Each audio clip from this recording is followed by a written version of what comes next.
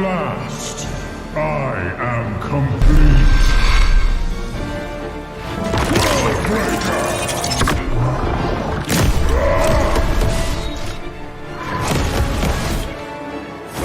Come in fairness.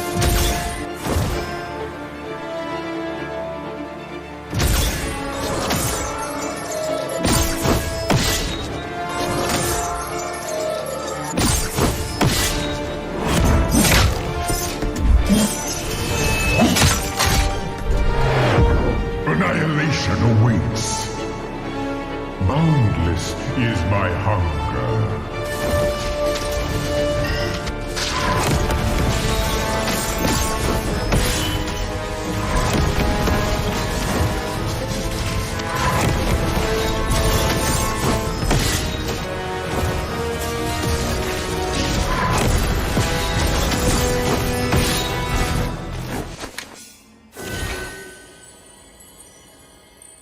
Fun facts. Week 3.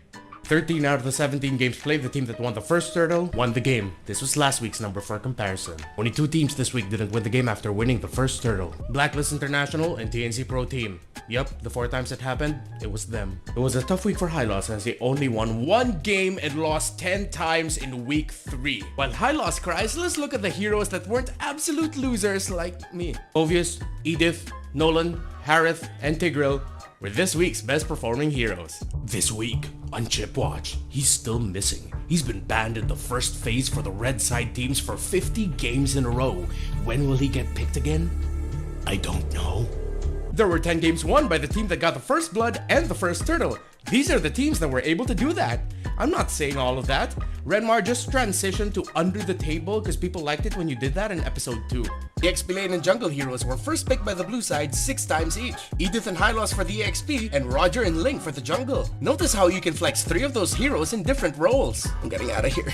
So yun na nga guys, meron pala tayong fun fact about si King Kong kasi guys, ganito yan. So si King Kong, yung ginawa niya, ganito kasi yan guys, legit. It's time to update Renmar's Bulletproof Leaderboard. Benny Cutie, Domeng, King Kong, Kelra, and Super Marco are all tied with 6 bulletproof games. That's 6 games where they won and didn't die. See you next week! Get 8 gigabytes of all-access power. To do it all! Plus only TikTok to scroll and share non-stop. Power, work, life, and more. With Smart Power all-access data now up to 90 days. Load now. No signal, no fun. If only you could switch in an instant. But wait, you can with the Smart eSIM. Backed up by nationwide coverage. Get your Smart eSIM now.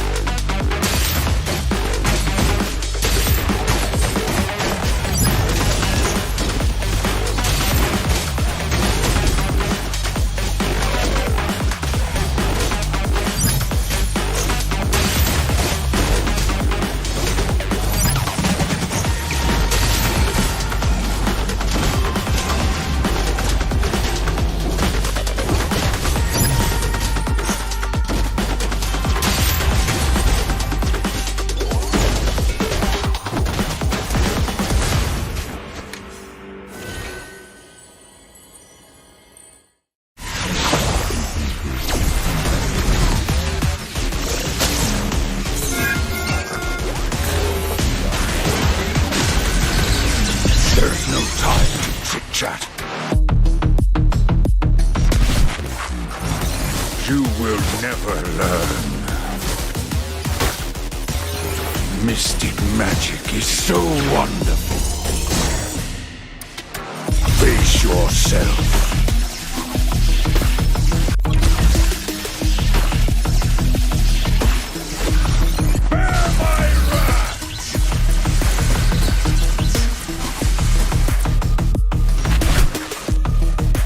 Imagination is the driving force of the energy. I'm not a monster. I'm a demon.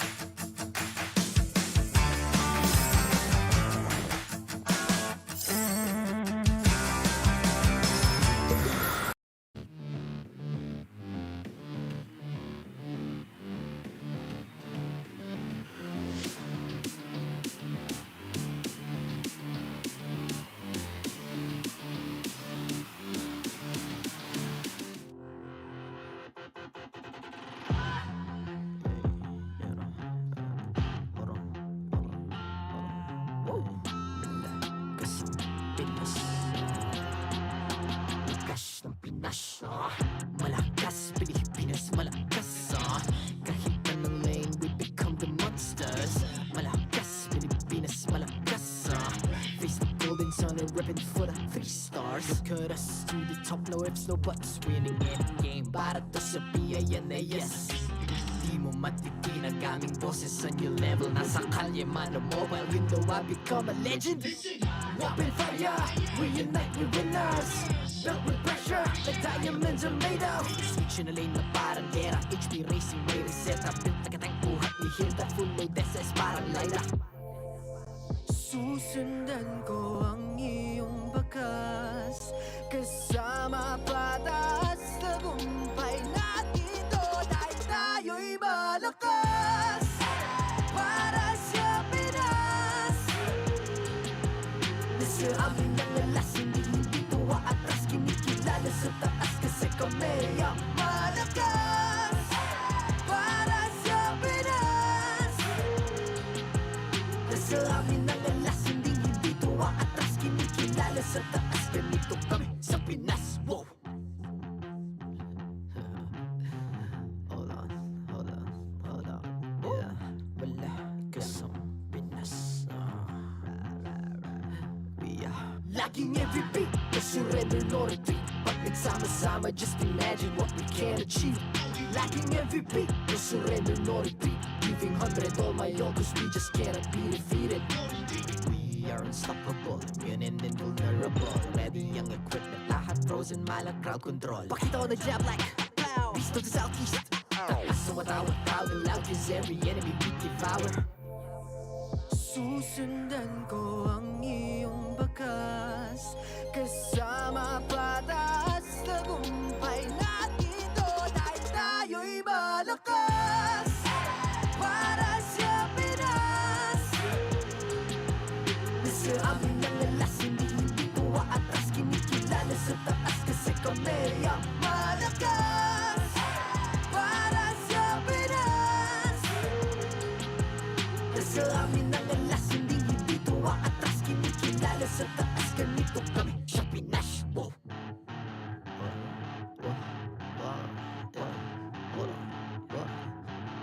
Malakas, Pilipinas, malakas kahit anong lane, we become the monsters. Malakas, Pilipinas, malakas face the golden sun and weapon for the 3 stars.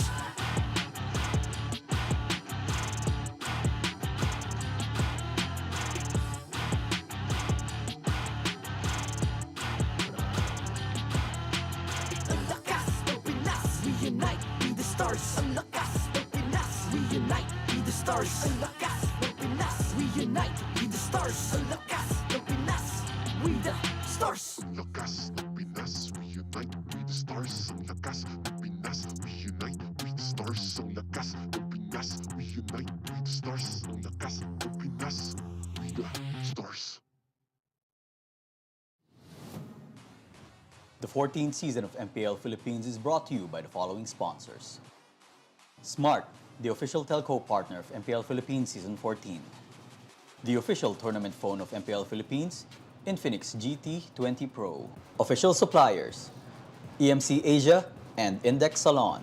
Experience the MPLPH Season 14 action live at Green Sun, Makati City. Grab your tickets now via official MPLPH website. Don't miss any MPL action by following our official Facebook and subscribing to our YouTube channel. Follow MPLPH on TikTok for more content. And to ensure the equality and fairness of our games, MPL Philippines is also monitored and supervised by the Games and Amusements Board.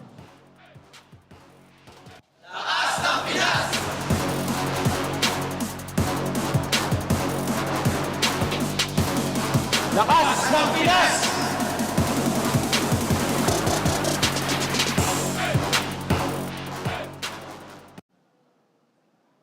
Magandang hapon sa inyong lahat and welcome to the MPL Arena for the last day of Week 4.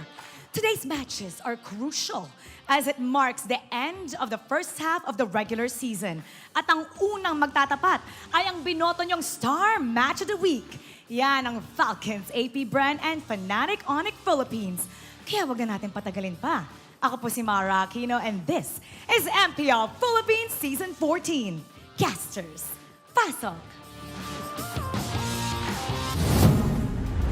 Ho, ho, ho, because we have a lot in store for you for the last day of week number 4. My name is Ian. Together with me is, of course, Naisu. That Naisu, threw how me you off. doing? I just thought of it right now. I was gonna say we're a little bit of ways from Christmas here, on, but you know what? I would have liked you to go and fit with the theme happening right now, all the cowboy stuff, all the Western stuff happening on our graphics. Did you see Leo, though? He became a cowboy yesterday. He did. Because he definitely won the exciting matches yesterday. But of course, you can also be part of the digital transformation in the world of connectivity. Say hello to convenience, flexibility, and local connectivity with the smart prepaid eSIM. It is now available to go ahead and grab that in through delivery, through digital delivery, through the Smart Online Store for only 99 pesos. But speaking of only, we only witnessed sweeps yesterday, It was a whole Naisu.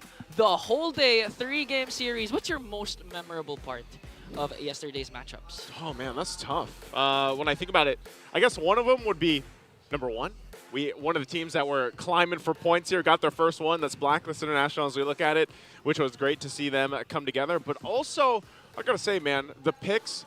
I know Leo would say probably the Bane picks back to back, but for me, I'm gonna say it was great to see even the Gadakacha finally played here for the Philippines. Yeah, twice in the roam position, especially by Yeah. Chaknu. But looking at the standings, still Fnatic Onic remains undefeated in 4 weeks. This might be the game that ends their streak. We'll never know, but Falcons APBren are right behind them as well with Aurora MLBB. Smart Omega also playing later on against the team at the bottom of their standing, Team Liquid PH, and of course RSG Philippines and Blacklist International finally has a point after beating TNC Pro Team, who sits at the very bottom.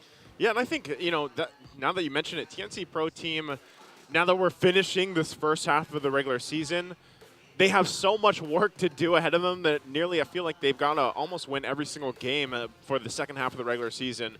We'll see if they're able to do that, but this is what we got to highlight, man, the schedule for today, and it's kicking it off with the star match here. Yeah, I know that you love to highlight the star match. So we'll just go through match number 2. It's Omega versus TLPH. We'll catch that later on. But Naisu, the star match, I know you had the trailer you didn't ask for. The trailers you didn't ask for, yeah, we're gonna try to do that every week. But yeah, this one, I mean, you know, who the F are you for? Yeah? Who the F will win? Later on, again, Fnatic Onic, the Super Family, has yet to be beaten. They dropped 1 game. I think it was Aurora, right? Yeah. Aurora, but in match standings, they haven't lost a single one. And this is the last chance for the whole MPL, aside from Fnatic Onic, to beat the streak of the Sonics. And we'll never know. Maybe it's the Bees who beat them.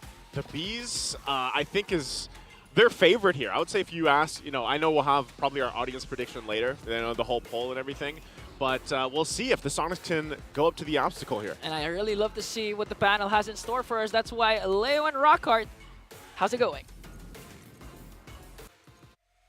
Yo, what's up, guys? This is the Infinix Game Tambayan, brought to you by Infinix, of course, and I'm Rockhart, right here with Leo. How you doing today? And this is going to be a pretty long day, for sure. I'm happy for two main reasons. Number one, weather's actually cleared up. A lot of fans here in the MPL Arena at Green Sun Hotel in Makati City. Number two is, as mentioned by our casters, we're bound for a back-to-back bout of awesome MLBB. There's a potential for both of these to go actually the distance. Yeah, 3 is the magic number today, folks. Before that, of course, Infinix GT20 Pro is the official tournament phone of MPL Philippines Season 14. So we're going into this one with obviously a very undefeated team. Interestingly, it's Fnatic Onic Philippines. If you haven't heard it yet, obviously, again, all of them are going to be rocking that Infinix GT20 Pro. I wish I had one, but probably, after the season ends. Hard same. I'll probably get one.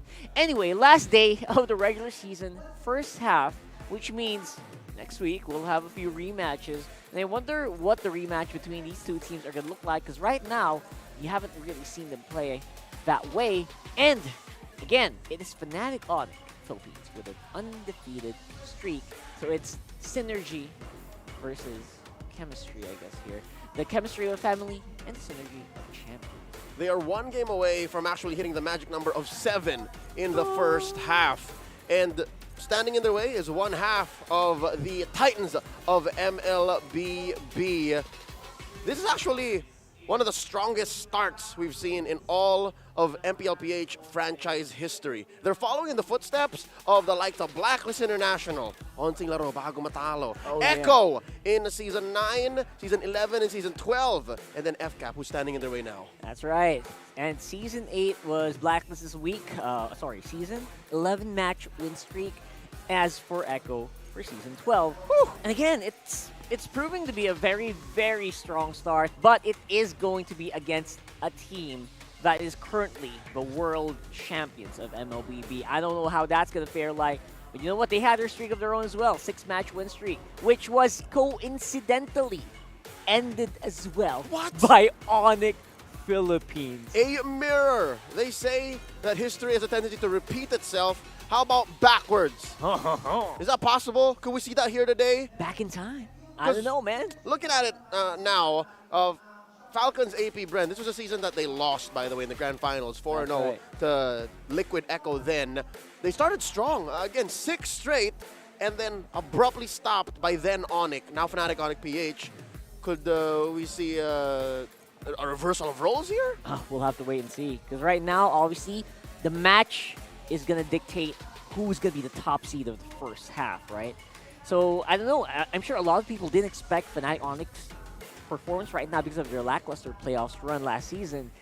And again, very, very much so against a team that, like FCAP, who has been consistently been on top. So, the question for you guys is, which will prevail? A family's chemistry or a champion's synergy? The championships. Man, there's just so much potential here, right? There's so much potential for so many things to happen. Between synergy and chemistry, you have just a well-oiled machine in the world's defending champions, right? There's Falcons APBren. Chemistry, on the other hand, is something that you work on constantly. This is a work in progress for, a year and a half now since Fnatic Onic has been on this trust the process route. And if there's any team that knows what that's like, it's Falcons APBren. They invested, 2.5 years into building this super team. Now the super fam, they're on their way. Yeah, no changes at all whatsoever to this team for like a few, almost more than a year now, or 2 years, almost 2 years. Right? Just little tweaks. Man, little tweaks, but right there, that's the key. That is the baked opinion. But right now, what is your opinion, guys? Who's going to win this matchup? Is it FCAP or Fnatic Onic Philippines? That's a pretty hot thing. Because to be honest, as good as Fnatic Onic Philippines is right now, undefeated, it's hard to say that against if they're gonna do the same against Falcons APBren, who was only defeated by Smart Omega in week 1, which again they kind of attributed to just like fatigue from their non-stop international tournaments, international stints, right? Bound to happen. It was bound to happen, and it did. And after that, they actually bounced back really, really strong.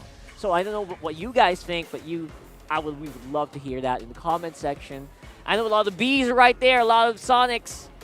We want to know where your support lies, because right now, I would say it's a toss-up, and we were talking backstage. Feels like a game number 3 still. It's gotta be. It's gotta be, right? It's Esports Sunday, man. Look, if the other Titans, Liquid, took them to 3 games, FCAP should do the same. We'll have to find out. We're gonna go ahead and throw it over the stage as our teams are starting to walk out into the battlefield, into the land of dawn. Let's see these teams on stage.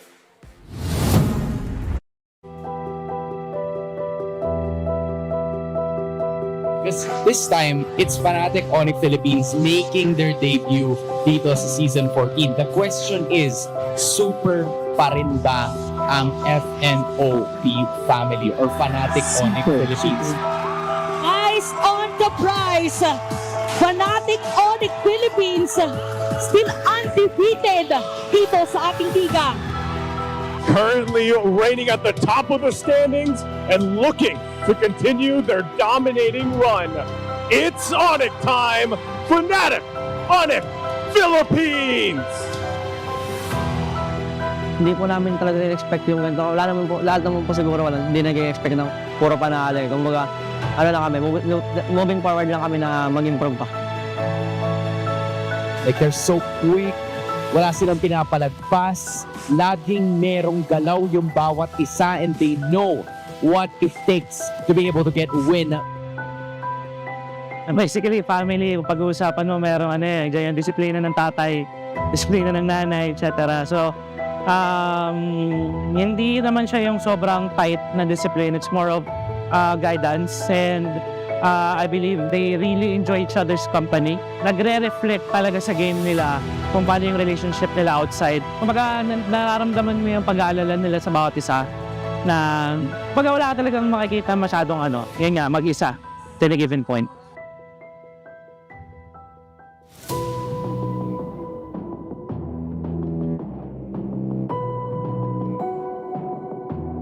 What makes Falcons APBren ba the Titans of MLBB in your opinion? Para sa akin siguro yung chemistry namin. Para sa akin yun talaga kasi nung nagsimula naman kami, hindi naman kami parang mga star player sa mga role namin. Pero dahil matagal namin magkasama, nabuo na yung chemistry namin. The goal, the host country has never won a World Series. Look to the stage. They kept the trophy here. They continued the domination. They are the Curse Breakers, the two-time world champions. They are APBren. I think it really boils down sa sa culture building So we're past that na kasi. Culture building is one of the things that you do at the beginning of a team when you start it up. So, the moment that you have certain goals and goal setting as well. So when you guys are at the same page, definitely you will be motivated to reach those goals. Siguro simula nung panalo kami nung season 12, nung nagtuloy-tuloy simula nung SEA Games, IESF, doon na build yung namin, yung chemistry namin tsaka yung confidence namin sa isa't isa. So, ayun din yung lagi sinasabi sa amin ni Coach Gary na, tsaka yung boss namin na si Boss Ewi na tiwala lagi sa kampi at sa sarili. Kami yung super extended family. Yun, marami kami dun Yun, kami na lang yun, super extended family or super nuclear family.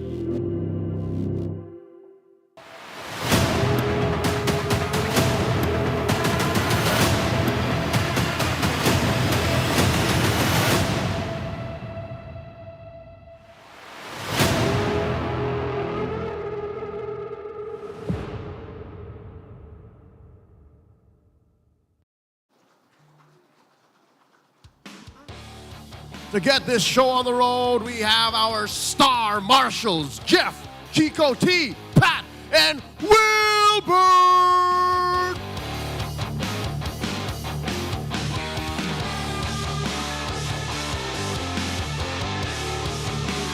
Making their way on stage, one half of the Titans of MLBB.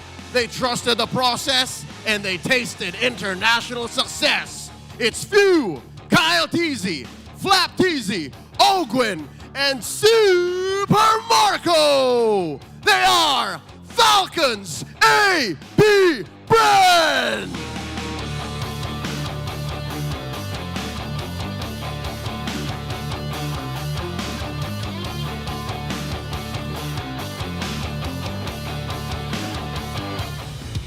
And their opponents, looking for their 7th straight win. Here comes the Super Fam, made up of Super Prince, Brusco, Kirk, Kellera, and King Kong. They are Fnatic Onic Philippines.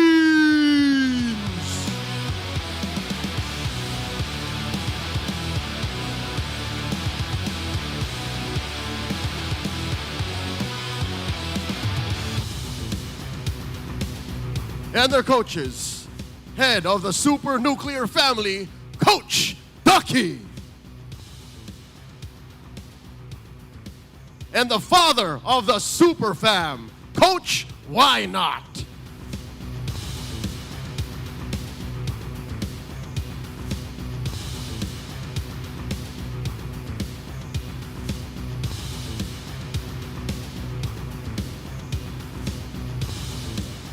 It's time for the face-off. King Kong, KyleTzy, step forward. And this time, we're gonna call back up Kellera, Super Marco. Step forward. King Kong, ano ang palag mo kay KyleTzy? Real Sigma. KyleTzy, ano ang palag mo kay King Kong? Nakalipat na ako sa iba't ibang bansa. Palag kung palag, fist bump. The Super Family versus the Titans of MLBB. Which team's chemistry is stronger? It's time to find out. Panel, paso.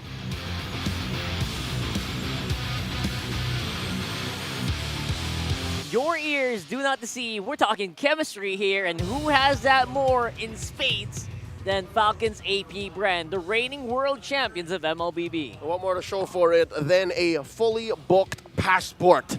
KyleTzy dropped in his palag, telling King Kong, hey, I've flown around the world to play MLBB professionally. What you got? Yeah, just facts, right? Just facts. This year alone, I think they've gone to almost half a dozen countries. That's right. They have stamped passports, for sure. And they didn't just fly, they won. They won! And that's going to be against, of course, the Super Fam, headed by the father, Tony. But where's the mother? That's a great question, right? That's funny. That's what I want to ask them later. Oddly enough, just a quick story time. Prior to this roster being built up, they actually did that as a team building exercise. They asked who the mother, the father, the oldest sibling, like a family tree. Like they did that, and every single time, every person answered, the father is always Why Not. Of course, of course. He's the head. He's doing everything he can, keeping the team together, and it's been working so far. And the stats also kind of just show that. Imagine keeping up with the stats of a world champion, of a team that has basically defeated almost every single international tournament this year. Carl, look at this. They're almost the same in terms of performance on every single stat, save for kill participation, which FCAP have the trump card on, while Fnatic Onic PH have turtle control. Yeah, turtle control have, I don't know, it's evolved in the past 6 months, wherein sometimes you could trade, and sometimes you just have to snowball from there. But I think Fnatic Onic are good at keeping that up. For sure, for sure. Very rarely does that happen, by the way. Just have to add that. But here at Infinix keys to victory. First off, for APBren, watch out for their pocket picks. What pocket picks are we thinking about here? Obviously, that's a lot for each and every role, right? For FCAP's flex picks, that's a very powerful thing that Ducky's also adding in the draft. Which I think is important because both on blue and red, you have the potential to flex and to pocket a few. You're talking about Kelra's Ruby. You're talking about Ogwin's Terizla. You're talking about Flap's Edith. And then you have Kirk's Grok. Yeah. So both teams have potential secret weapons against each other, and that's where Treb and Hayes come in. Treb and Hayes, man. That's right. And the momentum, obviously, they're riding that automatically. Everyone, they're basically both undefeated except for APBren with that first week loss. But then again, kind of attributed to kind of just really weird factors. And yeah, I have to add in that Roger first pick priority that we can probably get. Falcons APBren has done it in the past as well. Which is another point of contention because you can add that to the whole flex or pocket, like where is the Roger going? Which, by the way, is still in the S tier of gold lane picks, maybe only second to Harith. Harith right now is strong in red, so I think as soon as we see the side selection, when that gets updated and everyone knows, right there, that's when we'll know which heroes are going to be more likely to come through. That's right. And even Roger's like really good in the jungle still, right? KyleTzy, it's a KyleTzy special. Super Marco's played it, so a lot of flexibility. And again, the power of the draft just cannot be understated. So we're gonna talk into that a little bit more later on. But for now, guys, again, I want to know who you guys think are gonna come out on top here for game number 1. I feel like the selection here for blue side is FCAP for blue side. All right. That's interesting. So, best believe Fnatic Onic will definitely make the most of those tools that they got on the clapback. And this might actually open up the Ruby. Something tells me. But this week alone, Kyle, correct me if I'm wrong, Ruby hasn't really been a stellar pick. Like That's she hasn't been up there. It's been really high in week 2, then week 3 it kind of just fell off a little bit. But again, that doesn't mean it's not as good of a pick as it was in week 1 and 2. It's just really powerful, and I guess some teams are starting to shift priorities and kind of just try to expand their hero pools as well. Yep. Now here we see the Harith being attacked, of course, by Coach Ducky, and the Zask, that's a Super Fringe special, and King Kong's Fanny. You have Fnatic Onic PH taken their, mandatory ban. Like, this is just homework right now. Upkeep, housekeeping, if you will. The chip ban. Unsurprising. And then the Hylos. The Hylos is a flex. Like, you don't know where that's going. That's an XP pick or a Roam pick. FCAP can do it either way. So now we're looking for one more. What's going to be left out in the open? The Roger? Still out there. The Probably. Edith? Still out there. The Ling. The Ling! Oh my goodness, all right. Well, if you've been watching, Fnatic Onic Philippines, they love those assassin junglers. King Kong has been stellar in both the Fanny, obviously, and the Ling. That's why Fanny does get banned out a lot against this. But the Phobius, were you expecting that? That's week 3 breakout hero. Definitely started to gain momentum starting there. And then starting this week, too. Like, it carried over. I think Phobius has close to 90% contest rate, Very if solid. not 100, starting week 4. So now what's left open again? The Ling, the Raj, the Zushin. Oh my goodness! There she is. She's usually banned here in this Phobius spot, and then since Fnatic Onic pivoted on that, Fnatic Onic let it through. So I guess Coach Tony, Coach Hayes, they should be open to this. They must have seen this coming. In fairness, there's so many answers that actually they can go for here. I was super surprised at that. I did not expect the Zushin to come out here. There's the Edith and the Roger, usually very favored for FCAP, now being picked up by Fnatic Onic Philippines. The question is, will they go for the Jawhead here? Obviously, very potent combo with that Zushin. Yeah, Jawhead is usually banned in the second phase here, especially blue. Blue 4 and 5 bans, that's usually where Jawhead shows up. But here, let's see if Falcons APBren is capable or willing to open that up, which F is going to win? Which F is going to win? I swear. Like, that is correct. off the side, like the whole Falcons fanatic. If you say that 5 times fast, it's gonna get you. It's gonna get you, and I hope it doesn't. But there's a Julian, There's kind a of Ju. securing that jungle role for KyleTzy. Confirmed. And I wonder if they're gonna go gold lane here, or if they will try to pick up that roam. That's something. Owen's very flexible, as honestly he has a really big hero pool in roam. Yeah. But I wonder, there it is. They're not gonna go for it yet. KyleTzy's gonna get his Terizla. Yeah, that's in their top 5 picks all season long, season 14. So putting the Terizla into the first phase for Falcons APBren doesn't really tell you much, because they've played Rome Terizla in the past. So Ogun can rock that. Let's see now how Fnatic Onic will close off their draft. Why is neither team going for the Ling? The Ling is wide open, fam. Wow. No, if I would be super surprised if Ling doesn't make an appearance here. I would be super surprised. I think it's likely, because they're not rushing. Yeah, exactly. I think there's a gambit where Fnatic Onic was trying to bait out. Pick the gold lane now. Pick the gold lane now, then they'll swerve the Roger. Honestly, I was thinking about FCAP picking up the gold lane right there, like but they Moskov. didn't. Pick a Moskov or something. Even when all is forlorn. And oh, they leave it up. They're holding it out. Oh, they leave it out. It's so interesting. I actually like the Vexana into Zushin matchup, because as the Vexana, you outrange the Zushin, and you make non-fights out of engagements in the early to mid.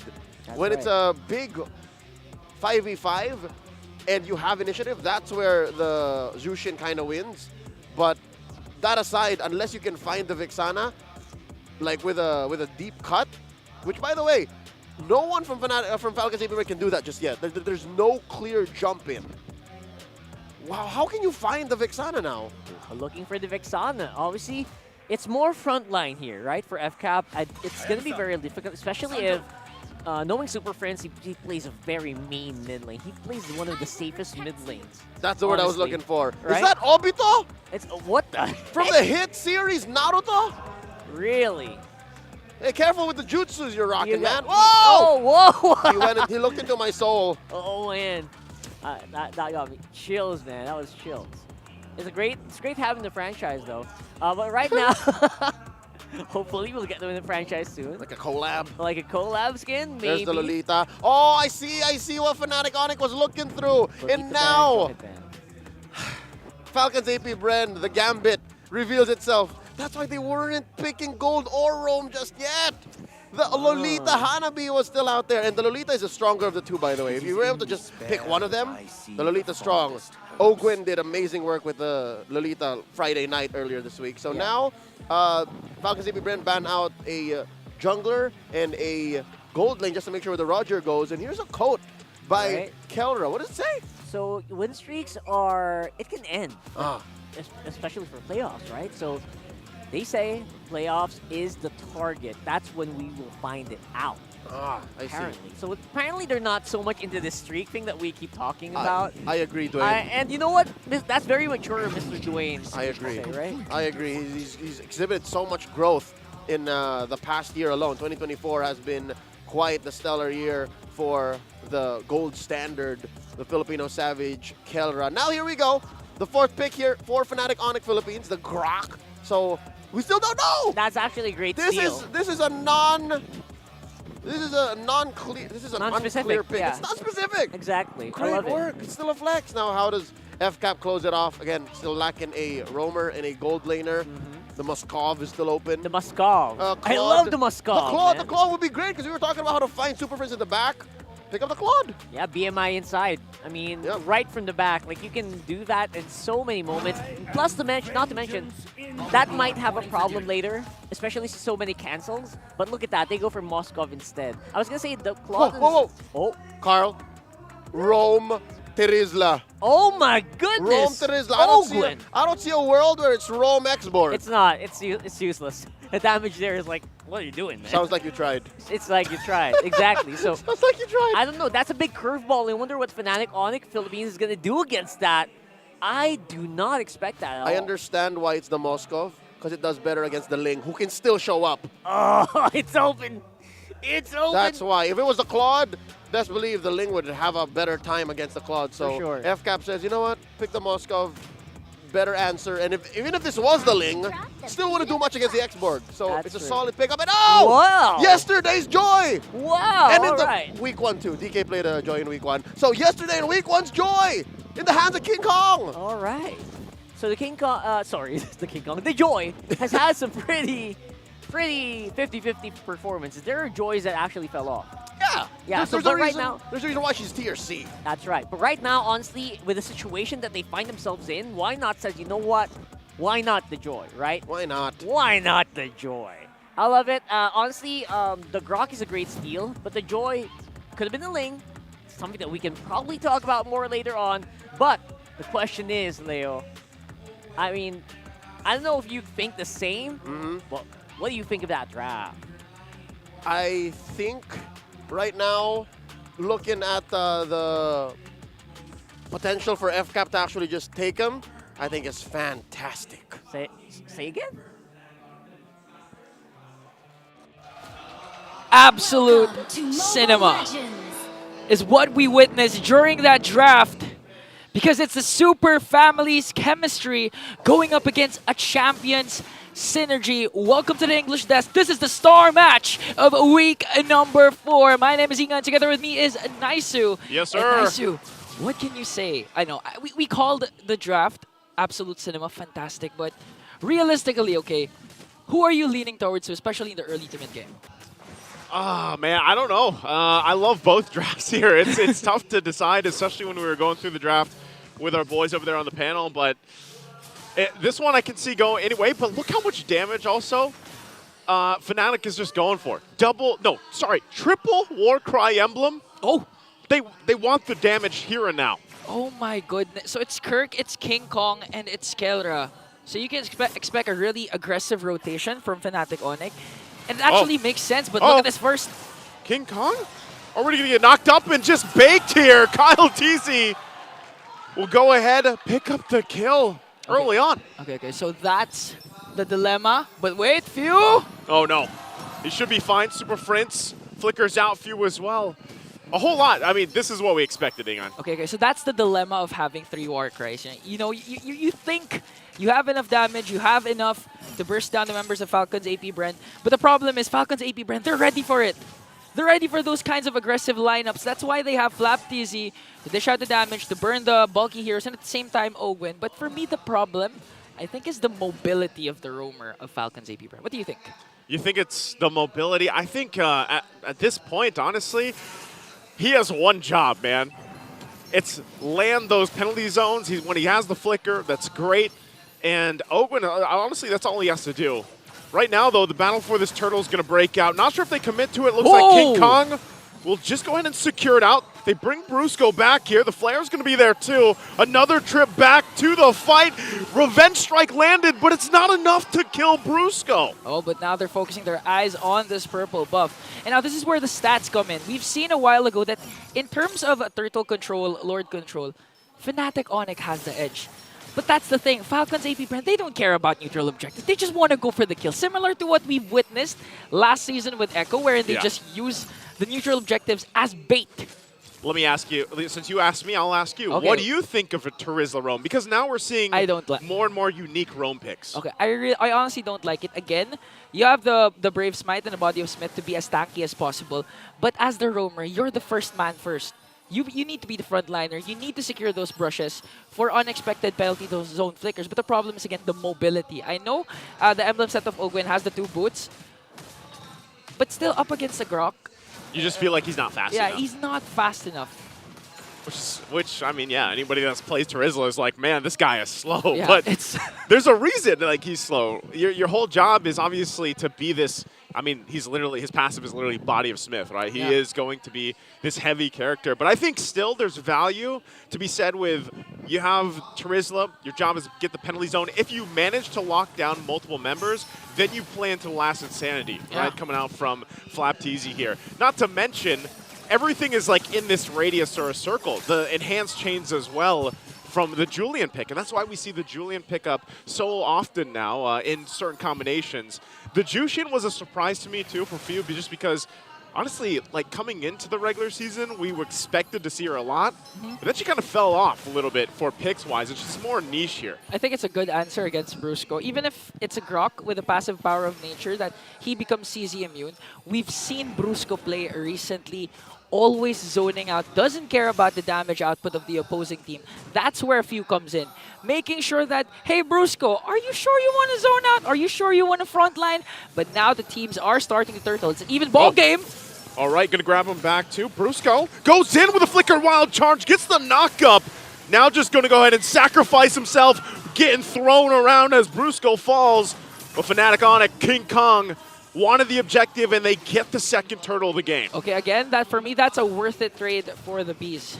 They let go of the turtle, but still, they have the gold lead. And again, KyleTzy picks up a... Was it Kyle or Few? That what? They got the kill onto Brusco for that second turtle. I think it was Kyle. I'm just assuming it's Kyle. But again, still a worth the trade for Falcons APBren. Now the main question here is... Oh! Wait! There's the penalty zone we were talking about. They're going to try to drag Super Friends. Eternal Guard drop down too. Has to pop the beacon. They might still go for more. They drag King Kong back. He dodges it. And FlapTzy will go in under the wall, under the turret, as he gets Spear Destruction.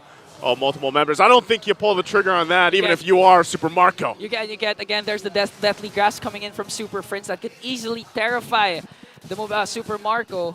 So still, the discipline of both of these teams are still here. A little bit of an overextension from FlapTzy, although I thought it was a win because he was able to expend the flicker of Super Friends. But Brusco once again, man.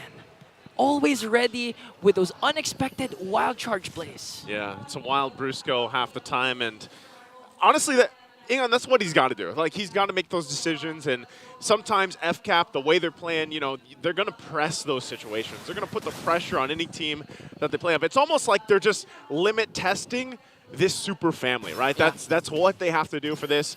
You even heard it. If you guys didn't catch that built-up video, the one for both these teams, it was amazingly put together, and a great interview, too, from, of course, both of the coaches on how these teams have built their own version of chemistry and synergy all together here. Again, Brusco goes in with Wild Charge. They're going to try to catch Few.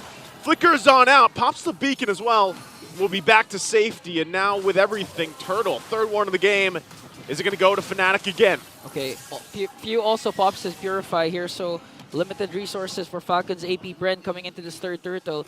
The last two turtle takes went to Fnatic Onic, but Falcons APBren manages to find the trade with 2 kills. And this time it's going to be a 5-on-5. Who's going to get the turtle here? It looks like King Kong still. Wow, even with that. But is there a counterplay here? FCAP pops a conceal. I don't think they're going to find anything.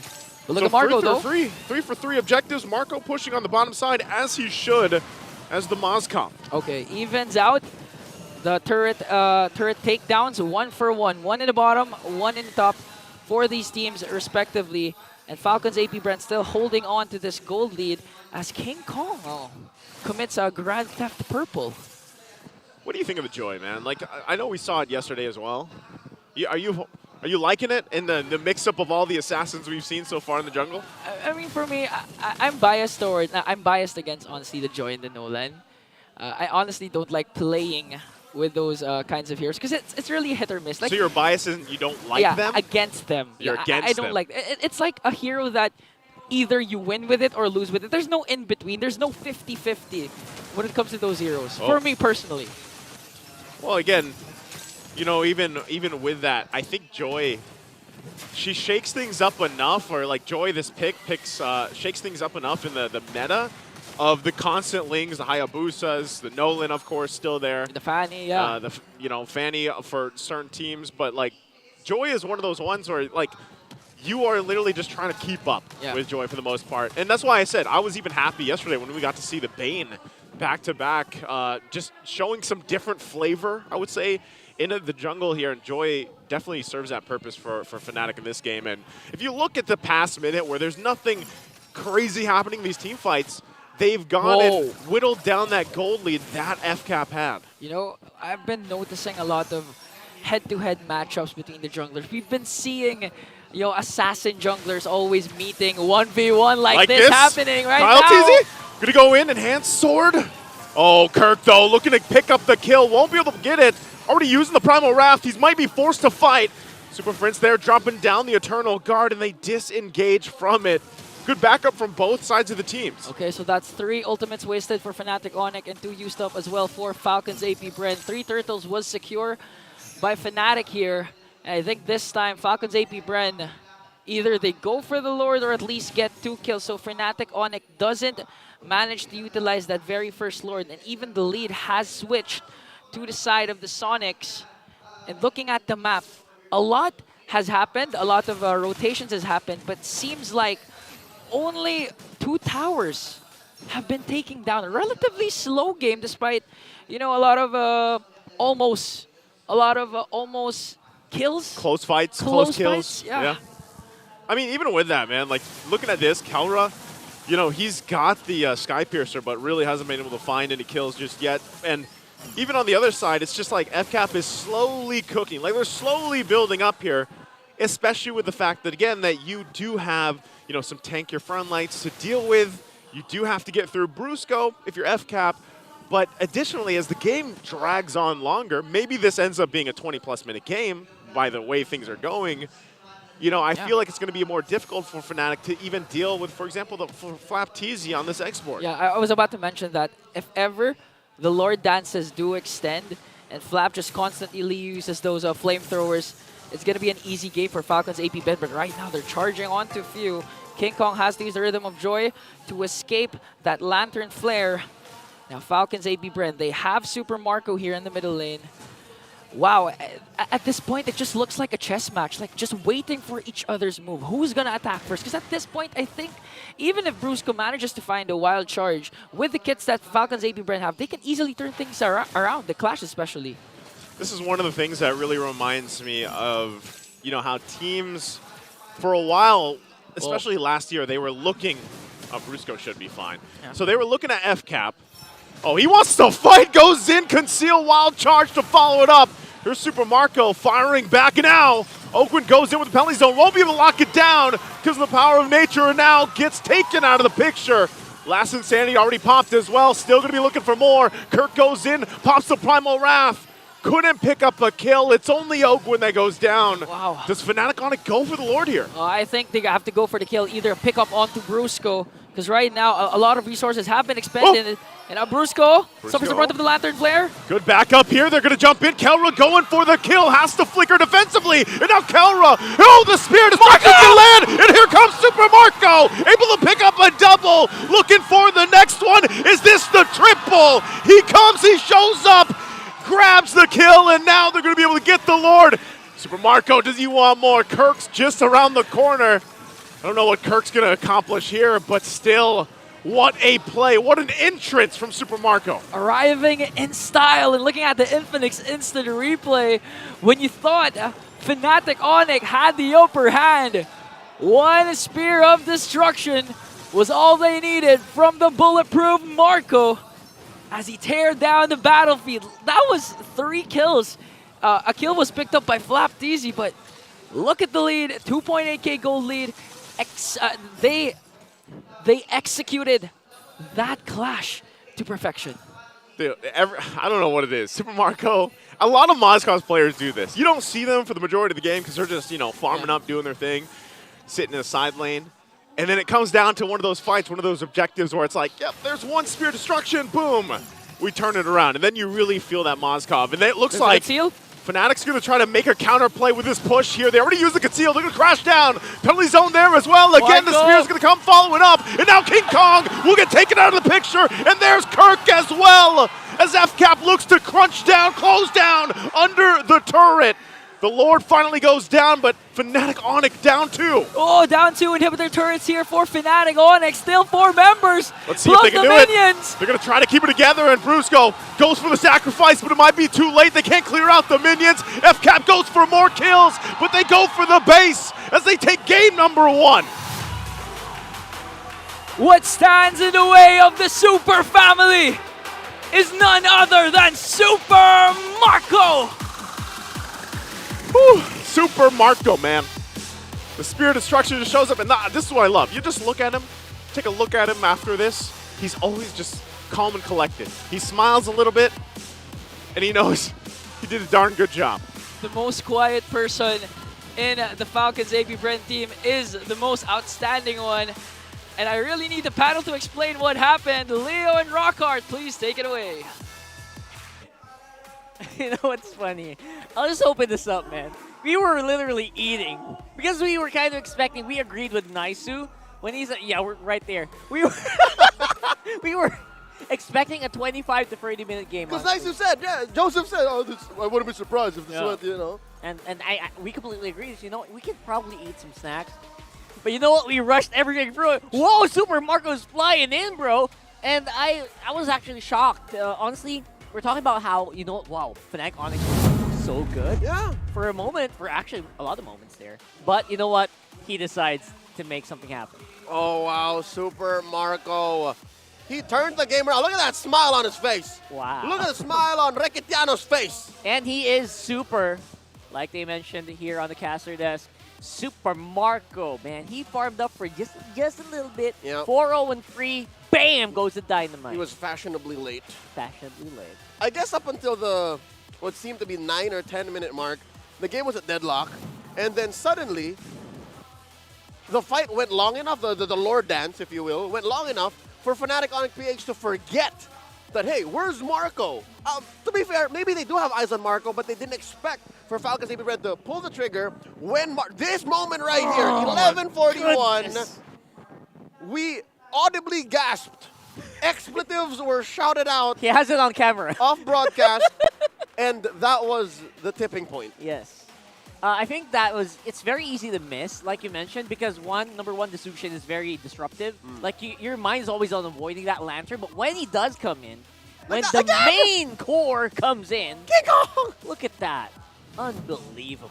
And because of that singular play, that one moment, suddenly, a 20 or 30, literally gold, 20, 30 gold swing back and forth turned into 4,000. And because of that, led to a Lord, led to a push, and you could have held your breath. The game was over. Snap of a finger. It raced to a point where, you know what, they couldn't fight. Fnatic Onic Philippines couldn't fight. And it's not like Falcons APBren did anything too out of the ordinary. Sure, they prioritized a little bit more of a tankier three-man from the front, one of them being a woman, being Zhu Xin, right? You put the COD on Zhu Xin, so the longer Few engages with his spells, the more hybrid defense he has to actually put up a solid, fake wall. Like they are Fnatic Onic PH are more willing to try and kill him, and then suddenly that's where Ogwen comes in with the penalty zone, which is more like a delayed penalty zone a lot of times. And of course, FLAPTZ pulling the trigger on the last Insanity. And I get it now. Carl, I get it now. That's why the fights took a little longer to set up. Yeah. Is because that's what Falcons APBren wants. They want the back and forth, yeah. And then bang, right in the smacker. Super Marco comes in and ends the fight. It was very deceptive. And we're also seeing one of the reasons why Zushin does get banned out a lot, right? The hero just does things like this, right? Especially in the hands of a very capable player like you. Yes. It's very disruptive, and it gives a lot of leeway for heroes like the Moskov to shine in later parts of the game. And this Rome Terizla, man, I was having some doubts. I'll be honest, I was having a lot of doubts on it. But the most Ogwen was doing was throwing out the penalty zone, just walking away. He's not really soaking that much damage. Not really. Teromsla was used in this very same way the last time Falcons APBren brought it out in an outing, maybe. I don't even remember if it was in an MPL or somewhere else. It was a while. But it did its job. It's a very similar job to FLAPTZ's, and that's what makes this strat such a niche strat for Falcons APBren to bring out now in the face of Fnatic Onic PH, who does this strat very well. Like this whole Grok on Brusco, Edith on Kirk thing very well, wherein it's a well-read out strat that coming down to the draft, all right?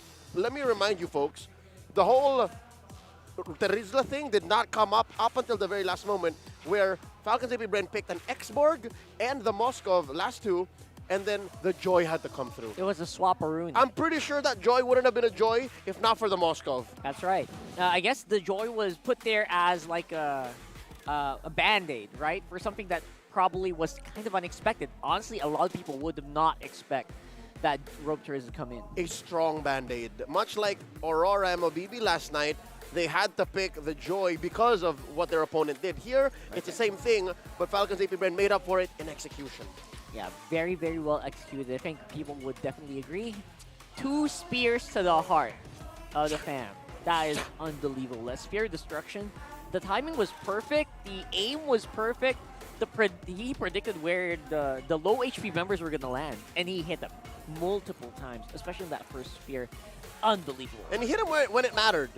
The timing as well, Exactly. and when he went in. Because I think, folks, I don't know if you agree with me, but in the past week or past 2 weeks, Moskov has been relegated to A+ or S- in the tier list. Because you would still rather go Roger Harith. A lot of teams would go Roger Harith and then slightly building back up his Claude. That's why now Moskov, you got to watch out and you have to be specific how you use the Moskov. Last night, Omega, Big J, played a very good Moskov. Here today, Super Marco doubles down on that, reminds us why Moskov has to be respected. Yeah, especially for players that really do main the hero. I feel like Moskov's a great hero, but in the hands of like people who love playing that hero, it does really shine. You can really tell that they're very comfortable throwing those multiple spears, very high attack speed spears. And very happy to actually also flex that. Again, so many flexible options in the gold laner right now. They didn't even bother banning it out that much. You were mentioning Claude as well. Yeah. Probably could have slotted in here as well. Exactly. It was, again, a chess match, like the first half of the game. Yeah. It was a chess match between the draft is, all right, what are you willing to trade out? What are you looking for? All right, Super Friends is going to wreak havoc if you don't find a way to cut right through him. Or why don't we just cut right through all of y'all, pick up the Moskov, swerve the Tirizla. All right, looks like the Ling is a no-go. Let's go Joy. That's what I assume, or that's how I see in my head what happened in that draft. I was also thinking, what if the Link did make an appearance in that last one? That could have been, that might have been a bit of a different story. Maybe more people, maybe Super Mark would be a little more hesitant to go into the fight. Because right now, it didn't feel like he had any hesitation whatsoever to go into these fights. It's not like Marco ever hesitates. It's more of the landscape and the atmosphere of that game allowed for Marco to do exactly what he wanted to do. There was very little that kind of bothered him, right? He was also rocking a Purify, if I'm not mistaken, and that allows for him to not just be not afraid of Brusco or Kirk, it just let him do Marco things. Yeah, let's see if they're going to talk about that maybe there, because we got Mara right up on stage with energy. All right, everybody, it's our time. It's Onic time! Nandito tayo sa panig ng Fnatic Onic Philippines at kasama natin ang ating Smart Community Team. Erica, how are you? Okay lang po, medyo kinakabahan po. It's okay, huwag kakabahan. Nakikita natin na you're a Fnatic Onic Philippines fan. Po. Sino sa kanila ba yung pinaka-paborito mo? Since season 12 po talaga, ay pinapanood ko po siya, si Super Prince po. Oh, si Super Friends. Bakit si Super Friends? Ano po kasi, kakaiba po kasi yung gameplay po niya, tsaka humble lang din po siya. Pagkakataon mo na, anong gusto mo sabihin sa kanya? Galingan mo. Galingan mo. Galingan mo, Super Friends. Oh, meron tayong mga promotion dito. Nakita ko, meron kang mga merch dito. Ano ba dapat abangan ng ating mga fans para dito pag nanood sila ng live dito sa venue, MPL Arena? So, yung mga fans po ng Onic po, may chance po kayo makita yung mga MPL players po, yung favorite nyo po. Then, pwede rin po kayo mag-avail po sa amin ng merch po. Ayan po. So, as you can see po yung mga suot ko po. Ayan po. At saka, pwede rin meet and greet. Yes po. May chance po kayo na makita nyo po yung mga idol nyo po sa Onic po. And may chance po kayo makapag-picture po sa kanila. Paano naman yung mga nanonood sa atin online? Ano yung mga promo natin para sa kanila? So, yung mga mga timbahay po, meron po tayong live stream po na pwede nyo po silang panoorin. O, imbitahan natin lahat ng ating mga manonood para supportahan ang paborito mong koponan. And to So, watch. Hello guys, especially po sa Sonics po. Supportahan nyo po yung Fnatic Onic Philippines po. So, ayun. Alright, once again, everybody, it's our time. It's Onic time. We're gonna go back to our panel. Pasok. You know what? That Onic time sounded eerily like the sticker. Yeah, Onic time. Yeah, no, they did. Yeah, that was funny. So right now, obviously the Onic fam is The super Sonics. duper. The Sonics, right? They're super. No, I mean, the team's super, but like you mentioned this, they expanded a lot. Yeah. man. There's so many. I'd reckon maybe by a factor of ×3 or ×4 in size. But I get it. We were referencing how even a fan of the RSG Raiders was once a fan of the Minana boys here in Fnatic Onic PH Right now. here. So that means it's a very diverse, a welcome fan club. That's right. And we hope you also are part of that. I mean, if you are, let us know. Sound off the comments. But for the meantime, catch the biggest Clash of Legends every Monday with We Are Legends. That's the official thing. Where you also get a chance to win 10,000 in-game diamonds just by liking and supporting the show. More on the WeTrend Facebook page. I was going to say, you would know. You're there. Oh, yeah. That's You right. cast for We Are Legends. I'll suggest. For the meantime, obviously, that's a lot of like grassroots tournaments, like MDL teams as well. So watch out for that. Very, very fun.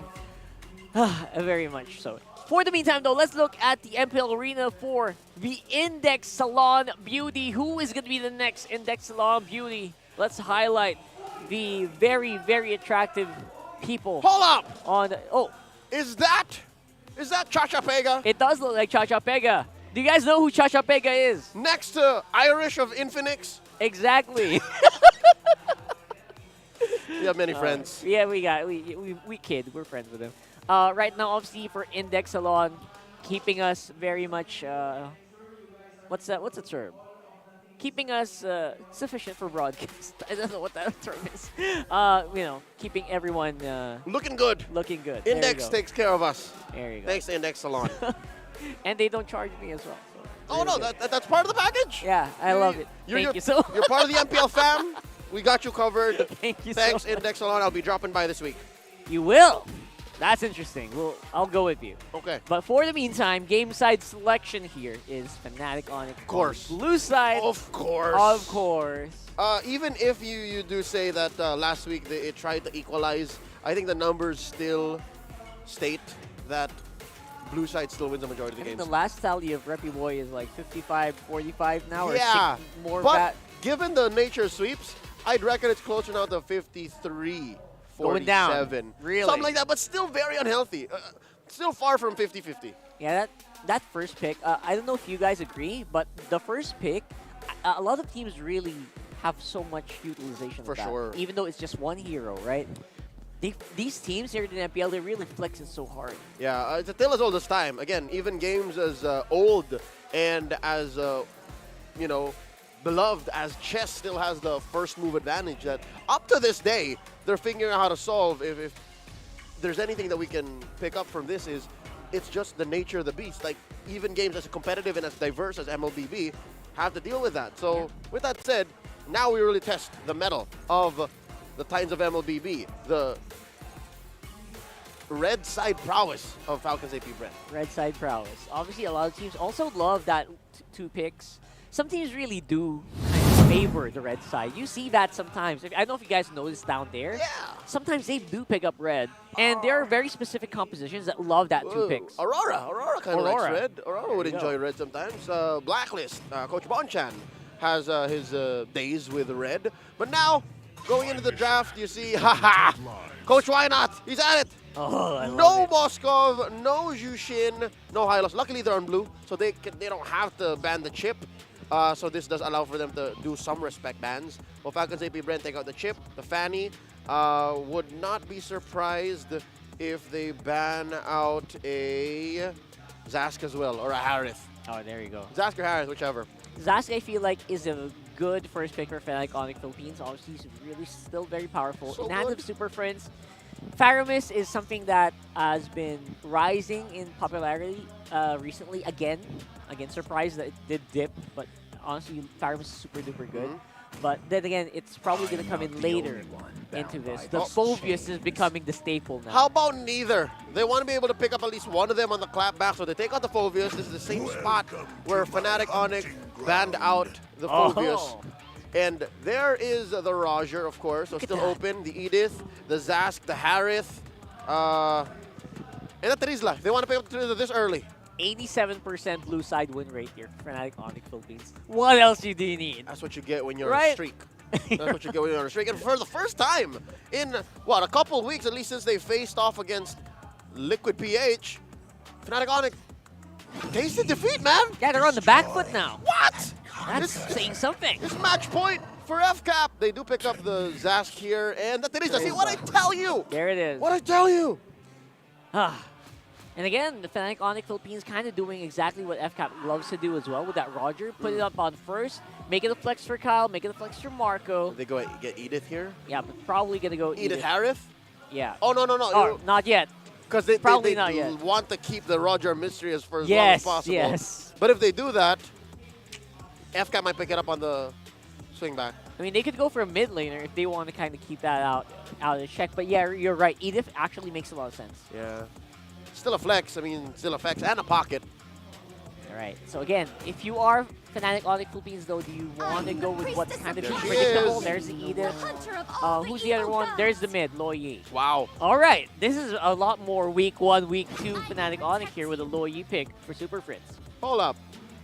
Hold up. Hey! It's Falcons APBren forcing Fnatic Onic to ban the Hanabi here and now. Second phase swing. And here's the thing, Carl, let me tell you. Awesome. FCAP doesn't even need a Hanabi. That's right. Ogwin kicks butt with a Lolita. Just raw. Just a single Lolita. He doesn't care. And actually, that happened already. Like, they already won a game with just a swing pick Terizla. Sorry, a swing pick Lolita in the 5th slot. I think that was last Friday. That was against TNC, wherein Ogwin stole away a Lord from underneath TNC's nose. And look There at it that. is, yeah. Is this not a power play? Hanabi is. alone?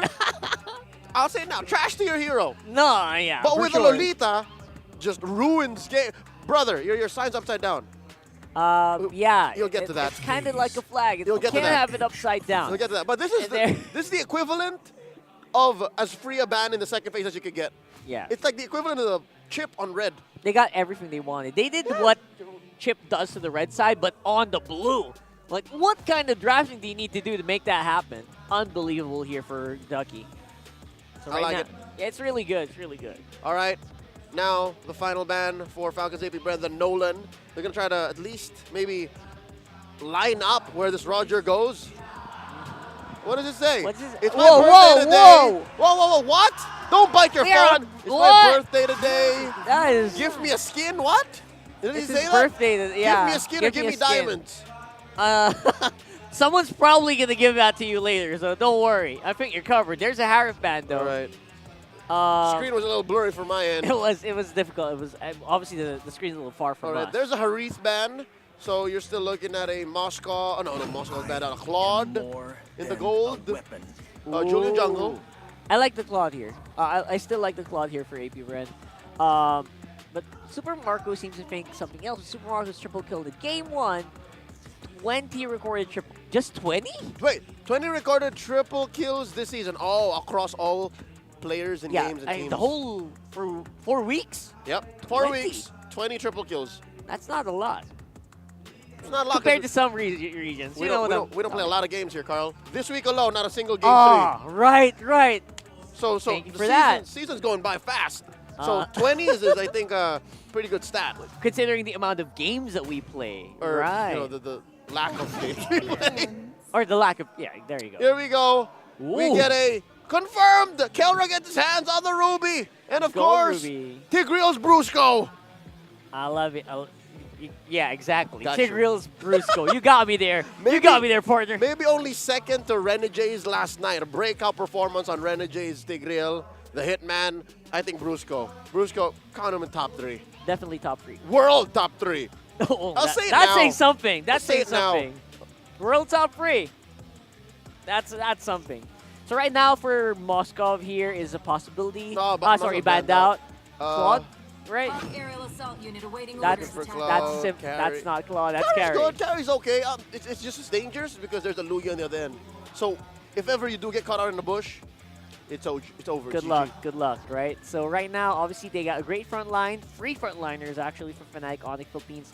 And the reliance on the Roger for the majority of the damage here.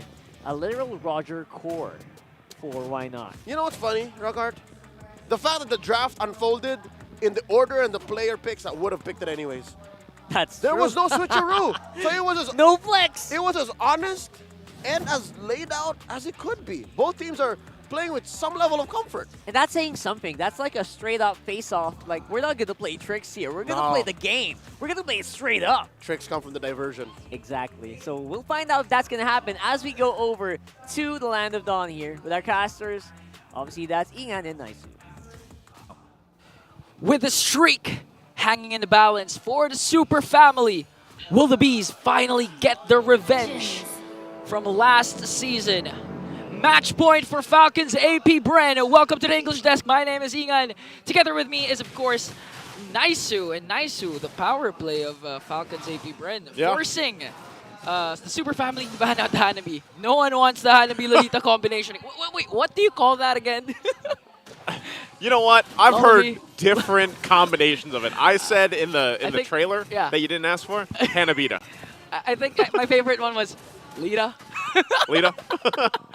Either way, it's basically respect, and I love it too. Fnatic Onic going with the 3 war tries again this time around for this lineup, just like we saw them do previously. And I think if they can control this early game and get and play around the fact that they are going for this damage-centric lineup and even emblem setup, it's great for them. But also, if they take something from the last game, it was very slow to start with. Hold on. King Kong, he wants to fight this. Okay, he's going to pounce on out of there. But that's the thing. Fnatic Onic, very slow start, at least like the game as a whole in the last one.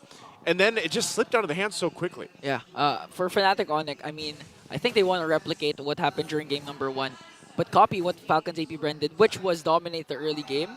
Although it was relatively slow, it ended around the first Lord. And with Fnatic Onic's lineup, Kelra using that Ruby, they want to go for the early game. They don't want to go for the late game because, again, they have to deal with game number 3. Fatigue's going to kick in. And with Kelra's signature Ruby, I think there's a high chance that we might see a game number 3. We'll see if we can. Dude, I feel like I speak for a lot of people. We want a game 3. Yeah. Like, we need that to happen with the teams, like these two teams, the way it's been. We have to get a game 3 upon us. That's the diversion we're going to be used. Brusco, once again, front of it all. Trying to zone them out. It's going to go actually forward. Penalty zone 2 on the backside. King Kong gets the turtle. And now they're going to be forced to flight. Flap takes a couple shots. The chains are going to throw Kirk up in the air. And it looks like they might just be able to back off and disengage from this as objective is secured. That's how you utilize the Louis early game. Usually we've seen Louis, normally the most crucial times were in the diversion plays happen or during the mid to the late game. But in this case, it was used right away, especially for Kirk. So Kirk could actually go in that turtle fight. Yeah. But similar to what happened to game number 1, does this really bother Falcons APBren that they had to let go of the first turtle? I mean, first game. I don't think it does, yeah. All turtles was secured by Fnatic. And that's the thing. That's where that veterancy, that's where that experience of, just how dominant FCAP has been around the world for the most part, plays its part. If they give up the 3 turtles, they're usually taking something else across the map, or they're finding a favorable trade elsewhere. And then when it comes down to the Lords, that's where they really start to, turn things into gear here. Yeah, turn the engine on. But I think it matters more now because, again, the early game-centric lineup of Fnatic Onic will be activated if they continue to get those turtles. But a quiet diversion play here up top. Will they go for the mid or will they go for the top? I think they'll just go for the purple instead. Yeah, I think, we saw this, we saw glimpses of this yesterday too, where, especially with the Luyi, like the diversions can change the courses of games, especially, if you don't find the most successful ones, there's always a potential for this one game-changing diversion, full send of the team. Yeah, plus paired up with the Tigreal. Yeah. Oh, it could go either way. Plus, Kelra also has the Ruby again, so a lot of setups actually from Fnatic Onic. And this is where Owen will come in hand. It will come into play. The shield needs to be casted at the right moment, specifically when Kirk also has the Primal Wrath. So you're hitting 2 birds with 1 stone. The damage coming in from King Kong, plus the ult coming in from Kirk. Okay. Objective up here for the taking. Fnatic goes ahead and starts it up. We'll see if FCAP decides to contest this one. They are going to get ready. Still, the purple buff going to be worked on, though. And it looks like... Whoa! Oh, whoa! Phew! They don't need KyleTzy to be there. Phew goes, gets the turtle. Wow! What a steal! You were talking about veterancy a while ago. This is a perfect example of veterancy. I want to say veterancy and also like a sprinkle of luck because retribution was used from King Kong. At this point, man, Phew, you continue to amaze us. Looking at the Infinix instant replay, proper timing here for the captain of Falcons, APBren. Look at that with the Zask. After you do something like that, we've all done it playing MLBB. That's when you're just like, yeah, calculated. Yeah, calculated. Just like this. Again, diversion going to be used. They get the turret right into Phew. They want to pay back. Ogwin gets the stun off, but to no avail as he falls too. 2 down. 2 here for pickup for Fnatic, and now they might be looking for more. Put pressure to the mid lane. FCAP has to answer it. Defensive too. FlapTZ penalty zone going to be used. Revenge strike also landing on King Kong. Will he be able to survive it? Looks like he does with a sliver of health. And Super Marco gets forced off as well. Okay, this is what we were telling you about, guys. The combination of the diversion and implosion came into play as they take down both Phew and FlapTZ. And this is what you want if you're Fnatic Onic. Really utilize the Kelra, the Kelra Ruby, and of course the hero of Super Friends, the Lu Yi. The Lu Yi. We've been seeing this a lot of times, but looking at the MPL fan comment. Okay, I'll try to translate it. It's okay, Super Friends is using the Lu Yi. So basically, the fans of Fnatic Onic are confident because they've seen Super Friends rock this Lu Yi, and I think all of them are saying, we're going to Game 3. Again, I think that's what everybody's hoping for, man. You know, at this point, you do a great. I'm glad you're here on the desk to translate the Tagalog, man, because you know, sometimes I also get my nose bleeds. Yeah. My nose is bloodening in English. Right? Oh, diversion. Diversion again, right on target. But enhanced swords get on out of there. Okay, it's a go signal. It's a go signal. It's a go signal for Falcons APBren. All right, they have to go ahead. They know the answer. They don't want to give this turtle just freely over, and now Kirk can get forced out, still holding on. They're going to jump in. Kelra finds the pole. Now they look for the implosion too. Penalty zone to answer into a Numenon blast as well. As Brusco goes down and Kirk to follow. King Kong still trying to stay alive, but now he's on the run as 3 members of Fnatic Onic have fallen to FCAP. What an amazing counterplay. That was a beautiful implosion from the start from Brusco, but KyleTzy still not done. On to Super Friends here. And to top that all, did you know who got the last turtle? It was Phew! It was. It was Phew again! It was a whole lot just thrown into that turtle pit. And right now, Fnatic Onic, I feel like they're feeling like, you know, we have all these tools, all this utility to set things up for ourselves between the Edith, the Tigreal. Hell, Kelra got multiple members pulled there. But it's like, but then what? Once that setup is there, where's that follow-up damage? Yeah. And to top things off, again, the panel have been saying that if you think if you haven't seen Super Marco, if you haven't felt it, that's a problem because Super Marco's just been farming up. Look, the KDA 003 has already been activated, and the precise positioning coming in from Super Marco. I mean, look at the crowd control coming in from Fnatic Onic. That's 4 if you count Super Friends as well. But still, Marco even has the Purify. Did pop it during the last clash, so that's scary. That's scary for the Sonics. You know what's scary, What's Ingan, scary? is that I feel like Phew is the jungler now. And if he does this, if he ends up doing this for the Lord, you know the meme, right? I don't know if you've seen the movie, but where he looks at him, he says, I'm the captain now. Phew is, he's looking at KyleTzy, I'm the jungler now, because twice now he's gotten the turtle. We'll see if he pulls it off for the Lord, but I feel like that's what's scary for Fnatic. They're like, man, we zone out KyleTzy. We're able to keep him away from the objective, but somehow these objectives are still going to FCAP. And again, Brusco even had a perfect implosion play with the Sacred Hammer combination. So clearly, Falcons APBren always has a plan for those potential setups coming in from Fnatic Onic. And the best part is, even if the clash was messy for both teams, I could safely say that Phew's turtle steal was actually calculated. He just throw it randomly. It was really precise. So right now, Fnatic Onic, they lost 2 turtles, and with the momentum on the Falcons side, they need to secure this Lord. Because again, if it reaches the midpoint to the late game, You have Super Marco really activated, but I'm offended play. We'll catch FlapTzy off guard here, but the clash will still not continue. Okay. Okay. You might have to wait for that. I think for Fnatic, you know, if they don't make that play, again, this is a crucial ultimate that isn't available to them right now, so they kind of want to slow things down. Kelra waits for it to back up. It's a very short cooldown, but still at this point, positioning for Fnatic is what's so important here. And they should honestly have an advantage when it comes to positioning because of a diversion. Like, they can play around that. And there's, again, a pull. It's going to be Few. They get rid of Few. So as we were just talking about Few turning things around objectively, he's out of the picture now. Wow. And so Fnatic, knowing they have this advantage. Diversion. Diversion's going to be used. Where are they going to send it? Into the bush. And they go in with a huge implosion. Able to find a couple of members. Winter Crown going to be used as well. And they get stunned up and knocked up. And now, as they fall to King Kong with a double, that'll be a Lord as well for Fnatic. During the interview, Fnatic Onic only needed trust. They have to trust each other for their chemistry to work.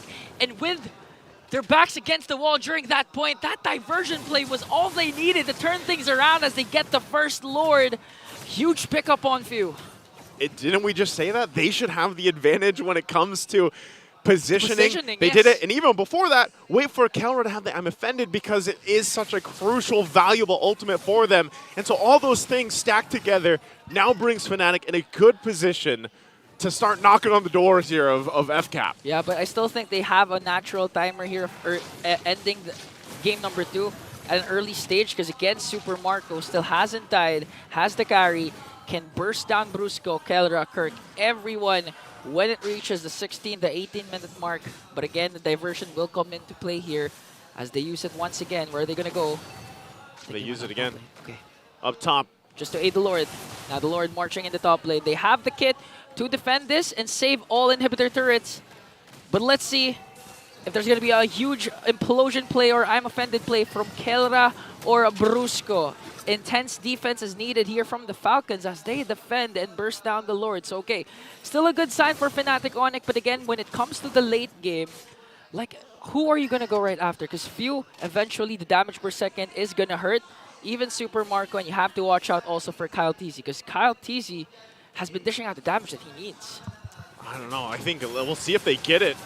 Because right now, late game in question here. FlapTzy going to be jumping in with the penalty zone on the backside, but look at the damage he's going to take. Has to pop the Winter Crown again. They're going to force back Brusco as well. Marco? Does Brusco re-engage this? They're stopped at the turret here. And that might be Fnatic Onic calling off to retreat. So going back to it, you just saw what FCAP is still capable of doing. They've defended their base. They lost the Holy Shields on those base turrets, but I would say Fnatic got what they wanted. They were kind of testing the water to see if they could get any more. Yeah, plus, no trades for Falcons APBren. Although I got the call of Falcons APBren because they know that the Earth Shatter was wasted. So in terms of kits, Fnatic Onyx now limited. But did you see Super Marco though? Despite the implosion being there, despite the flickers coming in ready for Kelra, he's still dashing in. Yeah. That's how confident Marco is right now. I want to see what items he has right now as Super Prince picks up the Holy Crystal. Oh, there we go. They show the items. So he has the Trinity build here. Still not going for any defensive items. So he can really burst down anything. One catch from FlapTzy is all Super Marco needs to be activated. Yeah, I feel like that's the play here for FCAP, and that's why we saw Flap do that. He jumped in, he jumped forward, he used the flicker. You know, he's got Winter Crown, so once that is available too, he can buy some more time, and then you follow up with Ogwyn for him to do that. Because again, this is a Lolita running your Revitalize, right? Doesn't have the flicker this available for that kit, that interaction we see so often. So it's up to Flap. Flap has to find those setups. And you, again, going back to the late game question, yeah, Super Marco at some point, this carry is really going to hurt. Yeah. And so right now, Fnatic plays with the positioning here for this next Lord. Okay, the problem I'm seeing for Falcons APBren side is Flap doesn't have his flicker, and Ogwyn resorted to Revitalize. So in terms of setups, it's more if they want to go for the counter attack as Fnatic Onic bursting down the Lord. They're going to go for it. Ogwyn jumping to the front side, and now they get the lockdown too. KyleTzy in trouble. King Kong will get the Lord. And now KyleTzy takes way too many shots. Winter Pops Crown. the Winter's Crown. Still going to be alive for now in FCAP. Looking for more on the fight. King Kong jumps in for KyleTzy. Might have been off too much though. Takes a couple shots. Dodges. Survives it all. And they go back in for the fight. Fnatic jumps in to clap back at FCAP. And they find Flap as well. KyleTzy trying to cut them off. Trying to disengage. Diversion. There's the diversion right into the bush on top. They're going to be able to find few. But Brusco gets punished. Kirk will pop the Primal Wrath. And unleashes down. King Kong joins the fight. Finds the pounces. And gets more. Win a crown once again, but it's not enough. It's a wipeout. Fnatic Onic does it and turns the game in their favor. And they'll walk in with the last minion to take it to where everybody wanted to go. It's a game 3. Absolute cinema. Fantastic comeback win for the Super family. Wow, looking at the 2 games, Naisu, these are games that you didn't expect it would end, but it ended right away. Whew. I love it. Wouldn't have it any other way, and I'm sure the panel has a lot to say. Panel, please take this away for us. I guess I don't need to know what he thinks. He thinks it's absolute cinema. Right there. Ladies and gents, you all asked for it. We could tell. We could read your minds, and we are going into game number 3. There was no other way this could have gone. If it was a sweep in favor of Falcons, there would have been, you know, an air of disappointment. Like, what? Really? Streak's over? But if it was a sweep in Fnatic's side, it would be the same. Like, what happened to Falcons? But this man here. Right there. Super Friends, he turns the tides, man. Every single diversion affected Falcons APBren in mostly a negative manner. It's really perfect. I think the calls here for Super Friends was just so on point that at the very last Lord fight, if you will notice where the Falcons APBrens were, they each had a bush to protect. Because they knew that Super Friends could come out sooner or later somewhere. And that adds up to the whole workload that Falcons APBren had to do to even consider winning a fight, right? And folks, note the build, note the emblem on Super Friends' Lu Yi, War Cry. Exactly. It's as if a free hitting Lu Yi already hurt, like, especially since you can really zone out all of Falcons APBren given your solid front line. You have Kirk, you have Brusco, and you have Kelra. It's overloaded front line, by the way. You had a percentage multiplier on top of your damage? That is disgusting. That's exactly what they needed as well. We're talking about how Roger was the primary damage dealer here, and they really did need that for Super Friends. And this last team fight, these last team fights, it looked like, you know what, Fnatic Onic Philippines could have had a run for it, but look at that. Imagine that. That is cinema right there. That's exactly picture perfect. It's the plot twist to the plot twist. The plot twist again, to the plot twist. Falcons APBren, despite being down 5,000, 6,000 gold, they still had a lot of firepower. They punch you back. Yeah, especially with KyleTzy and Few being the ones left alive.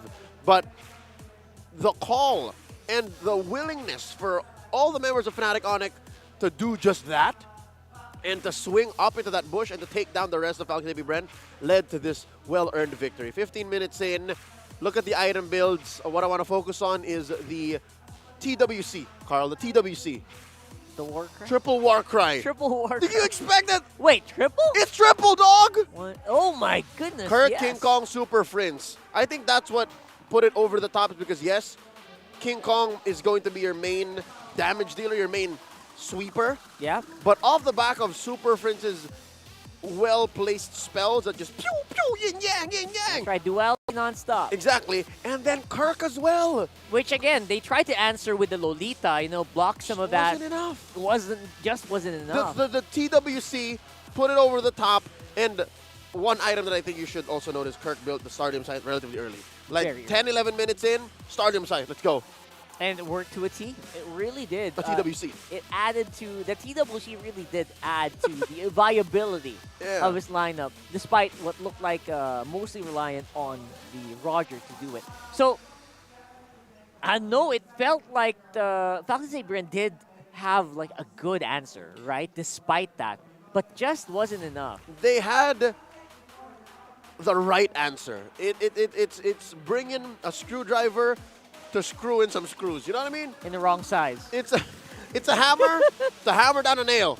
It's just Fnatic Onic Philippines was just too damn big of a screw, too big of a nail for Falcons APBren to take down. Yeah, again, one of those rare showings that KyleTzy didn't really shine as much as we thought he would, right? Yeah, he tried. And that's saying something. That's saying something for Fnatic Onic Philippines. The front line from Fnatic Onic was just too much for even Kyle and Marco to deal with. I think eventually, there would have been a world wherein FCAP wasn't applied enough pressure on, that maybe Marco had enough farm. I think he was short 3,000. He was short the DHS and then his final item, which I think, jokes aside, was about 3,000 gold short, give or take. I don't know what the exact number was, but I saw that into that last Lord fight, he was on his way to a tank shredder. There you go. And I guess the fan comment did agree as well. Like, you know what? They have a carry. You have 3 frontliners that needs shredding. Do it. I guess they picked the right hero. Yeah. But then again, we're looking at, you know what? How is Super Marco gonna get there? Is he gonna get to that point?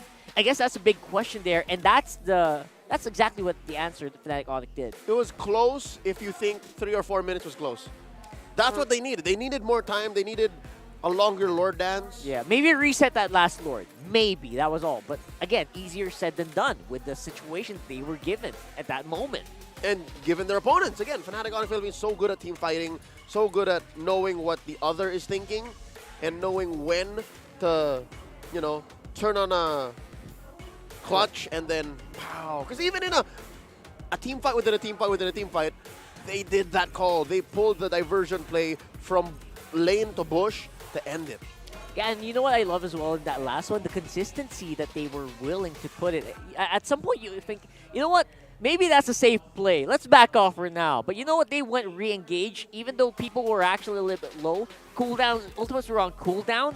So the consistency and the willingness of Fnatic on to do that, you know what? I agree. Completely masterclass.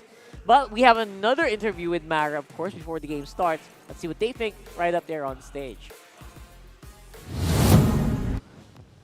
Here beside me is a very beautiful Chacha Pega. Congratulations. Kasi, welcome and congratulations dahil nakita mo na ang iyong first MPL match. So, kamusta yung experience? Kasi alam mo, nakikita kita sa ibang bansa, always watching MLBB. So, how is it here for the MPL arena? Actually, sobrang excited ako. Kasi for this season, this is the first time na nanood ako. And sobrang intense.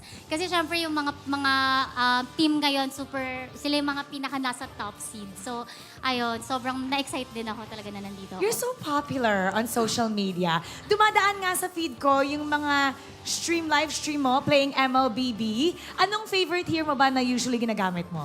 Ako, favorite ko talaga Lilia. As in, like, kapag solo gaming yan, Lilia talaga ginagamit ko. Lagi ko itong tinatanong, because I always wanna know when people play MLBB, anong phone gamit mo? Ito na nga, dala ko siya actually. Ito. Yes, this is my favorite actually. This is the Infinix GT20 Pro. And nakita ko nga gamit nila ngayon to. Kamusta ba yung gameplay? Actually, ginagamit ko siya because ayoko ng lag. To be honest, ayoko ng lag. And ito yung phone na ginagamit ko kapag ayoko ma-stress. And also, dito sa phone na to, meron din siyang tawag dito, very aesthetic look.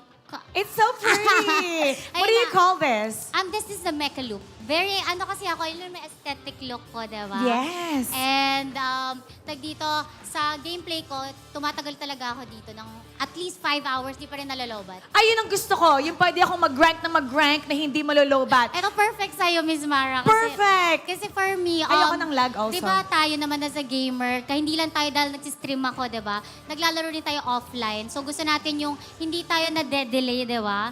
Tapos, ayaw natin nung parang, teka pre, charge muna ako Exactly. Ang ganda niya. Ang ganda. I love how it lights up here. It's very futuristic the way it looks. Mamaya mag-selfie tayo dyan. Imbitahan din natin ang ating mga manonood ng live. Ayan guys, gusto nyo masaksihan of course, the MPL Philippines. Dalo na kayo dito sa Green Sun Hotel, tama po ba? Yes. Dito sa Makati. And experience it live. Kasi sobrang intense, heart-pounding, and mamimit mo yung mga favorite niyong players and teams. It's great having you here. I hope we see more of you. Thank you, Miss Mara. Okay, babalik tayo sa panel. Tulungan mo ako sabihin mo pasok. Alright? Panel? Pasok.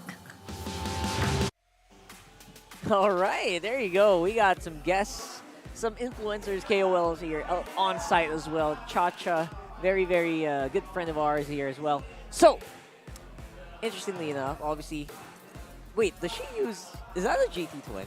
It was a GT20 Pro, Oh my sir. goodness. This very phone right here. That's MPL caliber. It is. Oh, I love it. All right. So, thank you so much for that. For the star match, though, we are going to game number 3. I guess we have been blessed with this. Woo! I guess a lot of people are in agreement. And I guess kind of can also applies to the next match, but we'll talk more about that later. For the Loyi, though, does that deserve to get plucked out of the pool here if you're Falcons APBren? What do you think? I'd reckon if you're on blue, which I would assume Falcons APBren will go blue now. Yeah, we're going to find that out in a bit, yeah. But I think you do, yes. You do. Yeah, you ban it out. There's a free ban on blue that I think they can afford to take it out of the picture for. Because again, red's going to take out the chip for sure. For sure, yeah. So there's one ban on blue that will allow for you to equalize. And then you still have the power of first pick. There it is. I'd say so, yeah. Super Frizz was amazing. There it is, right there. On the Loyi. Confirmed, I think Falcons APBren should ban out the Loyi. If not, risk it. Risk the consequences. Yeah. Love that. And right now, obviously, we still have picks like the high loss up for contention. Still banned. We'll have to find that out. And again, the Terizla's proving to be 50-50 at least for this specific matchup. Yeah. I wonder why it didn't work out as well, though. I'll tell you now. The Terizla, execution-wise, if you watch Game 2, missed about 50-60% of its effective penalty zones. That's one. Number 2 is even if Flap would have hit those penalty zones that he missed, it would have been very difficult for Falcons APBren to capitalize. The follow-up damage or the follow-up CC layer. The front line of Fnatic Onic PH was way too formidable. They were just too thick, if you know what I'm talking about, for FCAP to shred through at the right time. Because let's say the game did go at 16, 17 minutes longer, or up to 16, 17 minutes. I feel like it could have. It could have actually extended. It could have, yes. But that's the beauty of the Loyi. You could use the diversion to actually pull your dudes out. Right? So you could. That's true, though. You could drop it, and then everybody just gets pulled out. And basically, they will play to your clock, right? The enemy will play to your clock. They'll have to fight when you want to fight. Yes. And again, I understand now why the Lolita and the Terizla were paired up. That might have taken the CC over the top. I mean, not the crowd control. You know what I mean? Like penalty zone into Numinum Blast. That could have been the picture-perfect engagement for FCAP, but they couldn't make it happen. And again, very hard to layer that together, to chain it together in the perfect timing when your opponent was just running over you, right? Like a bulldozer. So we'll have to wait and see if that's going to happen here in game number 3. Let me present an alternative. Maybe you don't ban out the Loyi. You ban out the overloading front line. There it So you is. take out one of them, you take out the Edith, and then you steal away the Tigreal. Somewhere down the line, maybe the Tigreal was also a secondary reason why the front line was just overloaded, why it was too much for FCAP. That's right. So that's one way to do it. They decide to go that route. Definitely, there's a high loss ban out. Blue side win rate and red side win rate of both of these teams are exactly almost the same, like almost neck and neck. I feel like wasn't 87 earlier, yeah, and also for Falcons APBren, the red side win rate is like 60 something. So wow, I've never seen two teams neck and neck in stats. The chart shows it. The Fovius, not banned out, makes an appearance in game number 3. That's right, and that does open up the Roger and the Zask. I was going to say Zask is a worthy first pick, but Falcons APBren have other thoughts now. Do they pick up the Terizla here? Is this where the Terizla comes in? It does feel like Do they go Terizla Moskov? Early on. Or do they save the Moskov like they did in game 1? Could be. I feel like the Terizla, you want to pick it up here, save for the chance of it getting banned out, right? In the next phase of the draft. And they're not really rushing for mid because they also have a Faramis. I won't call it a pocket Faramis. It's just a Faramis that the world out over knows that few doesn't play very well. Yeah. It's like a, what do you call that? An open secret. Yeah. Yes. It's also a great combo with the Phobius. Because the Phobius is going to put himself in danger, for sure. Save him. Oh, Moskov early on! Okay, sir.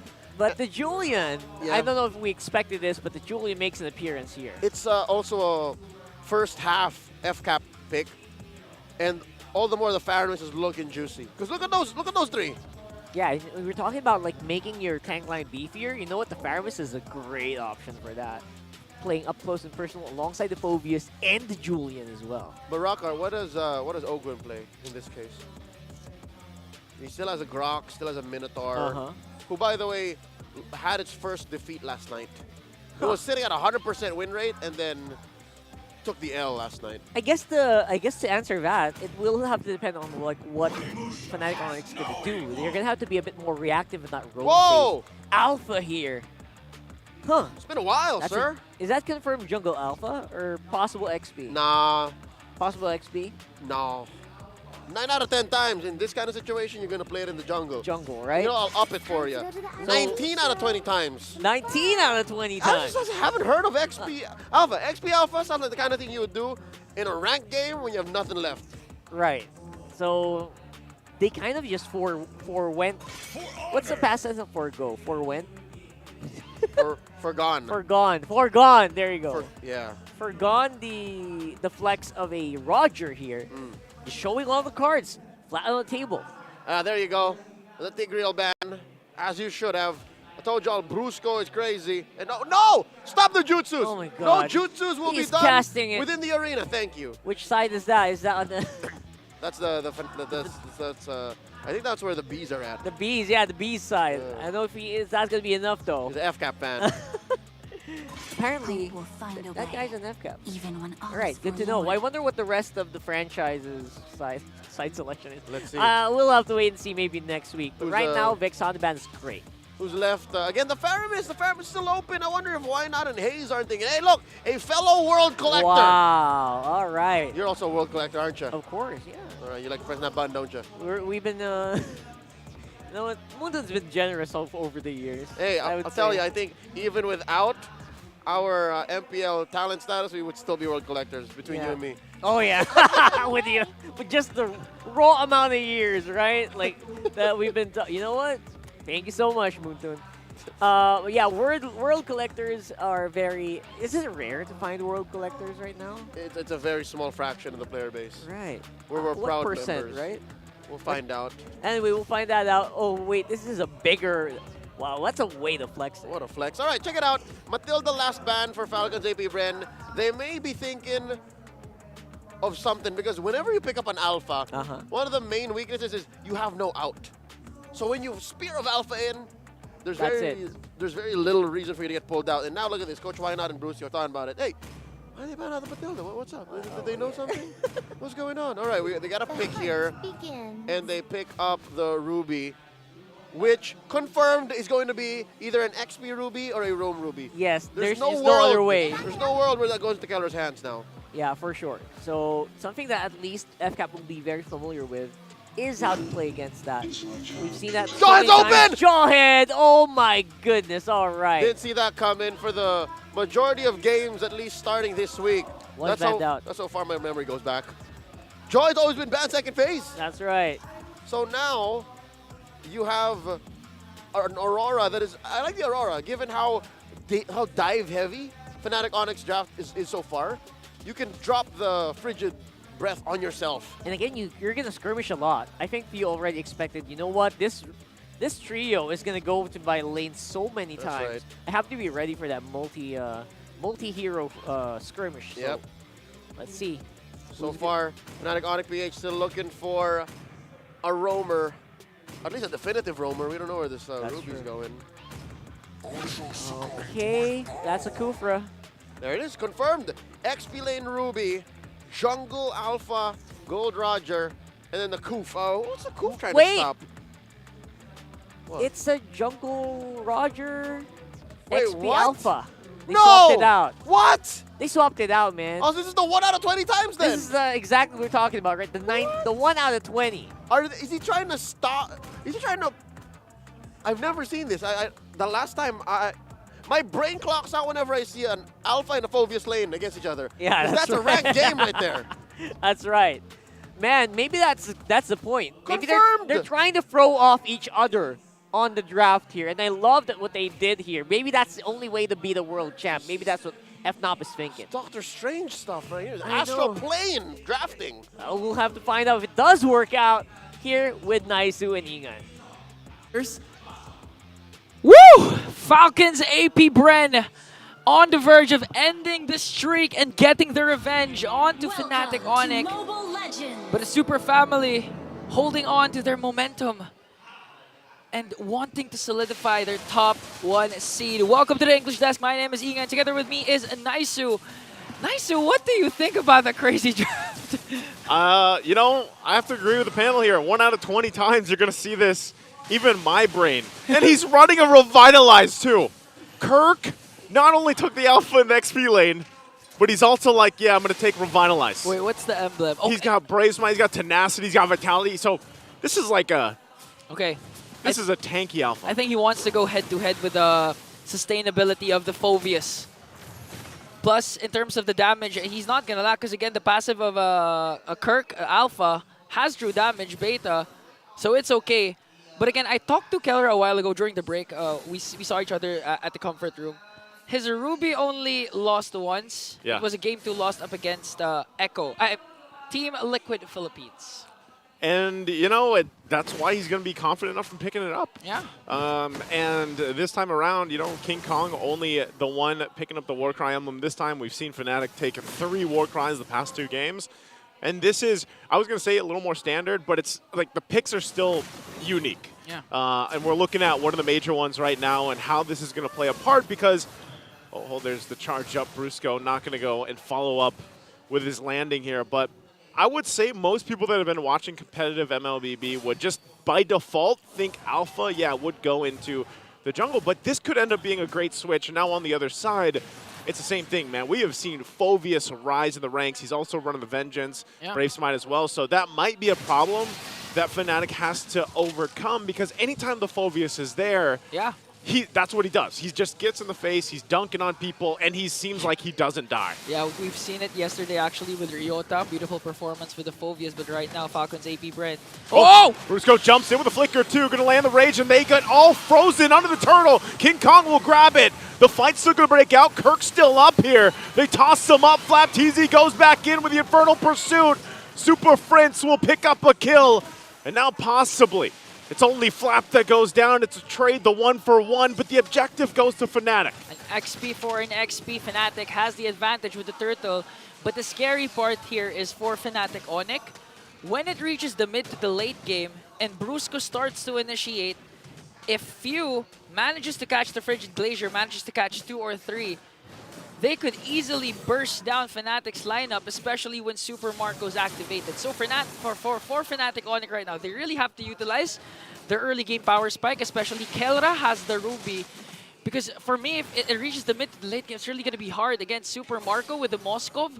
Plus the Frigid Glacier is such a momentum killer for me right now. Yeah, it literally, you know, stops them in their tracks. Yeah. Something that Fnatic Onic has to play around. They have to be able to go into that. And I think, again, looking at the lineup, they have it. They have all that available. And this is, once again, you know, Kirk probably opting for this tankier Alpha. The setup here, we'll see if, okay, he just Spears of Alphas out on the defense. Does FCAP still actually want to follow up? Unstoppable Force, they're going to toss him up into the air. I don't think you can heal up of that as Kirk falls. 3 members of FCAP will pick up the kill. And on the cross side of the map, they're going to go for Super Marco. Tries to go in with Spear Destruction, gets thrown in the wall with a rage. Wow. He'll go off and survive it all. Super Marco, he's bulletproof for a reason. If you need a reminder why Marco is bulletproof, that's the perfect example. 1 Lycan Pounce could actually kill him, but the pushback coming in from that second skill was all he needed to ensure safety. Plus Few, of course. Few was there. Yeah, Few was there. But good play. I mean, the pressure was there from Fnatic Onic, and they get an objective out of it. Yeah. Now the trade could possibly be the turtle here. FCAP starts it up. Brusco charging on up, going to be able to not find Few. Doesn't land the connection he's looking for. Turtle for the taking, and it's going to be secured by KyleTzy. So again, trading of objectives around the map. Yeah, that's a perfect reason or example why Phoveus has been picked up a lot of times. Fnatic Onic actually had the upper hand when it comes to that turtle take. But when FlapTzy started casting the Infernal Pursuit, it was basically game over because Fnatic Onic has to walk away. The presence of Few makes it harder also because the Frigid Glacier is still there. So they really need to solve the FlapTzy problem first before they try and solve the Super Marco problem. Because so far, KyleTzy has been dominating Super Marco. But when it comes to 3v3 clashes, if FlapTzy is there, it looks like Fnatic Onic gets out of place almost all the time. And that's what I'm wondering, like, if you're Fnatic Onic, you're trying to solve this FlapTzy issue. It's mainly just playing around that window where once the Vengeance is popped and he doesn't have it anymore, and then, dealing with some of the sustainability that it gets, which obviously is going to be solved also with their item path builds that they end up taking. Conceal going to be used, but okay, Oakwood jumps in with a flicker. Won't be able to find that toss-up that he was looking for, so great response also from Fnatic Onic. Fast hands from King Kong, I think it's just pure instincts, knowing that Owen has the Joy. Needs to be extra careful, because there's no other targets so far that he wants more than King Kong. And now, the game always starting relatively slow to 1K kill scoreboard, as both of these teams try to get control over the mid lane. You mentioned it earlier, when you got a chance to talk to KyleTzy, and I feel like he is one of those players that he plays the Ruby in the gold lane a little bit differently. Yeah. Like he's more effective than I would say statistically that you see gold laners pick up the Ruby. I think when you look at the lineup too, the fact that KyleTzy's pretty tanky himself, he's going to be able to sustain up. He's pushing right now, obviously down the bottom side, and he's all about sustain. But then you throw in a Kufra in there, and then the tanky Alpha. I think that's the problem eventually that FCAP has to handle, and that's why they have to slow some things down with the Frigid Glacier that they have and the rest of the setups here. KyleTzy's been working. I mean, 2 turrets already taken down by the gold standard up against Super Marco, but Brusco going to go in, gets the rage off too, and they get knocked up. Spear Destruction going to be able to find them as well. King Kong will jump back in, but there's just too much damage coming out from FCAP right now as 3 members already down, and Super Marco continues the chase as he finds King Kong. He's looking for Super Prince. Purify. Takes quite a bit of damage himself. He doesn't care. He goes in and picks up the Maniac. It's a wipeout. FCAP. Huge shift. Super Mac Maniac to top things off once again. Wow. I think this is a revenge tour for Marco, because FlapTzy got his supposedly Maniac during game number 1, and this time making sure, as we look at the Infinix instant replay, I have to commend Few, Captain. Look at that Frigid Glacier connecting onto 4 apart from King Kong, and Super Marco just doing Super Marco things, chasing after the Roger, chasing after the Zask. Brusco jumps in. Brusco there, the rest of the team, they might disengage. King Kong pops the Retribution. He's looking for Super Marco. He's had enough of him and he can't get him again. Frigid Glacier going to stop KyleTzy. KyleTzy goes in with the I'm Offended and flickers defensively, and they re-engage on top of the fight. And they're still going, but they're sustaining through everything. And FCAP finally still finding one. King Kong tries to back off. Super Prince left there versus 2 as he gets taken out. A 2-for-1 trade for Fnatic Onic. But the main factor is, how can we stop Super Marco? Because that was another beautiful catch from Brusco. And Few always just ready to expend those kills and make sure to save his gold laner. And mean 4-0-1. We've been talking about KyleTzy's dominance with the Ruby. Yeah. Every single time he has the Ruby, he's dominating early game. But in this case, even a late game hero, Marco's making it work 8 minutes in. Oh, dude, I'm just still amazed. Super Marco, he's not dying. Fnatic Onic Philippines wants to get to him. They're doing everything they need to. But it's just the positioning and the amount of support and peel that Super Marco gets is what makes him so bulletproof. It's not just, his amazing skills, but the fact that the team plays around him. And you see this with Fnatic Onic as well. And right now it's just FCAP inching further and further away, and now for the Lord to be the taking. Kirk's going to jump in, and they go and get it. KyleTzy secures the Lord. Fight's going to break out. Brusco in the front of it all. They'll find Few to take him down, but Super Fritz still waiting for the entry point here. Ogwin goes down. Few's out of the picture. A double for King Kong, and now they look for more. Super Marco and KyleTzy have to disengage, but it looks like King Kong wants still to put the pressure here on the jungle side. Super Marco will keep them at bay, but they want to push it down mid. The Lord making its way down the bottom for FCAP. This is a good trade for Fnatic Onic. 3 for the price of 1 plus the Lord. I mean, Brusco again, a beautiful setup onto Few. Plus, this is where the Alpha XP lane kicks in, the sustain. He was able, but look at Kyle! Oh, again, Spear Destruction, you landed, and here comes Super Marco again! Turning things around when Fnatic Onic thinks they have it in the bag. But they'll get zoned out again, and Lord still up as Super Marco and Few walk with the Lord. Prior to that clash, I thought Falcons APBren were they able to utilize this Lord.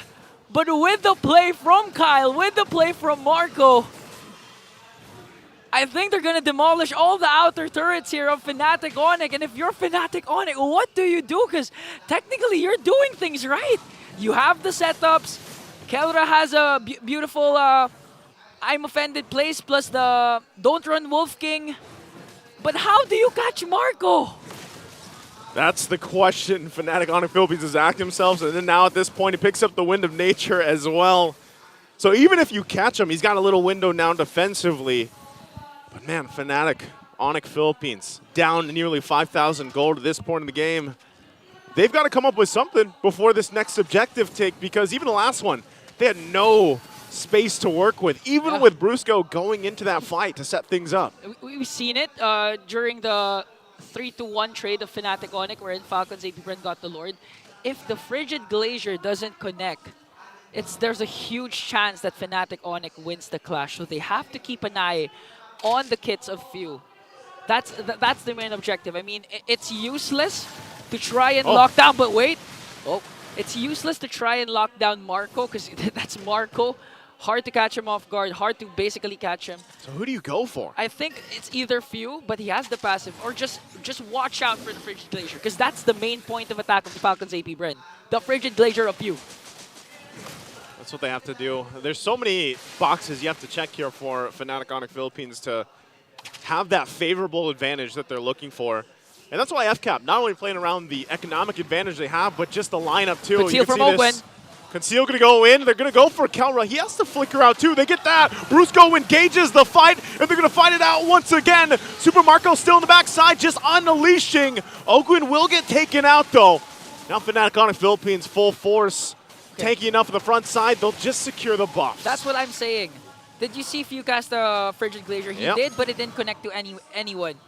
So that's a Fnatic Onyx opening. Always try to avoid that Frigid Glacier, and if you do, that's one checklist done. You can counterattack, you can counter-engage, and heads up play from Kelra for wasting the initiation of Ogwin there. Have the upper advantage here in comes of the Lord. But still, KyleTzy is here. It's going to be a retribution battle between the two junglers. Few waiting for the ultimate to be back up. Fnatic Onic just going to go for it, and they fight it out. King Kong will be able to get the Lord, and now fighting it out. Flap's going to be the one to fall. Brusco gets the rage off before he gets taken out by Super Marco. Winter Crown going to be used, and KyleTzy jumps in. Marco! He's finally taken out. It's Super Marco again. He's Super Moskov at this point. As they turn it around, it's a 2-for-3 trade, but the Lord was for Fnatic Onic Philippines. Well, okay, that time, they were able to catch Marco.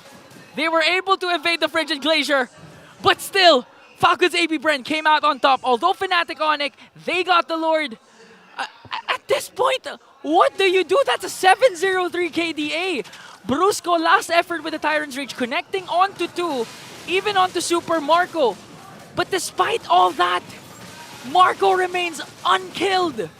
Marco remains bulletproof. That's what I'm saying. At this point, and look at this, Super Mac. He's the third player to get a Maniac this season. Mac 4. The first two players, Aurora, Demon Kite, and FNOP Kelra. Man, and it's all going back to it. If you're Fnatic Onic Philippines, I almost feel like at this point, yeah, you are right here. You have to just focus on what you can get, because it seems like you're not going to immediately get to Super Marco. Yeah, and Kirk here. Kirk, Brusco, Kelra needs to force out the Purify from Super Marco before really diving down during those clashes. I mean, one of the problems that Fnatic Onic has was the Frigid Glacier. They're able to evade it now. A lot of times, it's not connecting anymore. Now the main problem is how do we contain Marco? Brusco, Tyrant Rage combination connected. Even Ogwin was able to catch him off. I mean, even Kelra was able to catch Marco off guard. But what else? Because if you can't contain Super Marco, it's basically game over for you. I don't know. At this point, I'm sitting here scratching my head too. And part of the reason why Super Marco is so protected, like I was saying minutes ago, it's the peel factor that FCAP has. You know, even if he's in trouble, let's say, think how many defensives technically he has.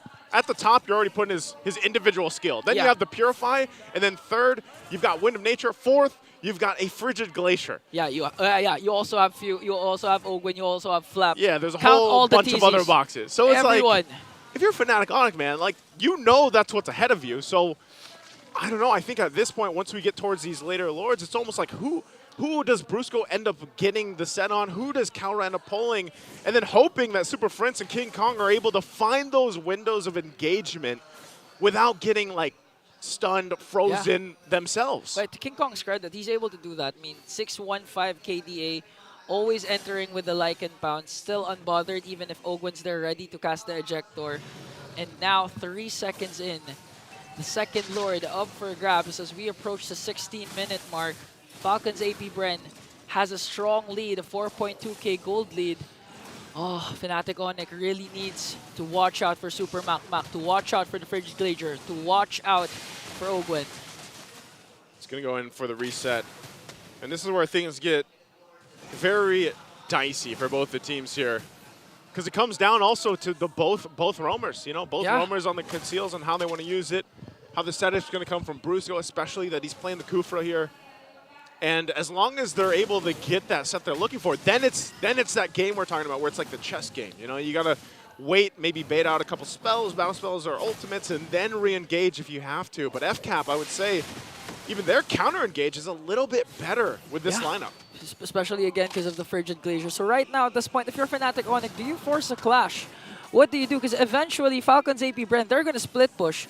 I mean, that's a Moskov that could enter in anytime because of the Spear of Destruction. So you're the one pressured right now. Fnatic Onic, what do you do? Because eventually, you'll have to send someone onto the top lane to deal with the minions. That's what they're going to do. I don't know. They might actually push this Lord in here. They're going to give the signal, too. They're going to fight it out. Ogwin also jumping in. Kyle will get the Lord. There's the Spear of Destruction we were talking about. He doesn't follow it up because the objective was already secured. Oh, he's going to push? He's going to push that top side. It was only Flap that went down. And it looks like they get the call. You know what? Let's go ahead, get healed up, and then push in with this objective. Well, that's a favorable trade for Falcons APBren. Second Lord in exchange for FlapTzy. And now Marco, good discipline for Marco to not cast that Spear of Destruction because basically he doesn't need to. He just has to wait for the Lord because if Marco's absent for this Lord push, this might get extended to the late game. And right now, Falcons APBren, they can actually end this here right now. If Ogwin gets a pick off, if Few gets a good Frigid Glacier, Fnatic Onic really, their backs are against the wall. Their win streak at stake here. They need a good setup from Brusco, from Kelra, from anyone just to stop the momentum of Falcons APBren right now. Right now, they're just going to clear the Lord. They focus on that. That's down. They hold on to that middle turret sliver of health, but will get pushed in here. So Fnatic Onic still backs against the wall, trying to defend the best they can. First turret to the base, going down mid-side. FCAP puts their eyes set on the top. Ogwin pops the conceal, doesn't find anything. Brusco will be able to jump in though, gets ejected to the backside as Flap's gonna go down and Fnatic Onic will want to fight it out. There's the passive coming out from Few and Fnatic turns it around, finding 2 kills, make it 3. And now the momentum in their favor. Oh, Fnatic Onic going all mid here. They can actually get an inhibitor turret or might even end the game. What's the call for Falcons APBren? Super Marco has the Spear of Destruction. He can recall. He can enter anytime. Ogwen's left to fend for himself as they try to burst down the turret. There's the spear. They're going to keep Marco there, though. It's only Ogwen. They're trying to buy some time. Flaps up in 10, trying to clear that minion out. Still there. Oh! Fnatic Onic, they took care of him. Marco doesn't go back, and they'll maintain the streak. Fnatic Onic Philippines does it in the reverse sweep.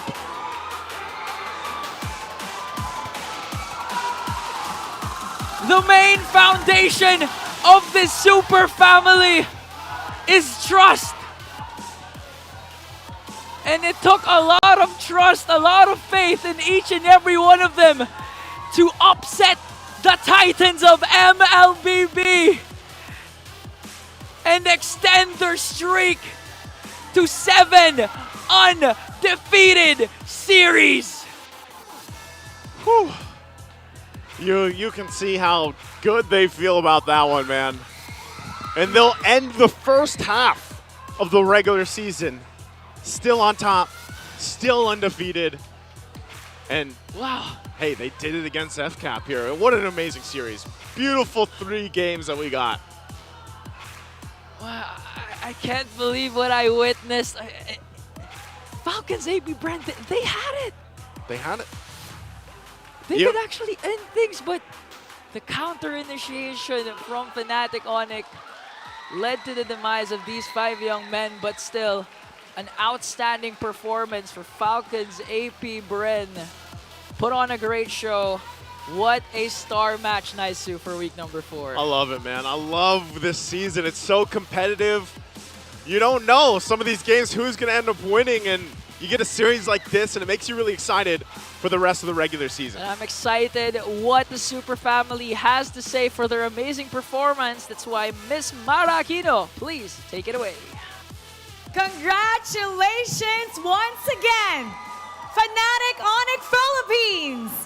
Still undefeated, King Kong. Undefeated pa rin kayo. Masasabi mo ba na ngayon, ikaw na ang #1 jungler? Hindi po, kasi para sa akin may i-improve pa po ako eh. Oh, very nice. Actually, may gusto ko malaman kasi nakita ko kanina, right after Game 2, napaka-intense ng conversation nyo doon sa kwarto nyo. Actually, Coach, para kang very emotional na may gumaganon ka kanina. Were you mad? Were you, what was it? What was happening there? Hindi naman sa mad. Siguro ano lang, parang syempre hyped up din. Pretty sure lahat ng mga tao dito sobrang hype up din. Kasi kumbaga, isa rin to sa matches na inaabangan namin buong season eh. So it's more of reassuring yung mga players na sa Game 3, goods tayo sa draft, sa Game 3, basta pakita lang natin na yung chemistry natin, papalag sa chemistry nila. Yung ganon. Nakita ko, when you won, parang there was a huge relief, deep breath. Why do you think that you're undefeated all throughout etong first half ng season natin? I think yung sa fact talaga na naniniwala kami lahat sa kakayanan ng bawat isa, naniniwala kami sa mga kalokohan na ideas. So, wala lang, nakaka-proud, sobrang nakakatuwa na nalusot namin yung ngayong araw. Ito naman, para naman kay Super Friends, ang naging MVP kanina. Curious ako, sinong gusto mong makalaban, looking forward to the most sa second half ng ating Season 14? Liquid Echo pa rin eh. Bakit? Malakas sila eh. Kasi malakas sila. Yun lang? May, anong palag? Oh, anong palag mo? Anong palag mo sa TLPH? Wala. Wala? Okay, walang palag. At ngayon, ang MVP natin, can I hear some names? MVP! Paiba-iba. Let's take a look at the screen. King Kong once again. Na-shock ka ba? Okay, anong gusto mo once again? Sa lahat ng ating mga fans there, what do you wanna say? Sa lahat ng fans ng Fnatic Onic tsaka sa mga fans ng APBren, thank you sa pagpunta. Sobrang dami kasing tao ngayon eh. Ang dami! Sobrang sarap maglaro ngayon kasi napuno yung mga slot ng mga upuan. And now, alam mo, nag-trending yung last interview. Pwede mo ba sabihin mga pre? Mga pre. Ayan. Okay. And now, ang lucky winner para sa 3,000 diamonds. Come on up.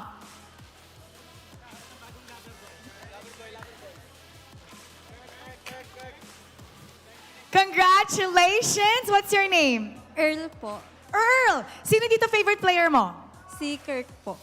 Oh my gosh! Alam mo, lover boy ka na talaga. Punta ka dito, Kirk. Okay, Uy, galingan mo kasi may nauna sa'yo. Anong gusto mo sabihin kay Kirk? Good game. And thank you for, congrats for defending your streak for today's. And, oh my God, ang cute niya. Ang cute niya! Wait, ano bang meron kay Kirk? Ba't ba kinakabaliwan to ng mga girls ngayon? Ano bang meron kay Kirk? Ano po, kasi siya po yung bebe boy ng Onic eh. Lover boy! Uy! Ang cute mo daw. Thank you po. Ano bang pakiramdam na yung mga fans, ikaw palagi yung sinasabi? Masaya po kasi ano. Masaya ka ba talaga? Totoo ba? Patingin ng mukhang masaya. Okay, anong gusto mo sabihin sa kanya? Anong gusto mo sabihin? Thank you po sa suporta. Okay, now I'm gonna take this. Let's do this once again. We're gonna hold hands once again. Hold hands once again. Okay, hold his hand and don't let it go until you walk, okay? Go ahead. You may now take your bow and take your walk of victory. Wait, don't let it go. Congratulations once again to Fnatic Onic Philippines, still undefeated. We're gonna break it down for you, so we're gonna go back to our panel. Pass up. You know what? I don't know if you guys called it, but boy, oh boy, Fnatic Onic Philippines really did deliver a reverse sweep against Falcons APBren. I don't know what to say, man. I called the opposite. Again, it's out there. It's on the internet. And I said Falcons APBren will snap this win streak in half, but not if King Kong has to say about it, not if Brusco has anything to say about it, not if Coach Tony has anything to say about it. And there it is. While Mara was asking, who's the MVP going to be?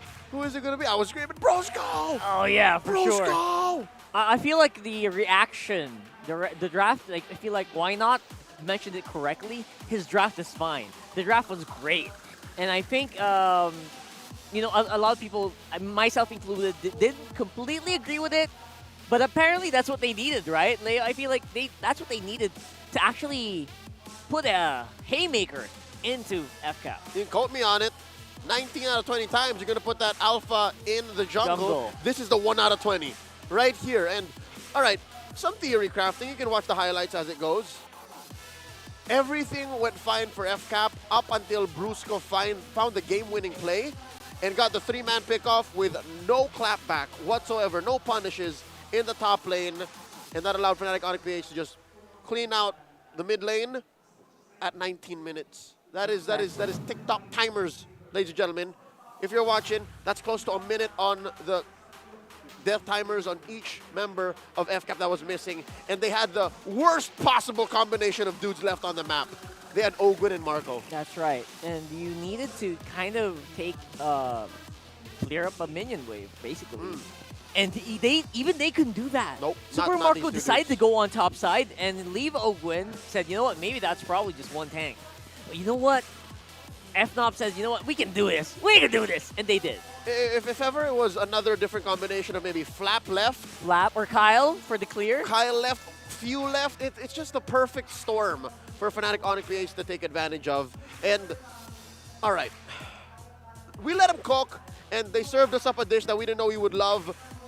Kirk on the alpha might have been the answer that they did indeed need. I'll go try to find Coach Tony later on, but I'm trying to explain the alpha here. Oh, yeah. It might be the only other XP laner, save for a Uranus and maybe a Tams, that would have the right amount of damage output and sustainability that they needed right then and there. Tams and Uranus don't provide the one thing that maybe Uranus do. Number one, true damage. True damage. He's got true damage. And number two, CC. Those two chunky dudes, like literally a demon and a floating statue, don't have CC. They don't have true damage. Thomas has a little bit, but yeah, Alpha has it reliably. So this might actually be the forefront of a new meta. This might be a new XP lane pick that's actually legit. Despite the stats showing otherwise, right? I feel like it went 0-6 in the first half of 0, this. 6, and 4, 0, 6, and 5, Right? something like that. So I would say in stats-wise, it might lose out on lane. 0, 5, but yeah. maybe it kind of delivered what FNOP needed in the team fight. Right, sure. that's what maybe one thing that maybe Wynot will say. For sure. Carl, it happened again. Game 2, they won off of the back of the same kind of comp. 3 frontliners. It's insane, right? It's uncanny, unorthodox. But like I mentioned after Game 3 draft, maybe unorthodox is exactly what it takes to slay a Titan. That's how you take down the likes of FCAP. You play in a way that they aren't ready for. You try to attack from a different angle, and apparently the angle was top lane. You take them 3 down with no trades. That was, I guess that's why the whole 3 front liner situation works for Fnatic Onics, because they're so all in on their plays that if you can't find a way to punish them or trade back, it's over. And literally that's what it is now for FCAP. It's over. Really did. And again, if you just joined, it's a reverse sweep as well. It did not look pretty for Fnatic Onics in the earlier parts of the game or match, but you know what? They bounced back, and it was very creative drafting. Even in the game. Even in the game, Even it in looked game rad, 3 alone, right? you watch up until minute 15, minute 16, you'd say it's over. FCAP wins. Bulletproof Marco is at large once more, but apparently it's not a 1v5 game. It's a 5v5 game, and FNOP used their 5. Better. And I guess that's what family is, family is. Greater than numbers, it's everyone working together, giving it to the literal world champions. Oh, that is just beautiful. And you couldn't have written the story better. There was no other better way to end that story. But of course, we're not over yet. Maybe for the first half for Fnatic Onics is done, but we still have a few matches up for you today, or literally just one more. And it's also another possible free game series for sure. It's going to be fun. It's going to be fun. Given last night's performance by Smart Omega, they're facing off against one half of the Titans of MLBB in Team Liquid PH. So one Titan has already fallen. How about another? That's a very loaded question. And again, it's not impossible, especially with the way that Smart Omega is actually playing right now. I mean, I would give him the benefit of the doubt, especially you guys, especially if you're a long-time barangay. You got to keep your heart in and watch it happen later on. But that's going to happen right after this break. Please do stick around. This MPL Philippines Season 14, week number 4. We're still going.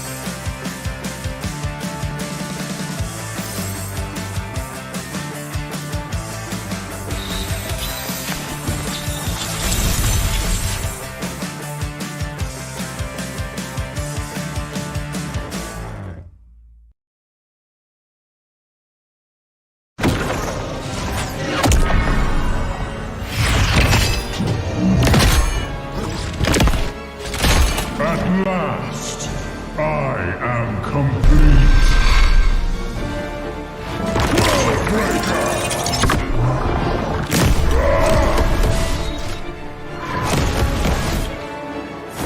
Come in fairness.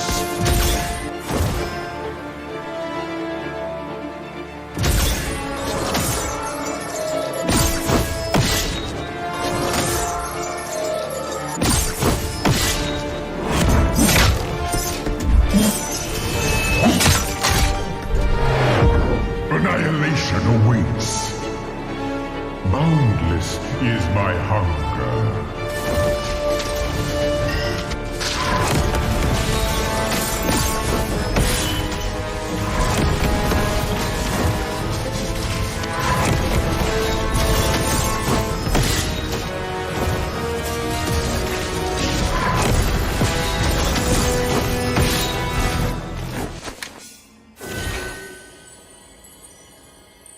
Fun facts. Week 3. 13 out of the 17 games played, the team that won the first turtle won the game. This was last week's number for comparison. Only 2 teams this week didn't win the game after winning the first turtle. Blacklist International and TNC Pro Team. Yup, the 4 times it happened, it was them. It was a tough week for High Loss as they only won 1 game and lost 10 times in week 3. While High Loss cries, let's look at the heroes that weren't absolute losers like me. Obvious, Edith, Nolan, Harith, and Tigreal were this week's best performing heroes. This week, on Chip Watch, he's still missing. He's been banned in the first phase for the red side teams for 50 games in a row. When will he get picked again? I don't know. There were 10 games won by the team that got the first blood and the first turtle. These are the teams that were able to do that. I'm not saying all of that. Redmar just transitioned to under the table because people liked it when you did that in episode 2. The XP lane and jungle heroes were first picked by the blue side 6 times each. Edith and High Loss for the EXP and Roger and Link for the jungle. Notice how you can flex 3 of those heroes in different roles. I'm getting out of here. So yun na nga guys, meron pala tayong fun fact about si King Kong kasi guys, ganito yan. So si King Kong, yung ginawa niya, ganito kasi yan guys, legit. It's time to update Redmar's Bulletproof Leaderboard. Benny, Domeng, King Kong, Kelra, and Super Marco are all tied with 6 bulletproof games. That's 6 games where they won and didn't die. See you next week! Get 8 gigabytes of all-access power. To do it all. Plus only TikTok to scroll and share non-stop. Power, work, life, and more. With Smart Power All-access data now up to 90 days. Load now. No signal, no fun. If only you could switch in an instant. But wait, you can with the Smart eSIM. Backed up by nationwide coverage. Get your Smart eSIM now.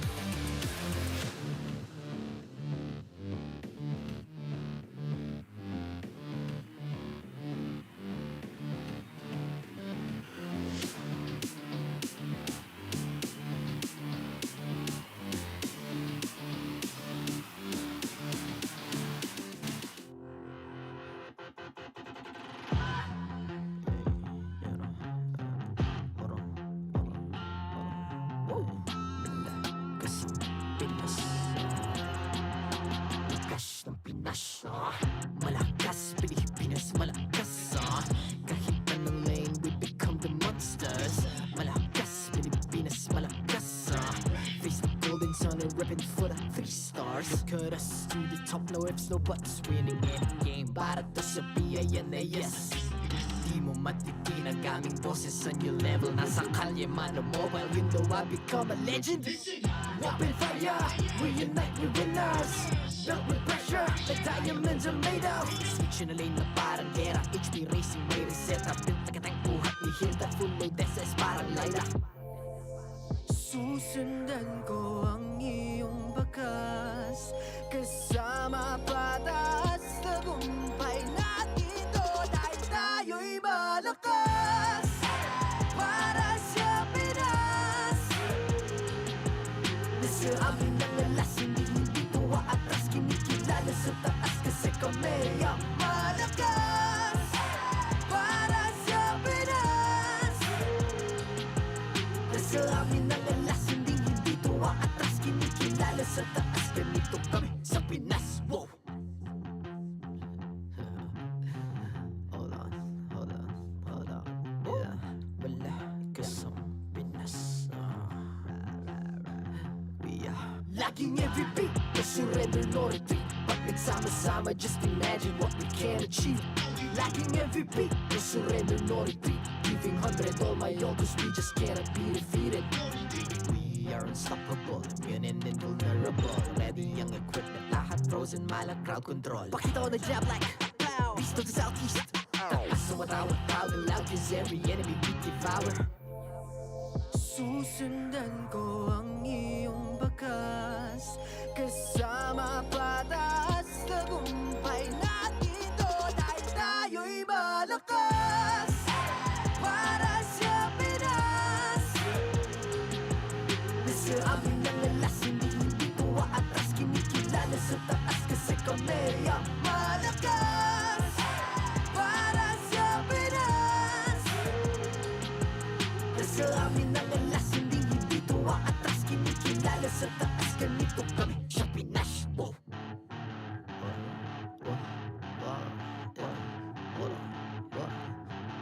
Malakas, Pilipinas, malakas. Kahit anong lane, we become the monsters. Malakas, Pilipinas, malakas. Face the golden sun and repping for the 3 stars.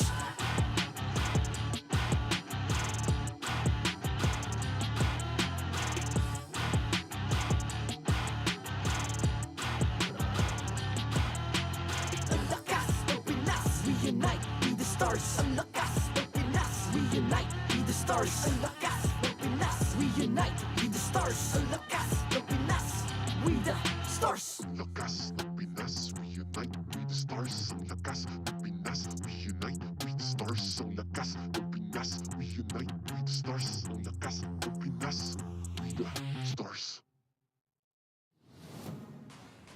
The 14th season of MPL Philippines is brought to you by the following sponsors. Smart, the official telco partner of MPL Philippines Season 14. The official tournament phone of MPL Philippines, Infinix GT20 Pro. Official suppliers, EMC Asia and Index Salon. Experience the MPLPH Season 14 action live at Green Sun, Makati City. Grab your tickets now via official MPLPH website. Don't miss any MPL action by following our official Facebook and subscribing to our YouTube channel. Follow MPLPH on TikTok for more content. And to ensure the equality and fairness of our games, MPL Philippines is also monitored and supervised by the Games and Amusements Board.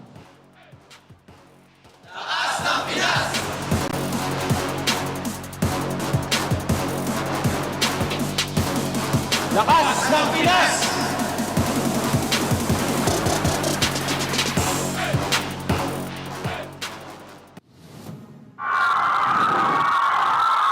Nice, bro. Nice. No. Nice, boys. Hey, mabubuhay ka rin. Tapos na. Tapos na. Tubat, bro. Uwi tayo. Kaya makakawin ako. Tapos na. Para. Ladies and gentlemen, welcome back to the English Desk. I am Naisu, joined here with Ingan. And you just heard the comm check from our last match. It was the star match of this week between FCAP and FNOP, Fnatic Onic Philippines.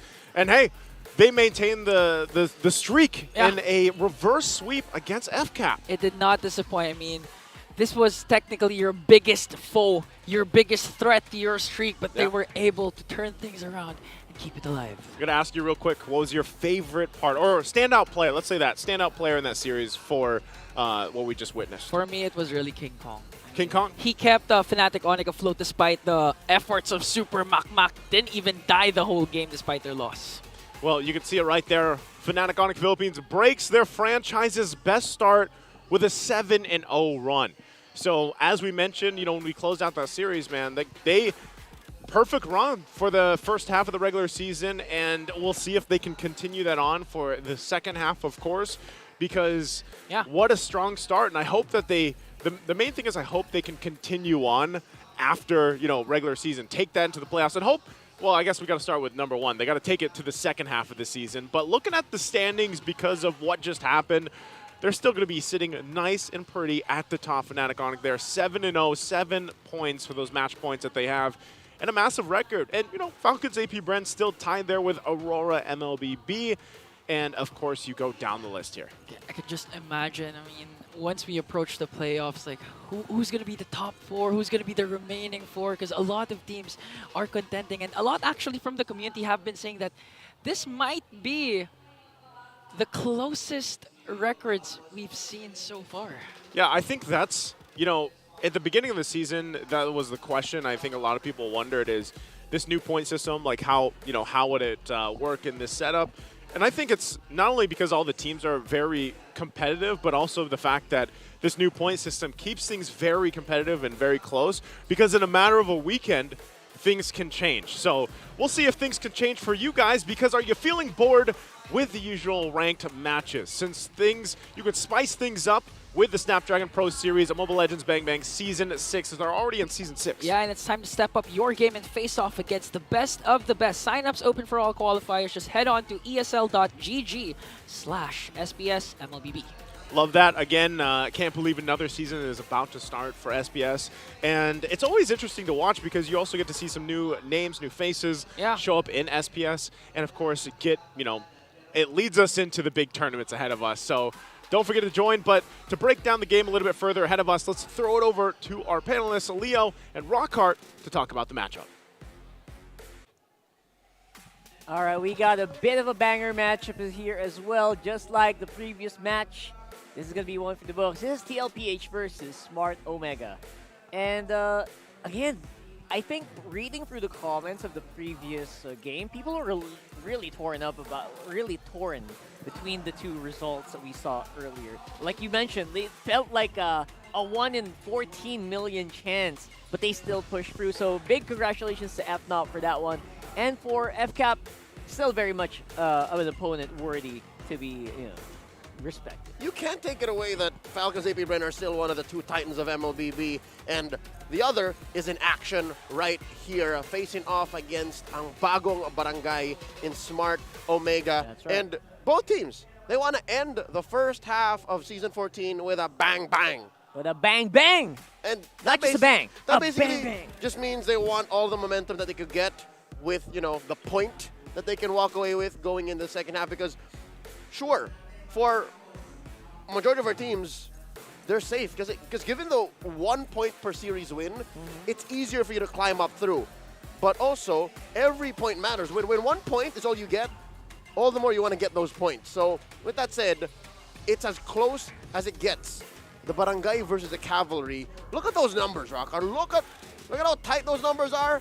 Save for turret damage and Lord Control. That's right. And this is the stats of the reigning MPL Philippines champion. Never forget that. And of course, this is a Barangay Omega who has exceeded expectations. Of course, I think more specifically for Ukir and Sanji, it is going to be a very interesting one, just because of the way that the meta is playing out so far. For sure, acting as secondary shot callers and captains for their squads respectively.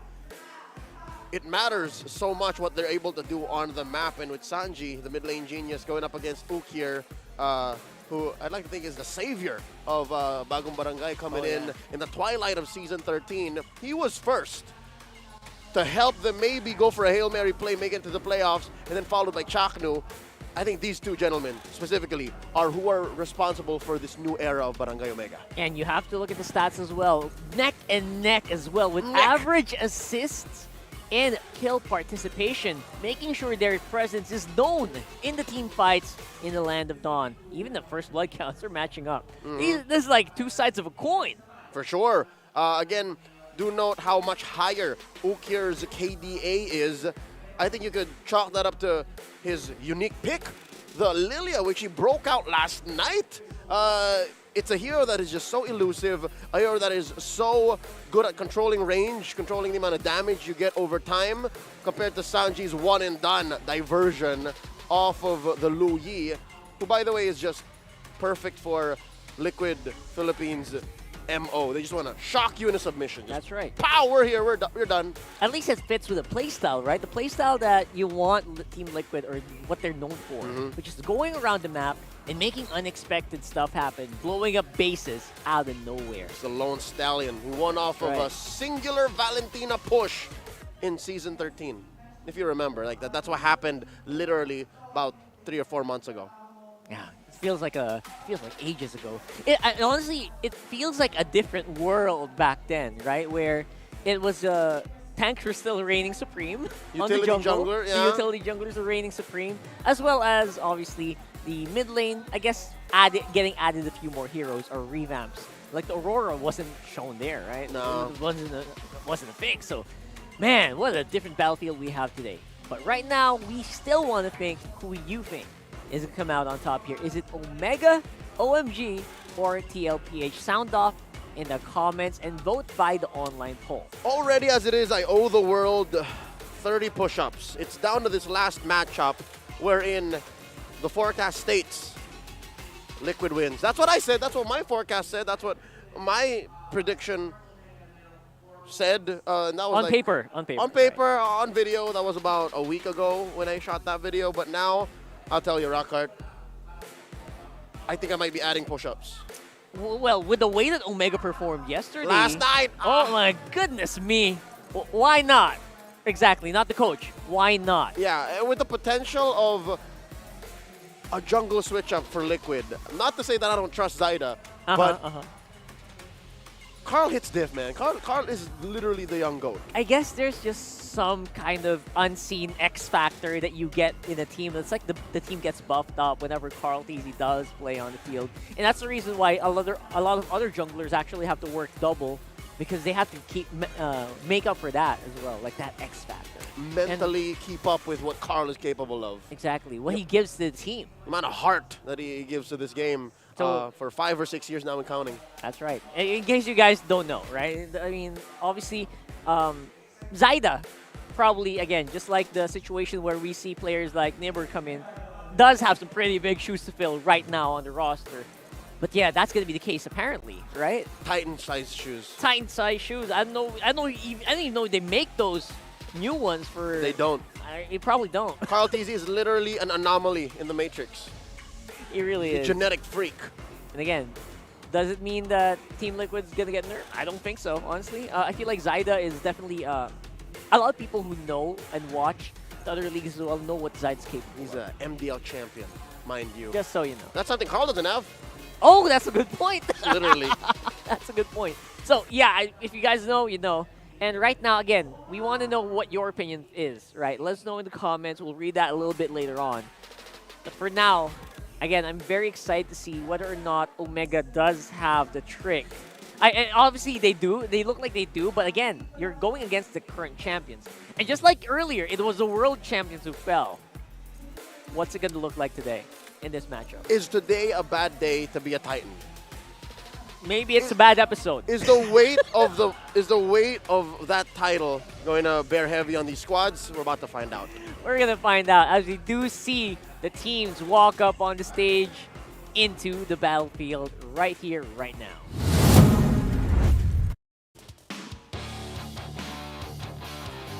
let's welcome our marshals, Jeff, JJ, Pat, and Chico!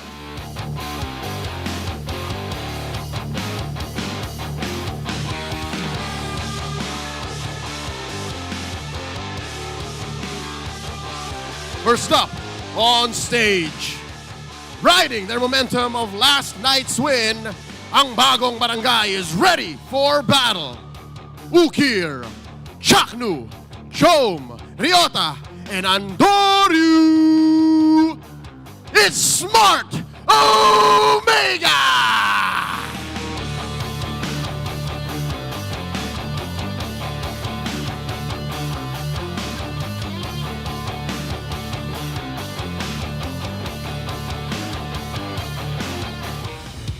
And their opponents, galloping their way on stage, hungry for a win. Here comes the cavalry. It's JP, Sanji, Zaida, Sanford, and Buddy Cutie. They are Team Liquid Philippines.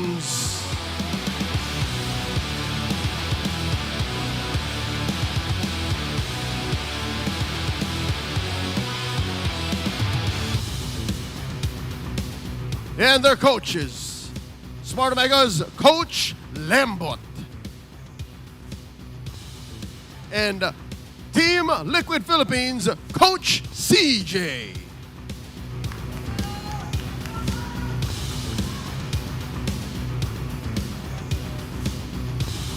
It's time for the face-off.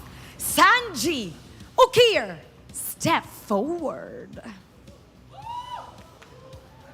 Step closer together. Ukir, ano ang palag mo kay Sanji? Mas malupit ang hairstyle ko. Sanji, ano ang palag mo kay Ukir? Mas malupit ang Korean haircut ko. Palag kong palag, fist bump. It's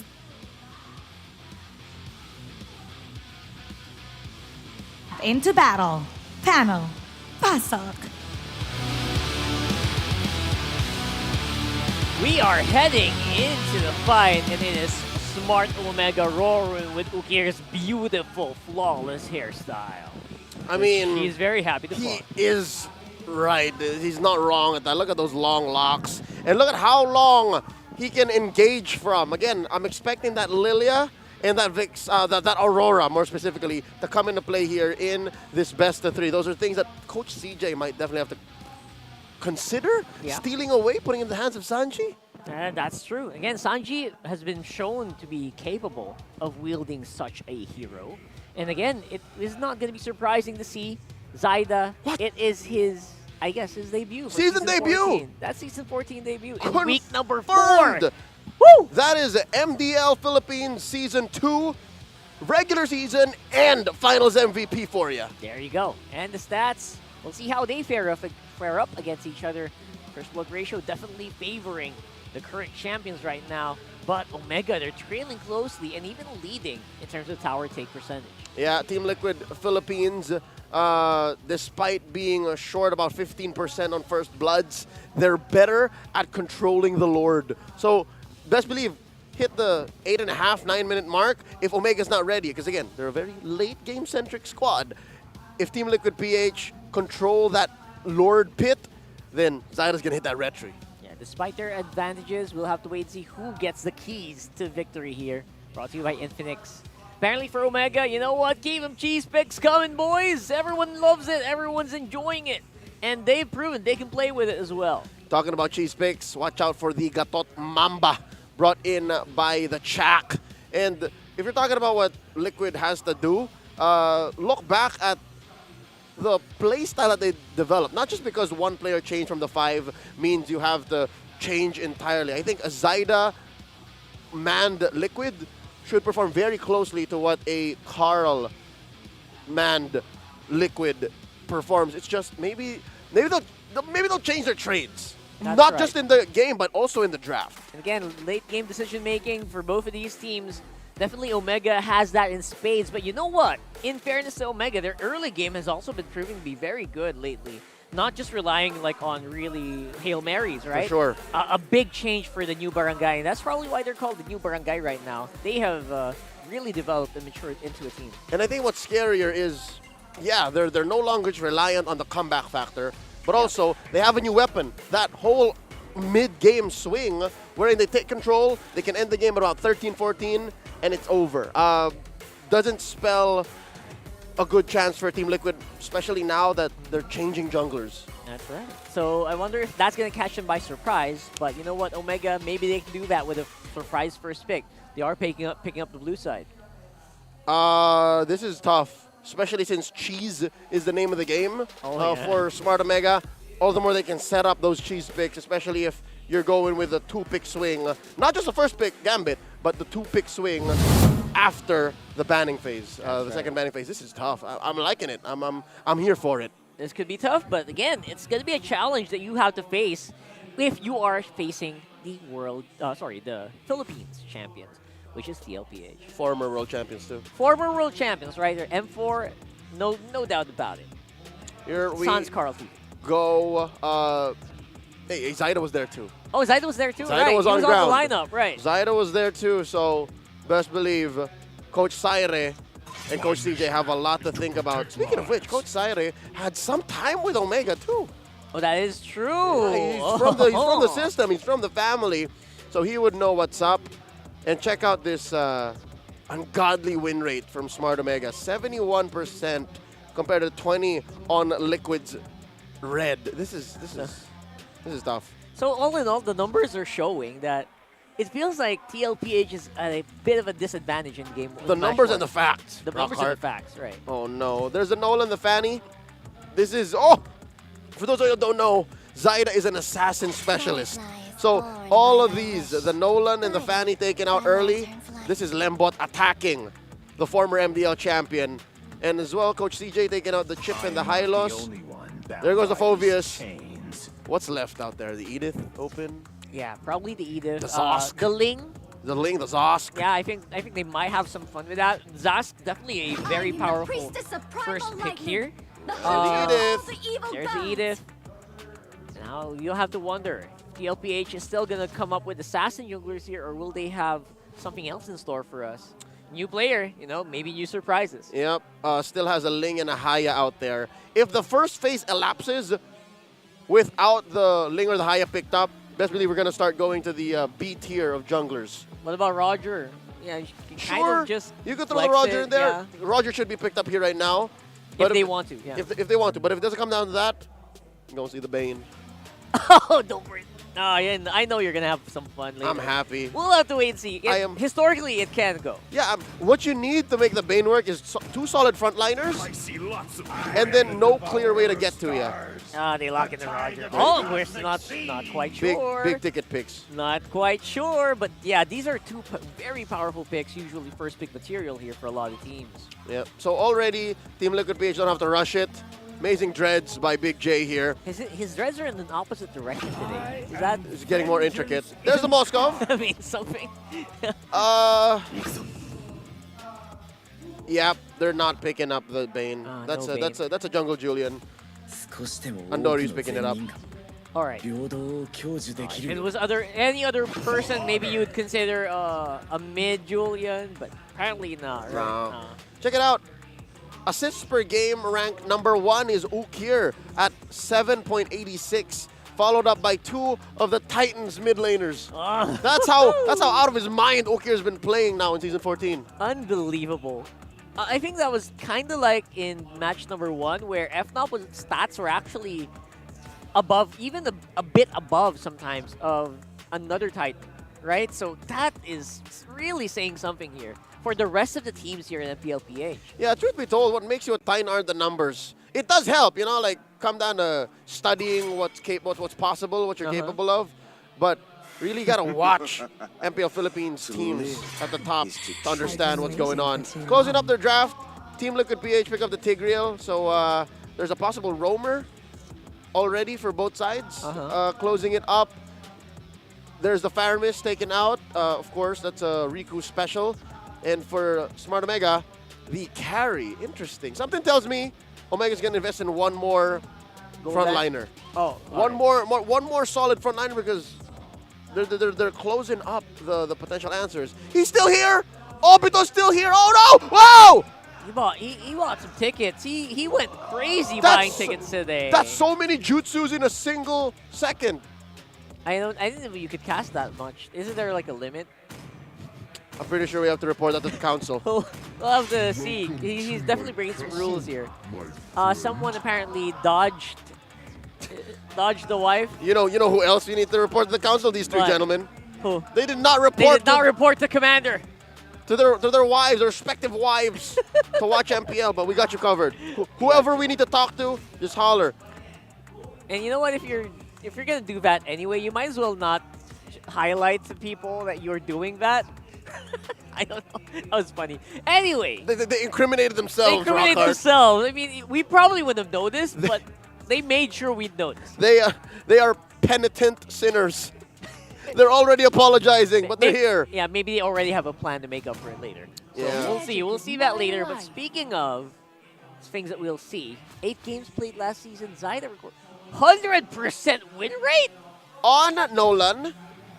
Barat, who's no longer in the meta. Fredrin also not in the meta. Joy making a showing. That's fair. So there's 2 out of 4. 50% of Zyda's known hero pool they can make work with. There's the Grok, there's the Harith, taken out of the picture, no longer in the equation.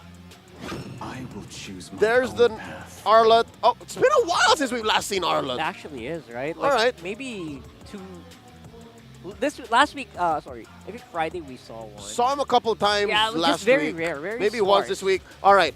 Can confirm now where the Tigreal and the Arlott are going. We don't know what the Roger's doing. Most likely going into Zyda's hands. Still flexible. Smart Omega, though. What's in mid? What's in Rome? Well, the Grok is not cooking here today, so maybe something like Wait. Minotaur. They can... Jawhead? Carl, they can still... Yeah, Jawhead's open, yes, but they can also Gatot, Lilia. Gatot, Lilia! Lilia coming there in. There it is. It's the main strength of this lineup, I don't know if you guys talked about it at length last night, was its capability to engage at almost any single range. Very low downtime as well. Very low downtime. Exactly. They can re-engage. They can... Anything that they do, you're not sure if it's offensive or defensive. That's a fun part of playing Gatot. It's a rattlesnake lineup. I saw people commenting yesterday where they were Gatot mains and they're like, finally, thank you for validating us. Thank you, Omega. Now, this is a very strong pick. Liquid closes up with the, again, Eminent Ling. The Roger was out there early on. We didn't know if it was gold or jungle. Now confirmed. Benny will go ahead and scratch away in the gold lane with the Ling closing it up. I like it. It's a very comfortable draft for Liquid, but how does it fare against Omega's venomous rattlesnake draft? I actually completely agree. Very comfortable. At the same time, it kind of relies a lot on the sets of the Arlott. You know, it kind of relies a lot on the Tigreal as well. If you combo it together, it could be potent, but you know what? Who's potent? It's Venom. Venom's very, very potent on the side of Omega here with the Gatot and the Lilia. It's the Marikina rattlesnake. Marikina rattlesnake. That's where they're from. Oh, really? They're boot camps in Marikina City. There you go. So fun fact for you guys. And let's see what our casters have to say about that. You got Leo and Iningan coming up right on your screen. I'm here. Free. Sorry, nice Iningan.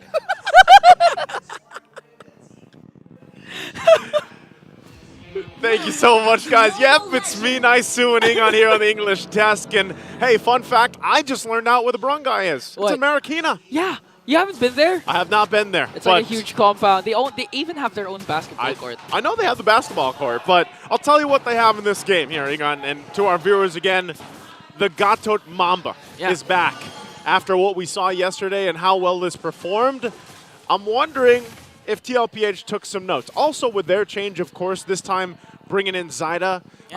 You know, taking a quick look at the emblems too. Of course, you got 2 war cries over there for them, and they want to play with this scaling lineup, and it is going to hurt early on, especially with a Ling here. Speaking of Zyda, Igan, I know you have some experience as well, you know, seeing him play in the MDL before, and you heard the stats during the panel segment. How do you think he's going to fare up against Andoryu here? Andoryu, okay. Zyda, okay, technically he's a good player. Again, S2 of MDL Grand Finals MVP and regular season MVP. But Andoryu's been on a roll. especially with the Julian. We've seen it yesterday as they swept their last series, and of course, Gatotkacha. But looking at the stats of Zyda last season, 8 games played, 100% winner. So basically, all the games he played, they've won. Yeah. It's just the only thing is, like the panel mentioned, you know, Fredrin and Barretts aren't really in the meta anymore. I wouldn't be surprised if maybe you see like a Fredrin pop up once in a blue moon, but for the most part, it's not going to happen. But still, though, in the MDL, though, he's been using Ling, Lancelot. Yeah. Like, so he can play the assassins. Yeah, he can, for sure. Obviously, I would say at this point, man, everybody that likes to play MLBB and jungles, they've got the assassins, you know, practiced. Yeah. And you can play around with that. So with this, nothing starting up until this turtle does spawn. So for now, they're going to go ahead. Omega starts this up. TLPH will go ahead and wait for Zyda to go ahead and get that purple buff. But at least for now, you just kind of sit here and wait until this engage comes through. But there's no level 4s yet on the roamers as well. Okay, the difference between the two roamers is although they're both chunky, you wouldn't want to damage. No, he's using the Revitalize, so he doesn't have the Vengeance. So, okay, as much as possible, though, it's okay for Chaknu to get damage. But on the other hand, JP, if he soaks up the damage without being able to set up the implosion, that's going to be a huge problem. So for JP, he has to be more safe compared to Chaknu. Because Chaknu has the AOG, but look at this implosion play coming in from JP right away. First blood for Zyda as he casts the Tempest of Blades, but gets caught up there.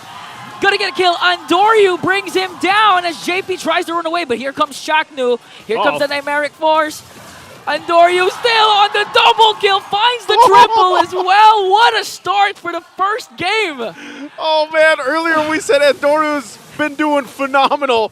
Well, look at that, a triple to start. Talk about scaling. That's Sanford. I don't know if he's going to do anything. Oh, flicker in from Ryota. Ryota army again making noise as Zyda tries to get the turtle and he steals it away. Gonna manage to escape here, but on the other hand, the two gold laners meeting in the middle.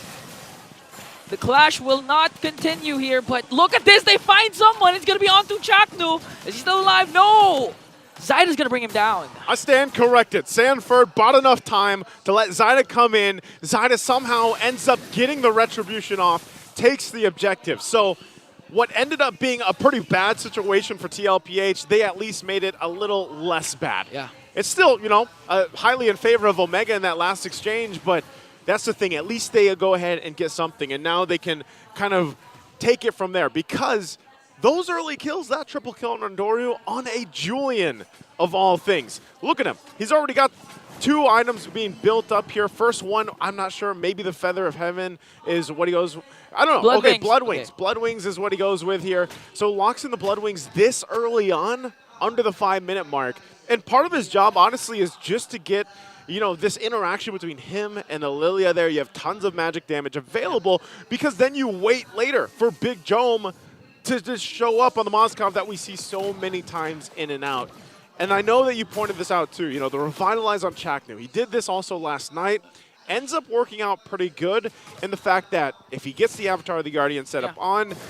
Oh, hold on. Sanford. Okay, Ryota pops the Primal Wrath. As Zyda waits for an opportunity to strike.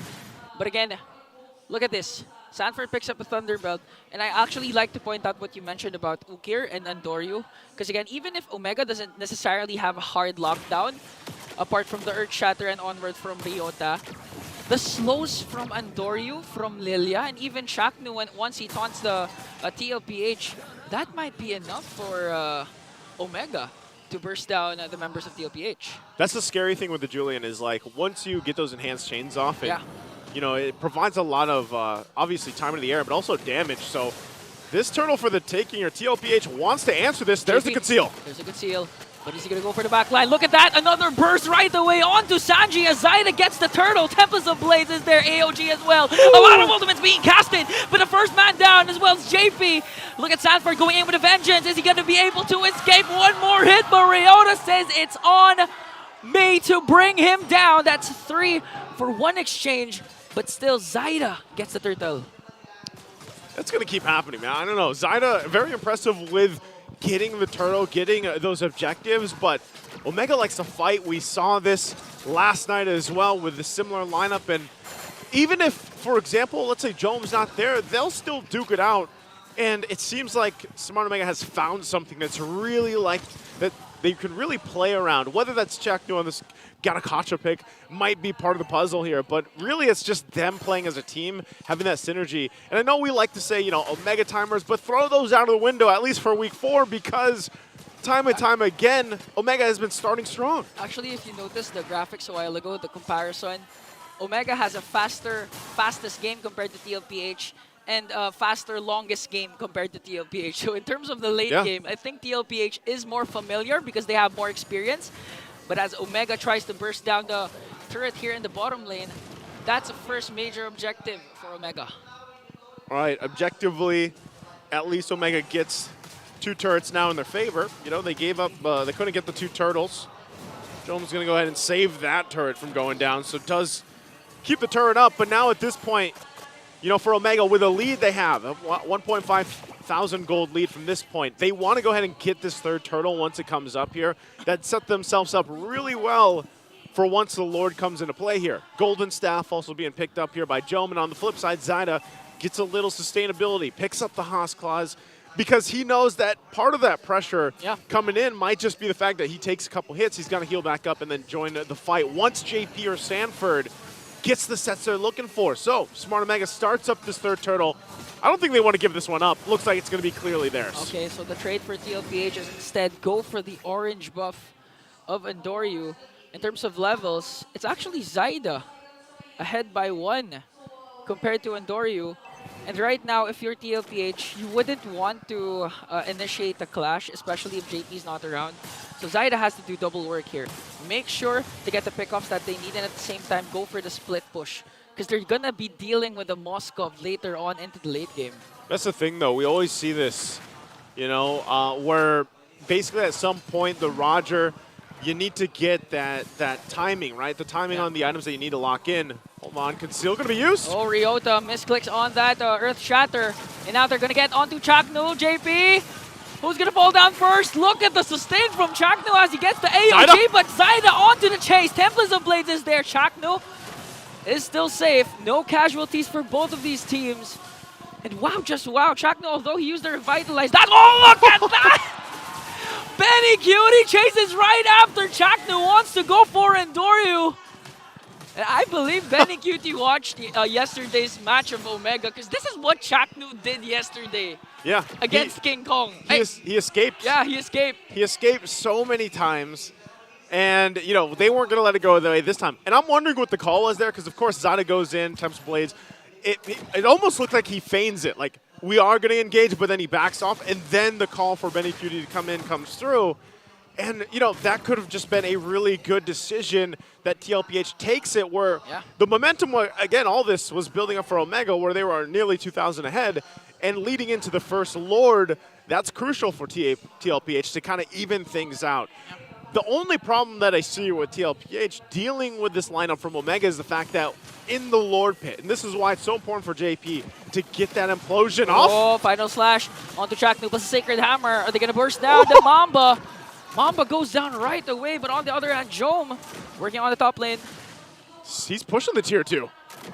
Yeah, he's going for it. I think he's just going to go ahead and, okay, he doesn't fully get it.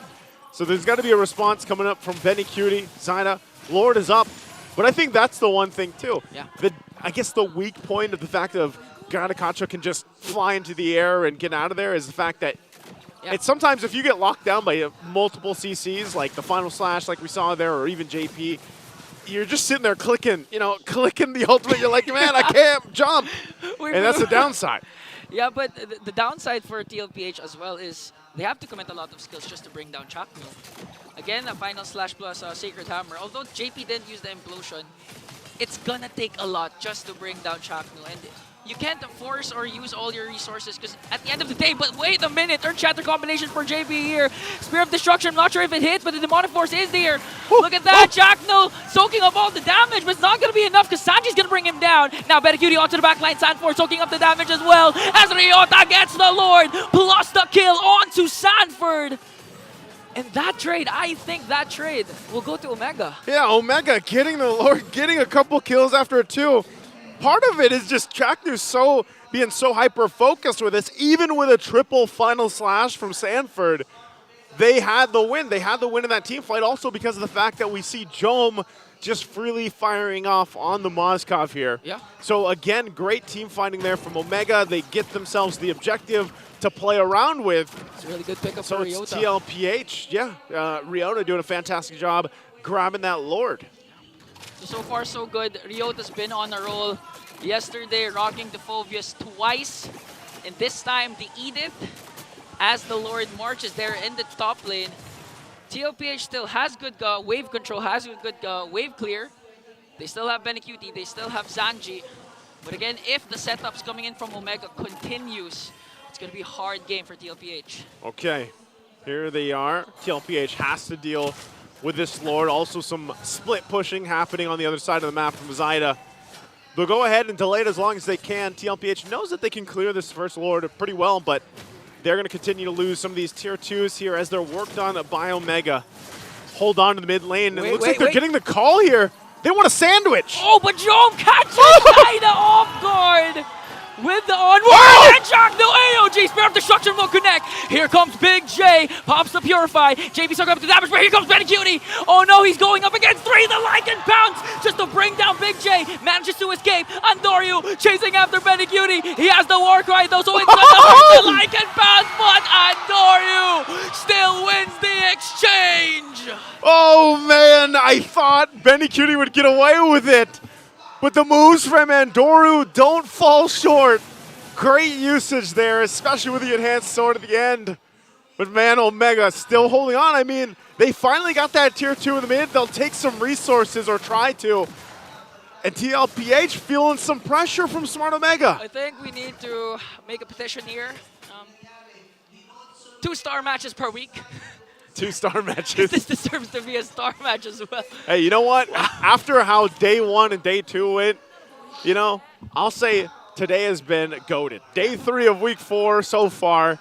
Hopefully we get 3 games in this one too, because it's already showing to be a promising series between these two battling out. And, you know, that's the thing. Even with this kind of change-up for TLPH, the fact that Zyda's in, overall it seems like, you know, he has this game plan in mind for Zyda even. It's just the timing was off there. Yeah. He ends up getting picked off when it looks like they're going in for a sandwich play against Smart Omega, but then they get punished.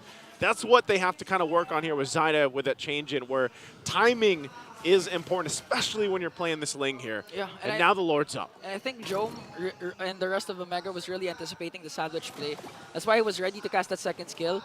Luckily, it hit onto Zyda, plus the onward combination didn't give enough time for Zyda to cast that Tempest of Blade, but right now Omega is bursting down. This Lord, Sanford goes in, but Ukir gets the Lord. AOG once again. JP picks up a kill, plus another onto Ryota. But look at Jom getting another. Gonna get Sanford here. Now TLPH on a roll. It's just Ukir and Jom left. But here comes the Spear of Destruction. Jom going right after 3. He's gonna get Benecuti. He does. Focuses on his attention onto JP. But the Nightmare Spore from Zanji is there. Look at Ukir bringing down the mid lane as well. It's just Jom left here. Wow. Oh, it's the synergy with the haircuts, man. The hairstyles here between Jom and Ukir. Oh, they still have the Lord up top. And now focusing their attention onto the mid lane turret. Look at the damage. Even Zyda has to walk away. Okay, they still have a minion, but they get the base turret. They're happy with it. Man, I have to say it again. Jom and Ukir working together as two to turn that around. Talk about communication and the synergy between the two players. Okay, now they still have the Lord up top. Ukir with the glooms, forcing Zyda to use the Templars of Blaze. Spear of Destruction will connect. Will Jom enter as the Lord bursts down the turret? Look at that AOG from Jacknu once again, connecting every single skills. Jom still here, but Benecuti picks up a kill onto Chaknu as they burst down the Lord. Now 2 inhibitor turrets taken down by Omega. Man, again, you know, Chaknu is doing the work, I gotta say, on this Ganaconcha, but unfortunately, once you land that and you're in the base, you're kind of exposed too, so you gotta have that follow-up. But unfortunately for them, Jom was kind of zoned out, JP was playing really front there, but ultimately, Smart Omega handles those 2 turrets, they get them down. TLPH only has that 1 base turret left in the bottom lane. So right now, Smart Omega playing on the momentum that they have. You can see that Wind of Nature's there as well for Jom, so he's got a little more defense, plus that Purify. And that's what's kind of helping him in a lot of this positioning, fighting, and everything else. Yeah. and concentrated energy locked into for Chaknu. So if he does jump in, he can sustain himself with the Revitalize as well. Chak Mamba with the assists. He's recorded 2,368 assists throughout his MPLPH career. He ranks 4th next to Few, Oh My Venus, and KyleTzy. Wow. Chak Mamba, just like the real Mamba, I think 4th in scoring all time. Yeah. He's a legend, man. He's a legend. Hall of Legends inductee. I think the only one who has yet to win an MPL title. But right now, they really have a huge lead over TLPH, 2.1K. But again, the story is 1 inhibitor turret for TLPH left. That's all they have left. And now that they're, nearly 10 seconds away from this Lord here, I'm wondering if either of the jungles will get the, will actually secure the Lord, because so far it's been Ryota, and then it was Ukir. Ukir also picks up the Divine Glaive. So this time around, now that this Lord, this could be a game-winning Lord. Oh, wait a minute. Cut off? They spot off where JP and Sanji is hiding, but Sanford is also here. 5-man rotation for Omega. As Zaida waits patiently in the mid-bush. He's fine. He's fine, so... Let's get some vision. Okay, so if we're going to play the Lord Dance fight, TLPH has an easier time because their inhibitor turret left is on the opposite side of the Lord. So they can manage the minion waves up top and in mid. But Omega, I think they have a plan to burst down this Lord, not let JP have a setup. It's a great pickup on him for Chaknu as well. Gets the winner's crown. So if the plan is to just find that perfect setup, Heroes landing, Avatar of the Guardian there, pops the winner's crown, has Revitalized. There's so much. Ukir hasn't died yet either. It's been really difficult for TLPH to deal with him. So right now, favorably, Smart Omega going to go ahead and start this Lord here. Less than half health right now. Oh, but Ryota catches Sanford off guard there as Jome just dishes out the damage. Ryota has to pop the Primal Wrath onto JP, soaking up every single damage, but Benecutie pops back to Immortality! But Danny JP with the implosion play of a lifetime! 2 members will fall down in exchange for Sanford. Ryota working on Benecutie, pops his Immortality. Double kill coming in from Zaida. They want to do the cleanup crew here. It's just Ryota left! Oh man, JP! It's all his fault! Ends up going in with the setup, the implosion of a lifetime, exactly when they need it. And now all of that results in them getting and securing this Lord. We're going to take a look at the Infinix instant replay, and it's right here, fighting in this corridor. JP sees his moment, takes a couple of shots, gets ready, and boom, finds 4. And even if Ukir gets out of there, that is enough time and setup for TLPH to turn that in their favor. Wow. I mean, he was literally catching the damage of the Primal Wrath from Ryota. He was even stunned there. But since he had that flicker, he was able to cast a 4-man implosion play, activating his damage dealers to dish out the damage. And right after that, Zaida, a jungler, finally secured a Lord Naisu. Oh, again, man. That's why you can never count out these roam plays, these roamers that do it. Chaknu does it well, but this time JP does it. And now they have the push into the base here, working on the bottom turret. Oh, Ukir, he has to force the black shoes just to evade, but look at Sanji dealing out the DPS. Gets a kill onto Ukir. Templars of Blades for Zaida here. And now JP catches someone. It's going to be onto 2. Who's going to fall down first? Ryota is low. He's going to fall down in hands of Benecutie. Chaknu AOG is not going to be enough. Has 2 members left to fend for themselves. 5 members of TLPH still here. They don't care. They want to go for the crystal. They're going to pick up a kill onto JP, but Jome onto the back line. Wants to go right after Sanford, but Sanji says, not my San duo. A 1v1 onto the jungle. Andoryu wins that clash, and Omega defends the push. They do it again, time and time. Somehow, some way, Smart Omega has this defense plan, but then can they keep it together? The push still coming through from Sanji and Sanford here. It's only Andoryu for a little bit longer. 4 seconds before Ukir arrives, but Andoryu manages to pick one off. And now a Winter Crown play just to delay. No more inhibitor turrets left, but Omega still standing. Ukir, okay. You got to slow the pace here, Ukir. I need to drink water. Good thing. Wow. Smart Omega, there's something about them where just when you think things are going to end, the switch just turns on. They somehow defend. Great defense.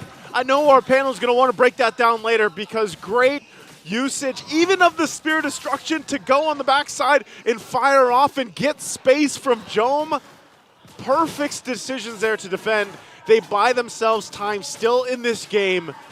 And we're 30 seconds away from the Lord. Some items being picked up here. Even the potions and immortalities at this point for these teams. 21 and a half minutes into this game. TLPH saw the victory. But as much as they tried, they couldn't punch game one in. Imagine, prior to that clash, prior to the Lord take, TLPH only had one inhibitor standing left. And right now, they still have one inhibitor left. And Omega has none. It's just a crystal for the Barangay. But it was a good decision for Omega to really separate the clash. Andoryu and Jome, a defense of a lifetime once again. And now starting things off with this Lord. Zyda's going to be in the picture soon, but Benny Cutie making sure to push the mid lane, control the waves once again. Okay, the downside is for Omega, all base turrets are down. TLPH holds on to one. As small as an advantage that is, it's still an advantage. So all waves have to be managed here as well, and that's part of the problem that Smart Omega has to solve. TLPH also kind of spotting things out, getting the vision they need.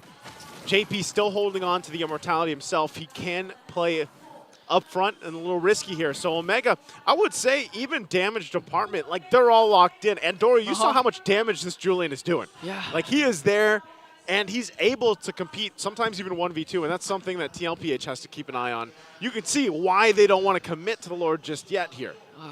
Look at the kill scoreboard. I think it's been a while since we've seen a 19 and 20 kill scoreboard as we approach the 23-minute mark. Even the 35-minute game of FCAP and TLPH didn't reach this score. Yeah. Wow, and right now, JP, he has to deal with the Purifies of Jome and Ukir plus the Black Shoes. So even if he has the Flicker, as long as they pop the Purify, they can easily turn things around. There it is, less than half health right now. They're still going to slow it down. down. Look at Cutie onto Ukir! Pops his immortality. He still has the Black Shoes though, has to back away. And now it's going to be a retribution battle between the two junglers. Zyda secures the Lord. TLPH will disengage. And they won that trade. They don't have to fight, and they know it, right? They already get that out. Ukir holds on a little bit longer, but now they have to defend, man. They have to defend once again. We're going to see if Smart Omega has this defense play in their pockets while avoiding JP, because JP is waiting for that set. He doesn't have Flicker, doesn't have it available, but Sanford does. And that's why they're playing up front as this Lord gets ready to walk in. Implosion play from JP as they bring down Andoryu. AOG is there, but Cutie managing to free it. Every single member of Omega has to walk away, though, because of damage. He has to respect the damage of Omega. As Omega tries to work on this Lord. Chaknu very low here. Jome still unbothered. JP goes in with the Sacred Hammers, but Immortality is going to be popped up, but Zyda onto the backside. Look at Cutie going around after the Crystal, and TLPH forces a Game 1 win! And you can hear the crowd. Let's go Liquid. As Game 1 is secured, but man, I will say Omega did everything they could on that defense. But it was just too much pressure from the Cavalry to take Game 1. But what an amazing Game 1 of the series here. I can't wait to see what's in store, and I can't wait to see what our panel has to say about this. Let's throw it on over to them to break it down.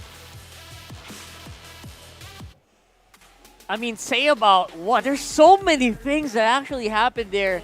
We're going to have to go one by one if I want to really get a good full grasp of that. But in general, TLPH basically just forced Omega into really tough situations where Omega had to bend so many different ways to get what they needed. Yeah, number one, the Rattlesnake lineup no longer 100%.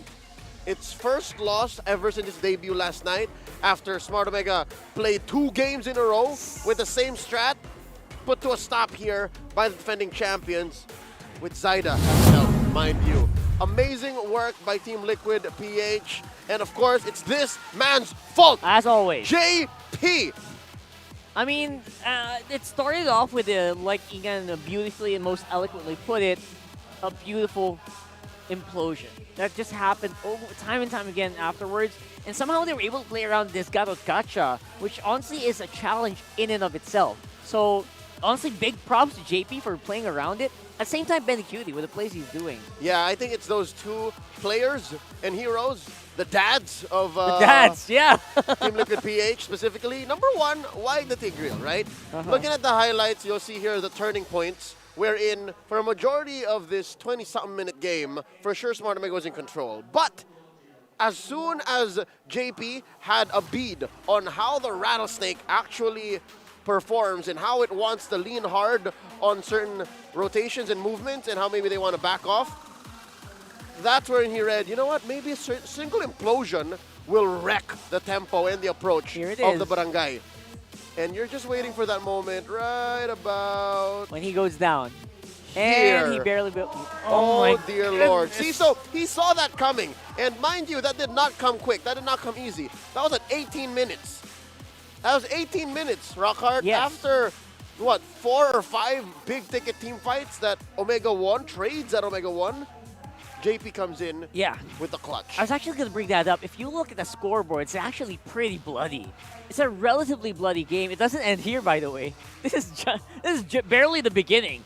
And I would say that, you know what, this was an immense defense that was put up by Omega. You cannot count him out. Big J was making the play, man. Kudos to Omega again.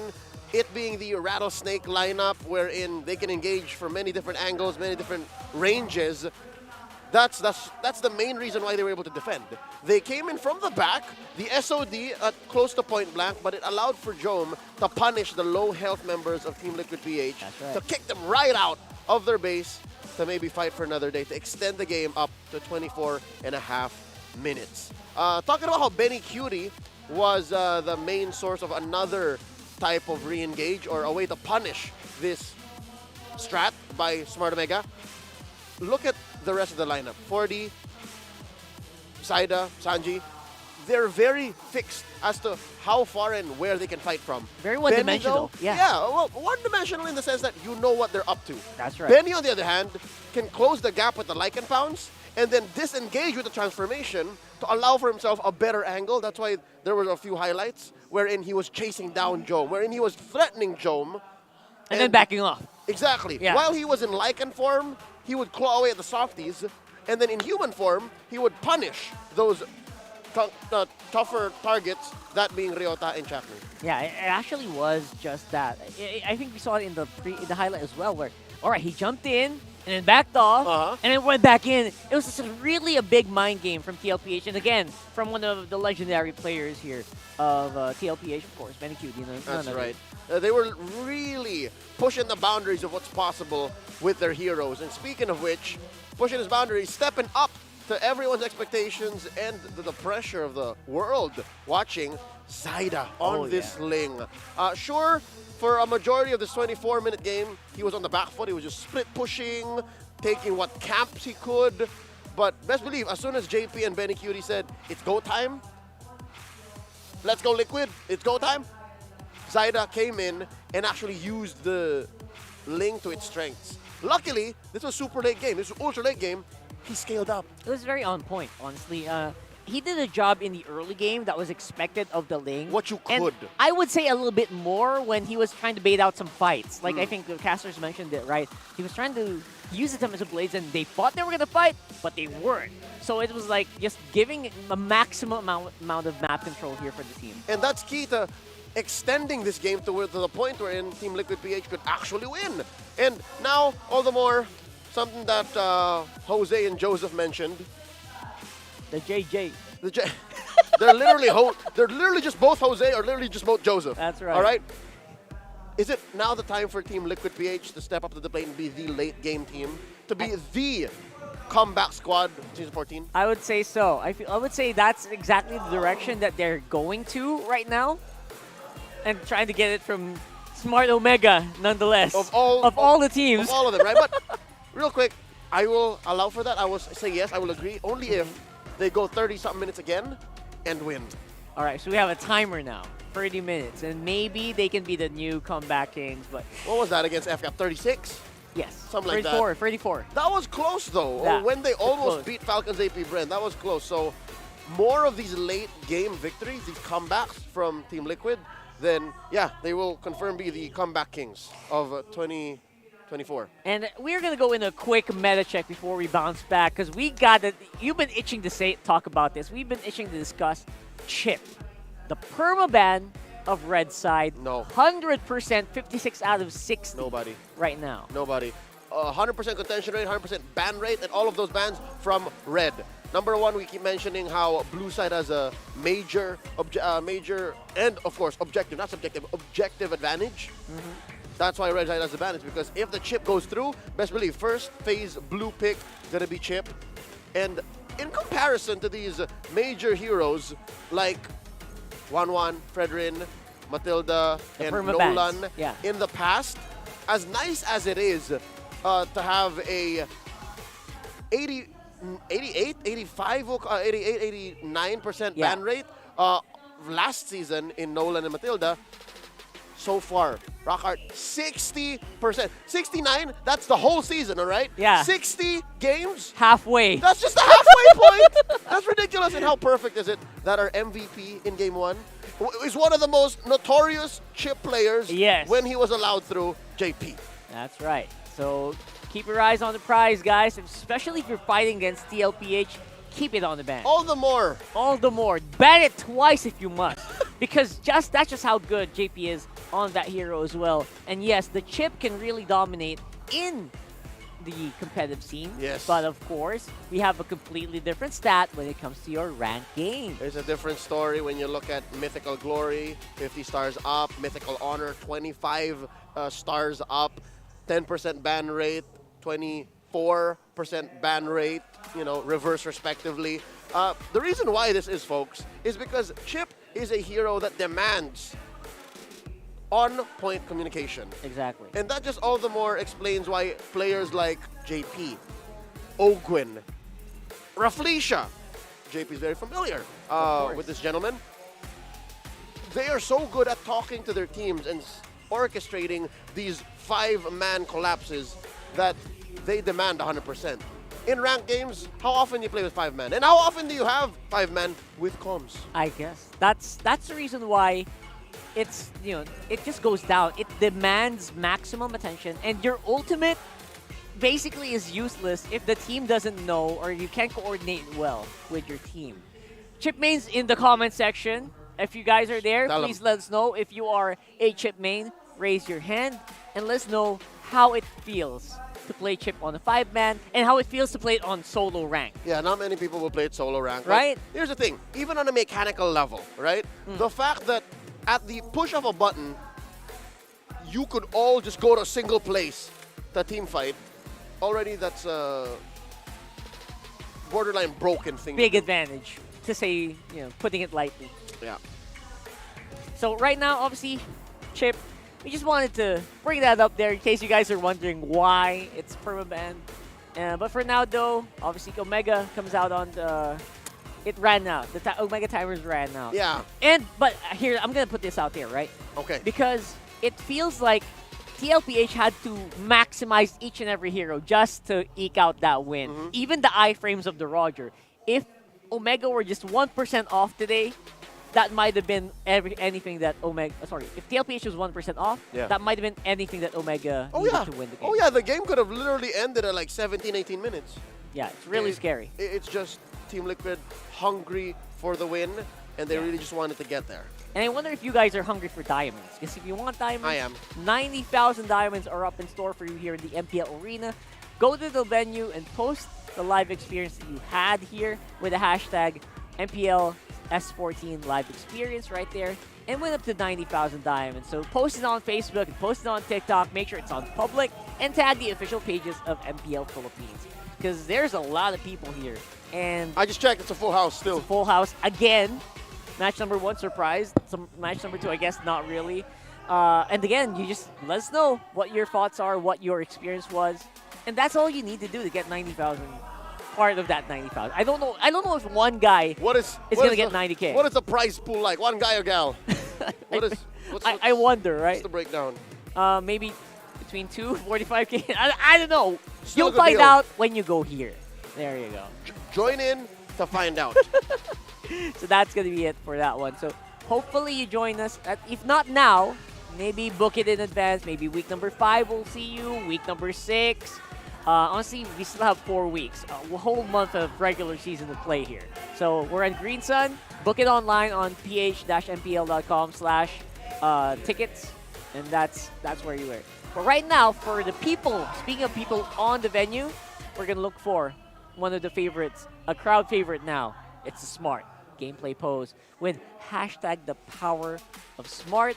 I wonder what we're going to copy today because we've been doing a lot of nonchalant poses recently. I would prefer the more active poses. I want something physically demanding. Physically demanding. Who is this? Oh, that's... Well, all right. I guess... You know, in honor of Zyda's win, I'll allow it. There you go. For the win.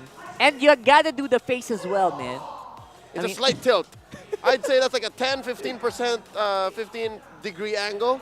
Yeah. And then, folks, that is the attitude. Left hand open, right hand fist.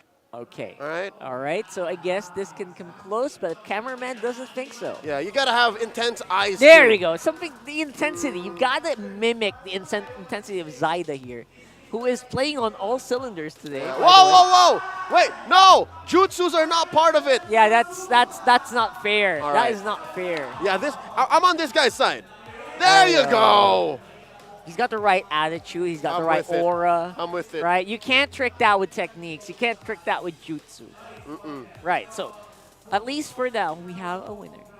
And again, I'm looking forward to the really demanding ones. Maybe they're saving it for playoffs. I don't know. But we're looking for the really physically demanding. Like, yeah, I don't know. we have a little bit of that. Yeah, you know yeah, exactly. That that was pretty one. good. But, that's pretty good. You know, a little, it's fine. You know, like with the tilt. It's like you're just saying thank you or something. Or yeah, or he's ready to fight. Ready? Oh yeah, right. You know who's ready to fight? Who? Smart Omega. Smart Omega. They're going blue, and that's what's their win percent rate on blue? 88. Pretty high. It went down maybe a tad.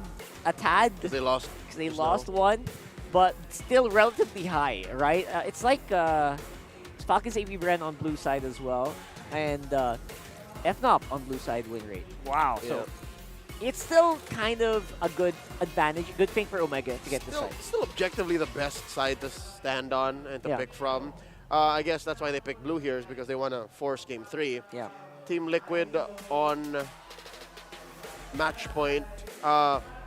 Rather, it's Team Liquid who picks, because again, Omega is home, so that's how that explains that. So folks, sorry for the confusion. It's Team Liquid who's choosing blue now. Again, all the more. Oh, there it is. We're at match point. We want to win. Stake blue. Thank you so much. There you go. We confirm it, and TLPH does, I believe we'll see it in the bid, a relatively high blue side win rate as well. Again, maybe most of the teams in the MPLPH does have that high of a win rate. We'll see as we head into game number 2 here for TLPH versus Omega. You see what I'm seeing? The Tigreal ban. Daddy JP, Respect. get out of here. There are no shortcuts in life. And there's a chip, of course. They teased us. They're like, Yeah. oh, look, we're not going to ban the chip.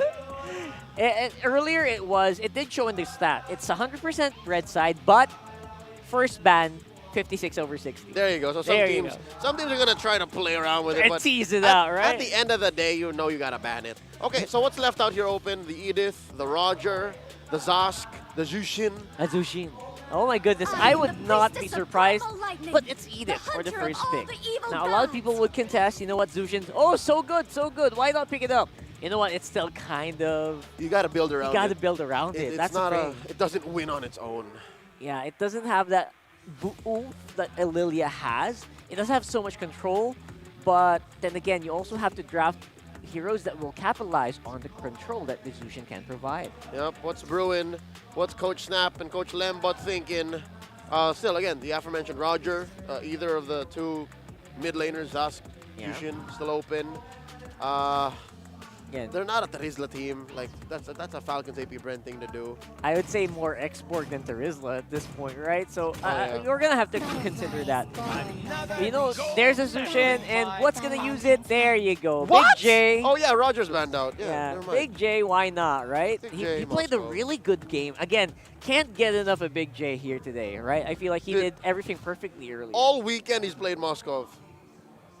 Every single game so far. Every single game? That Smart Omega played in week 4. Played Huh. Moscow. Flashy accompaniment. All right, there's a Zask, and of course the Ling. You know what's dangerous about this Ling, Rockart? Is it picked so early that Smart Omega can do just this. They can go toe-to-toe, and then they can pick up heroes that threaten Zyda's Ling. And you know what's scary? Team Liquid PH is going to be on the back foot. Midnight taught me this trick. What? In the school of Midnight drafting and analysis, if you have to pick up a hero in the first phase, and then in the second banning phase, ban heroes to protect that hero, you're on the back foot. You're playing defense.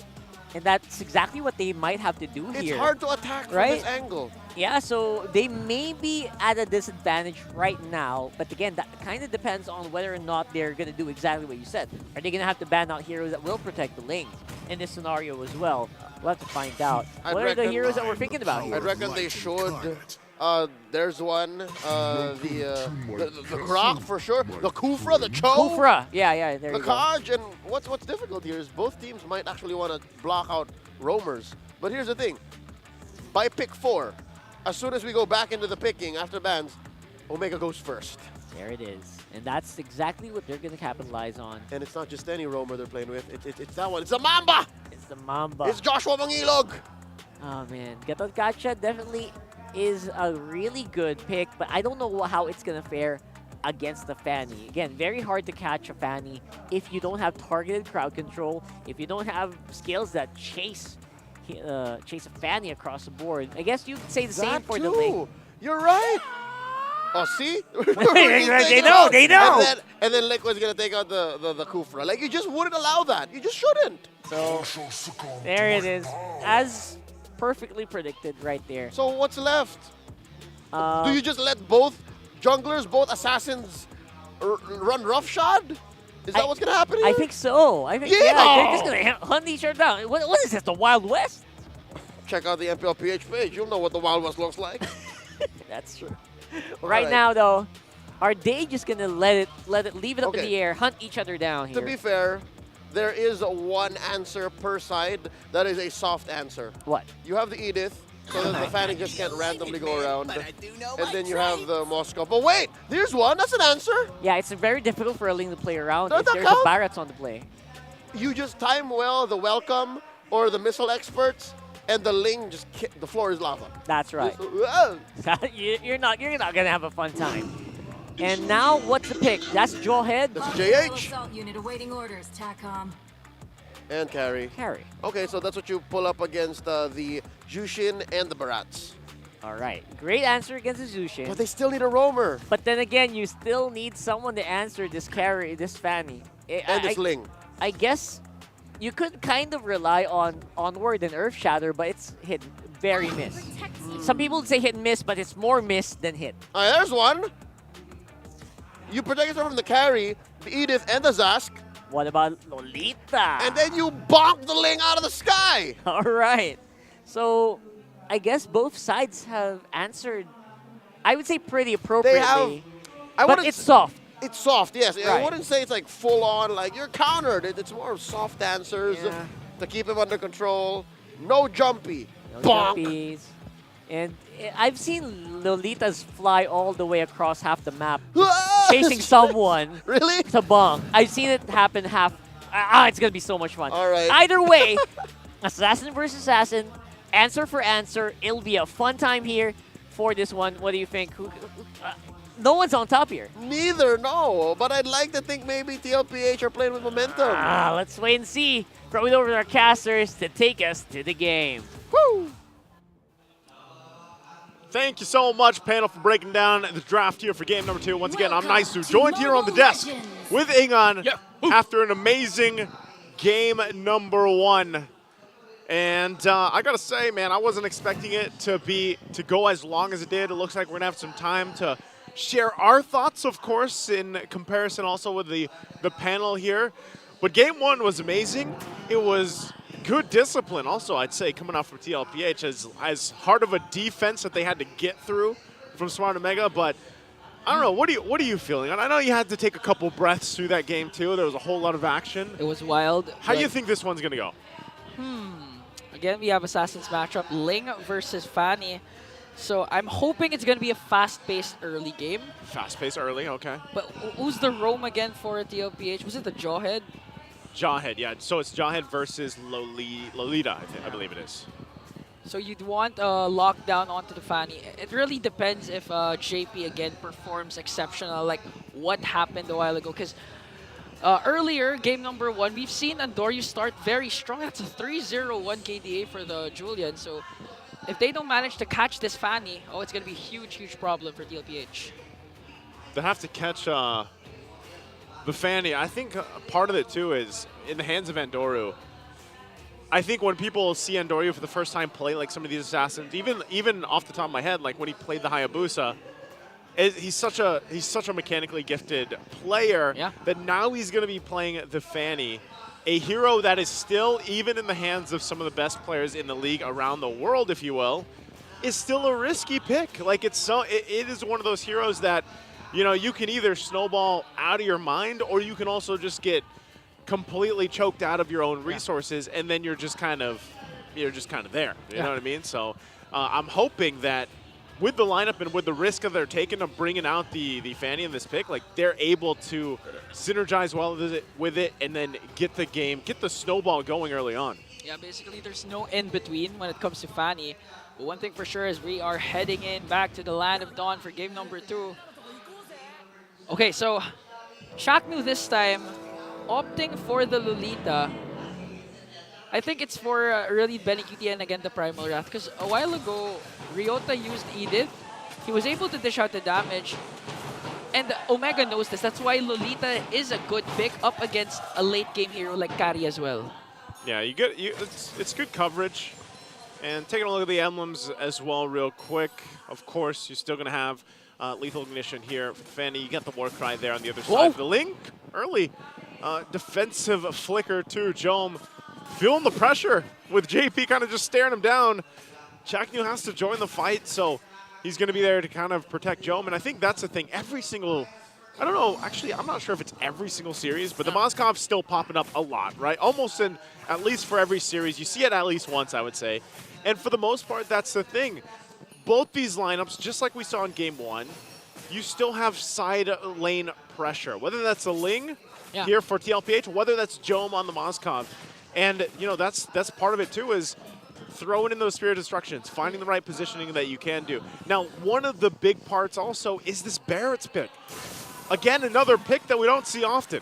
We even talked about it, that it doesn't pop up at all in the jungle now. So Ryota, oh, hold on, there's a lot of focus up here. Okay, it's just Jome left. It's Jome again. But okay, JP goes right in. Is he going to be able to cast the ejector? He does, and I think it's going to be a first blood kill onto TLPH. Luckily, Benecuti was the one who got that kill. That's tough for Jome because they knew his flicker was down. They just tried to do the thing, you know, just a minute and a half ago. Yeah. So the call was there, and Jome was very far into the lane. Gets tossed up. He knows he's playing against a Jawhead, and, you know, it finds that range to get the ejector off. So that's a tough start in the gold lane, and with that, this Turtle's up here, and TLPH is just going to go ahead and take it. Okay, a strong start for TLPH. Gets a kill onto the gold laner of Omega plus the Turtle. So, contrast to what happened during game number 1, it's actually TLPH on the driver's seat right now. Again, Andoryu had the 3-0-1 KDA first 5 minutes of the game, plus the Turtles. So, Omega really needs to step up, because if we reach the late game, okay, they have the Moskov. But again, if Zyda snowballs and Benecuti is activated right away, they could end this in 12 minutes, in 13 minutes. Yeah, that's the thing. In the hands of Benecuti with the carry here, early kills already going to give him the advantage that, you know, Benecuti's going to play around with. That's why still you see so much focus here in the gold lane. They'll go ahead and just try to do the same thing, and everybody knows that play, right? TLPH is also going to stay up there because there's not really anything else you can find. Like, if you think about it. Okay, they want to go for the stun. Look at the cables coming in. Stun? Plus the Numinum Blast, but Benecuti manages to stay alive. Now the counterattack for TLPH. Zyda will finish the job as brings down Chaknu. Now Omega still no trade for Omega despite them starting that rotation up top. Great defensive just positioning for Benecuti. I'm surprised he was able to stay alive. Yeah, he did have to pop the Purify. but still enough to kind of keep him in that and not go down and lose that lead that he had. So everything being thrown at him. Once again, JP still kind of being a menace here on this Jawhead pick. Berserker's Fury now being picked up for Zyda as well. And this is what we were talking about, the snowball potential for both junglers. But right now, it's everything that TLPH is just doing by the book, building up that lead they have here. And so I think this is going to get tougher here, Ingan, especially the fact that, like I was saying, one of the weak points of the Fanny is if you get behind, it's tough to come back from that. Yeah, especially up against the Jawhead. That's right now 0-0-2.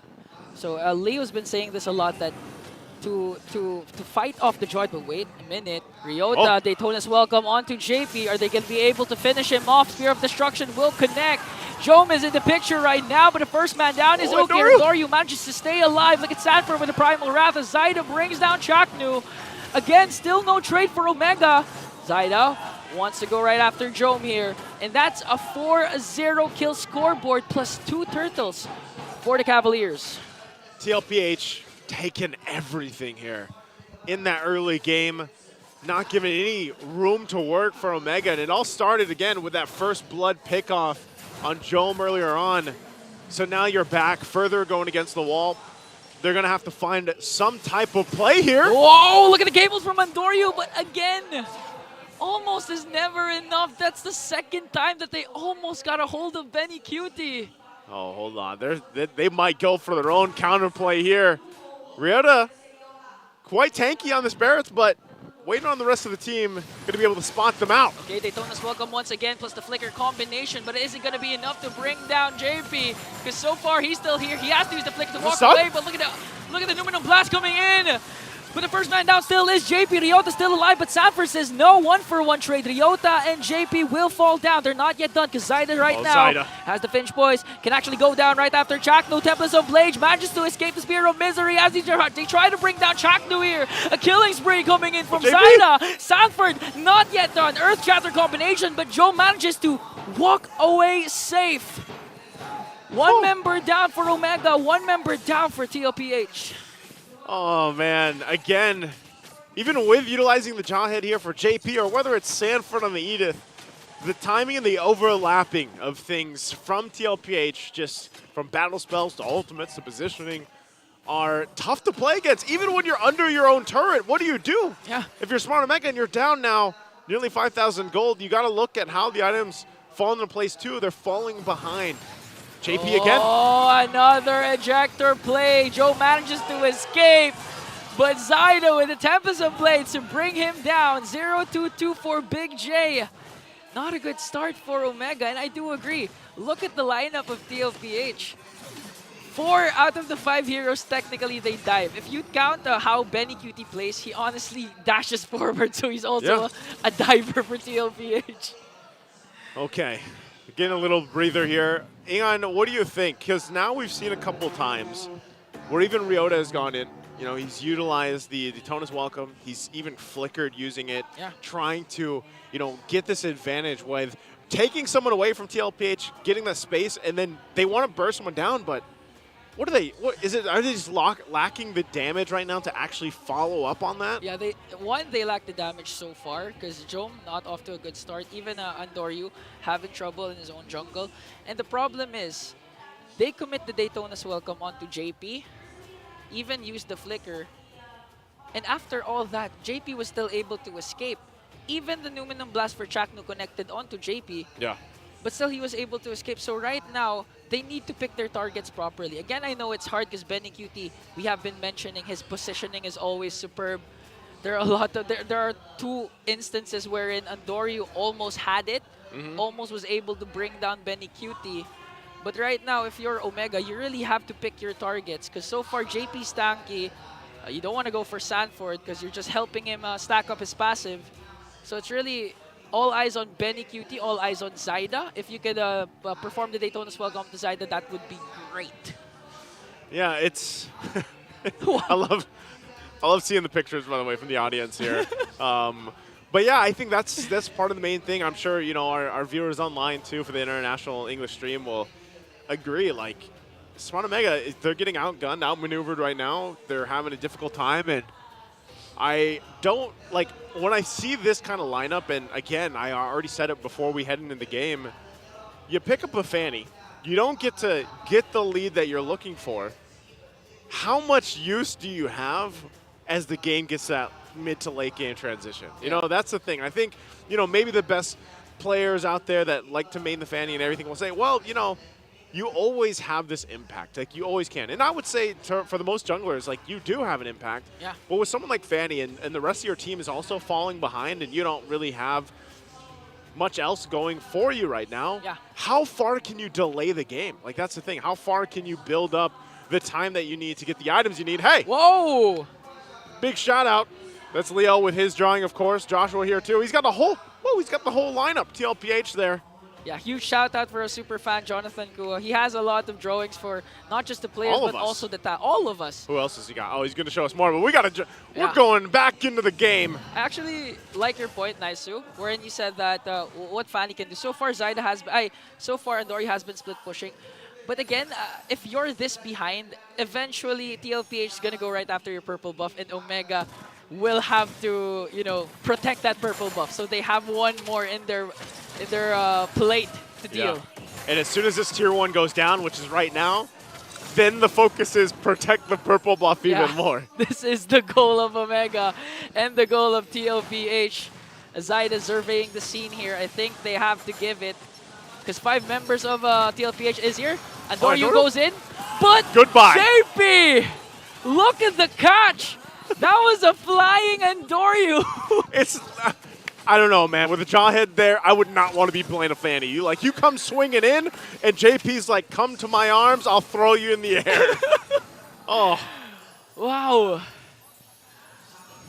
I mean, JP so far has been playing phenomenally. A while ago, earlier, we've seen him with the Tigreal. Who could forget? Even Antianara from the Phil panel said that that was the turning point of game number 1, the 4-man implosion play.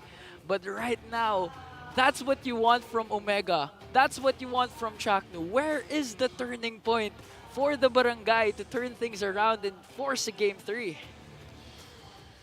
That's a good question. It's loaded because, you know, every time we get a glimpse at things, it's just more going bad. Well, you know, and at that point, we'll go back to our super fan here, Jonathan. Who is this? Are those both Chantel? That's both Chantel. I think it is. He's got more. I want to see what more Jonathan has while we wait to get back to this game, because right now, nothing's changing. Smart Omega is just down. Who's the one I think that was Brigida? Brigida, that's Is that Brigida? Oh, I think so too. And if you guys are wondering about ours, we already have them. Jonathan did a great job. He handed us our pictures already. I even have Chip on my back. You have Chip on yours? Yeah, I have. See? Why do you have Chip, by the way? I don't know. I don't even use Chip. That is a really good chip. I wish we could show our audience right now. That's a really good chip. Whew. I just have mine in my pose, my normal pose. Your Superman pose. Yeah. Your Clark Kent. Is that right, Clark Kent? What's Clark Kent? Okay, Clark Kent. Okay. I got confused. But look at this. This is what you get when you watch in Green Sun Hotel. You get to flex your girlfriend. And your pets. And your pets. And what you want the world to read about your message. Because so far, all of our fans are having a fun time here. Especially the ones who experienced Series 1, our star match, went to 3 games. And I'm just really hoping this series would also go to a game number 3. Aww. Yeah, at this point with game number 3 on a wish list, it's looking pretty scary for all the Barangay out there. Yeah. And which is crazy because, like you said, game 1 was an amazing game. You know, it was very close. It was very just I would even say like it was just a battle, you know, between these two. And for this one, something's completely changed here where it just feels like they're so far behind. They're trying to scrape up what they can, and I think it's at least for the next couple of minutes, man. I would say at least for the next 5 minutes. Whoa. Smart Omega will be having a difficult time trying to just focus on catching up here. Yeah, and I actually noticed that Chaknu, instead of going for the Flicker, went for the Revitalize for the extra sustain. So I was asking you a while ago, when will the Mamba have a JP moment, a Game 1 JP moment to turn things around? It's hard to do that when you're a Lolita with a Revitalize. You know, less mobility, less out of nowhere Numinum blasts because you don't have the Flicker. So Now, what's better? I wonder what. Oh, hold on. We're going back into the game. Here we go. Jumping in the game, back to it. Nearly the 8-minute mark. Lord still a minute away. Whoa! TLPH is like, yeah, we're feeling antsy here. We're going to go fine. ahead and spam the recalls. We're fine. We're unbothered. It's 8 minutes in. You have a Fanny. We know how to counter out the Fanny, especially in the early game. And so far, TLPH, the Cavalry, has done a wonderful job. And JP with the throw onto Ryota. Is he going to be able to sustain it? Manages to catch someone, but Zyda finishes him off as they work on the middle lane turret. And Sanford with another setup here. Chaknu has to use the Numinum Blast just to delay, but Andoryu manages to catch Zyda. That's a 1-for-1 trade. But the problem is the Holy Shield in the middle lane has been popped up. Andoryu wants to run after JP, but JP manages to escape. He's on out of there. That was a great synergy coming out from TLPH, of course. Great to see. And even for Sanford to jump in with a flicker, gets the knockups there with the Earth Shatter, multiple members, but still, they do go in a little bit too far. They get punished a little bit slightly. Smart Omega still has a lot of ground to cover, though. Knowing that Zyda is now back up full force, it looks like Smart Omega, despite being down 6,000 gold, they're confident enough to sit up here in the front and face off against TLPH. The problem is JP, just with a little, showing, he's going to zone them out. It's I a think good they just want to find it out. It's a good conceal play from JP, but the missile experts are here. Unstoppable force as Zyda gets the Lord. JP is going to fall down, but here comes Sanford with a Primal Wrath. Chaknu is the next man down. Wants to go right after Ryota. He has to flicker away. 3 members are left, and Sanji finishes off Ryota. Andoryu. Oh, look at this. Andoryu still not done, but Sanford with the onward combination. Almost. But TLPH, Zyda secures the Lord.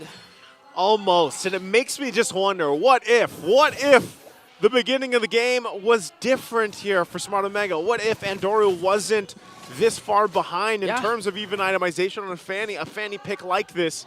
He's been trying to find what he can. Here it is. Going right after Sanji.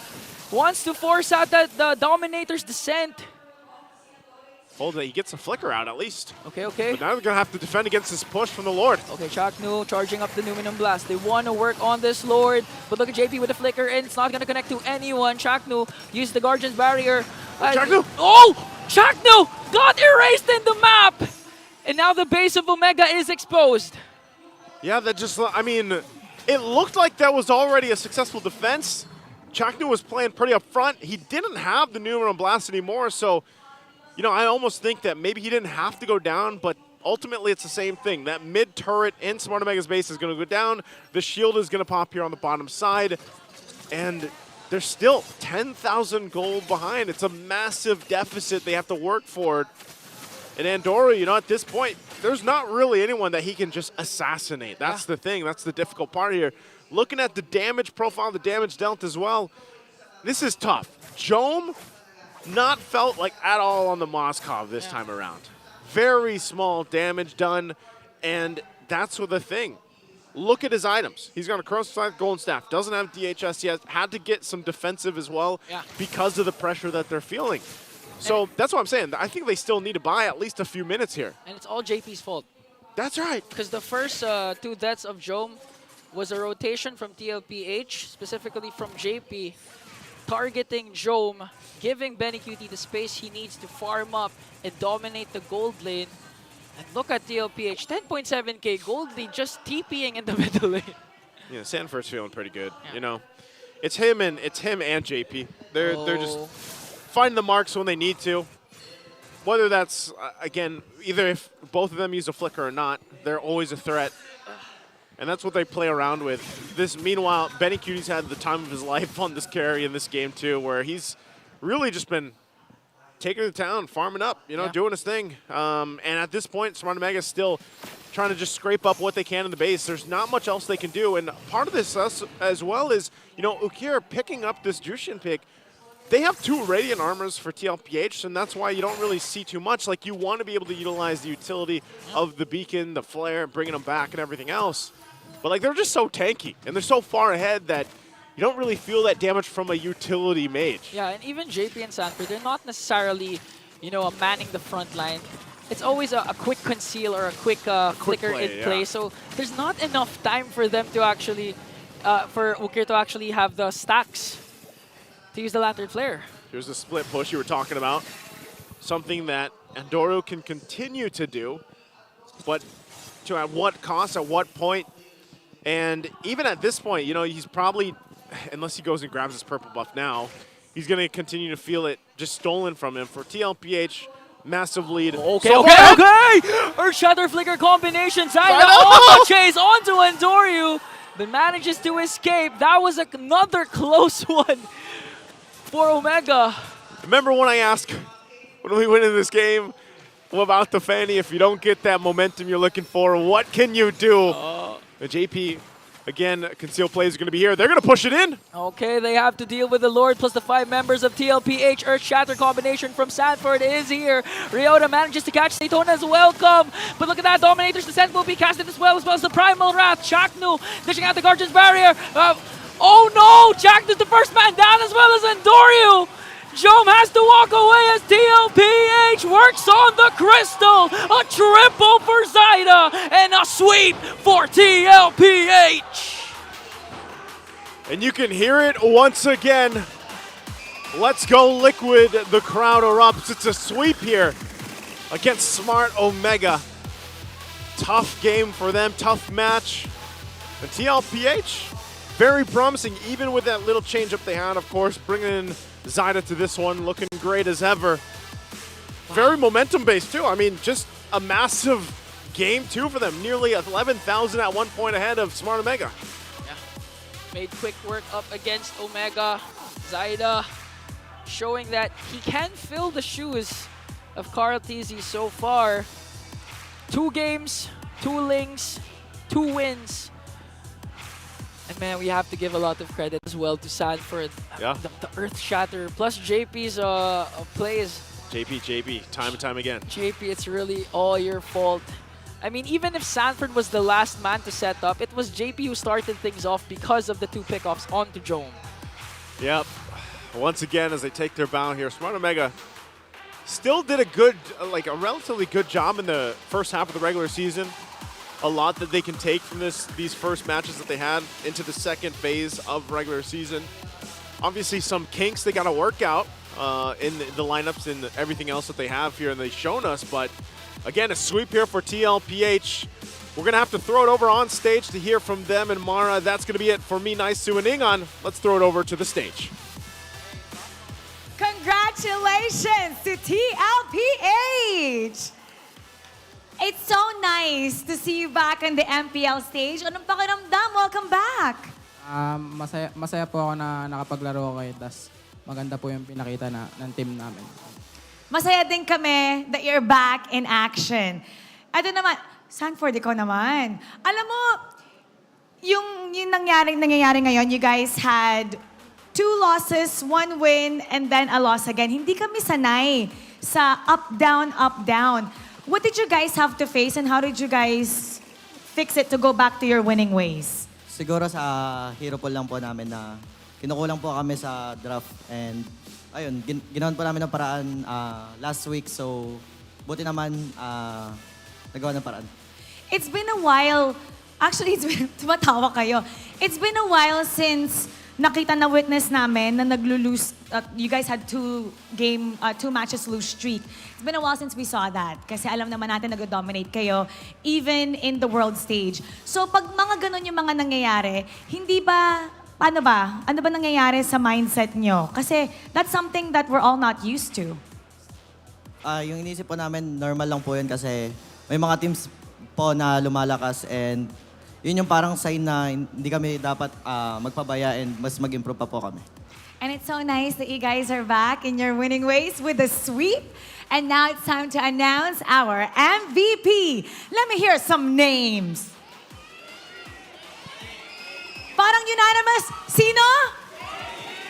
Ang galing ah. Sino?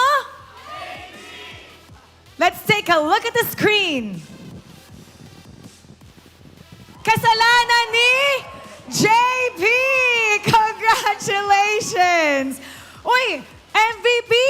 Alam ko mahiyain ka, pero tinan mo, yung mga cavalry natin dito. Todo suporta sa inyo. Full house tayo ngayon. Anong gusto mong sabihin sa kanila? Ayun, thank you sa pag-support kahit natatalo na kami. Sana supportahan niyo pa rin kami. But now, sweep congratulations! At congratulations din sa ating lucky winner na mananalo ng 3,000 diamonds. Come on up! Ito na ang ating lucky fan of the day. Hello!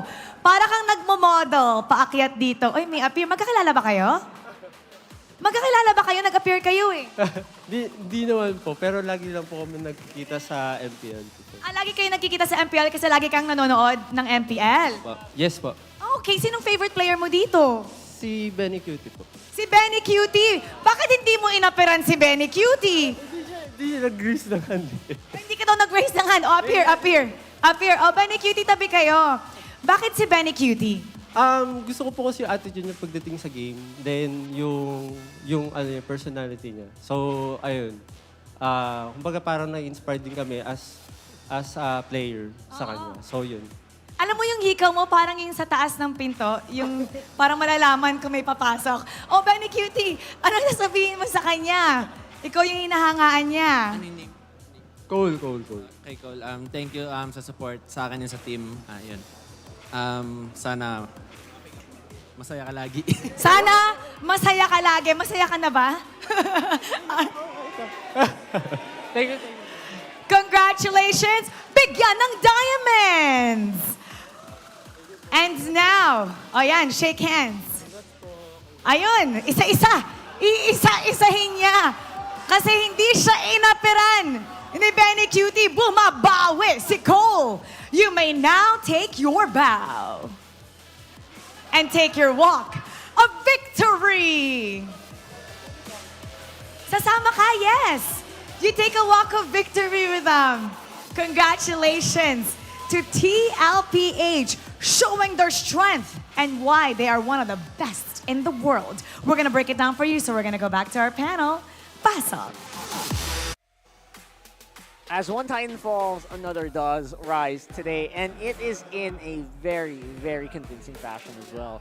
TLPH with a sweep against Smart Omega. All right, so all is well with the world, but as a honorary member of the barangay, I think them closing off the first half at the hands of Sanford, JP, and Zaida with a sweeping loss. You know what? I'm okay with it. I'm okay with it. You know why? It's because Liquid played out of their minds. Look at that. I think if there's anything that our casters weren't able to say about this whole match, is a sentence that Ingan could not finish. What? He was saying, oh, Leo always says this about the Jawhead. It's because when you play as the Jawhead, you always have to be on the offensive. You always have to find ways to make your opponents think that they're not safe. And that's exactly what JP did alongside the game MVP, Sanford.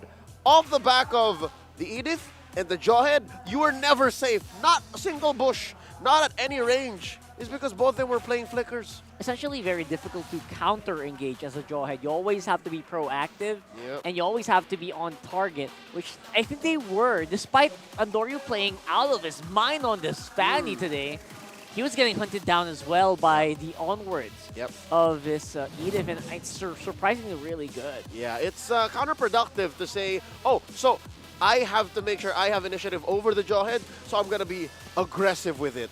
But sometimes, that's exactly what a team like Team Liquid PH wants you to think. And looking at the final stats of Sanji and Benny, deathless, Rockheart, deathless. Yeah, as flawless as you can get. They were setting it up. They were saying, all right, so eat me up, Ryota. Go ahead, Chaknu. Get in range. All right, pow, we're going to punish. And that's all sorts of damage you can imagine. Magic, physical, true. Then Zaida just comes in, clean up house. Yeah, the punish is real in a lot of these fights.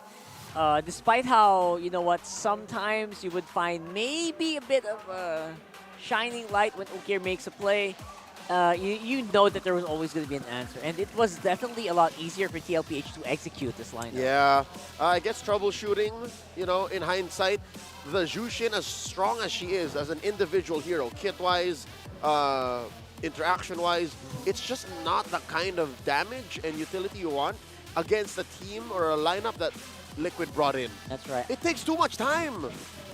I feel You're like trying to this- set up the choke slam, the lantern flare. Yeah. You've already been flipped over. That's right. That's exactly what you're trying to bank on, to hold them for the early and the mid. Yeah. In the late game, maybe Jome would pop off.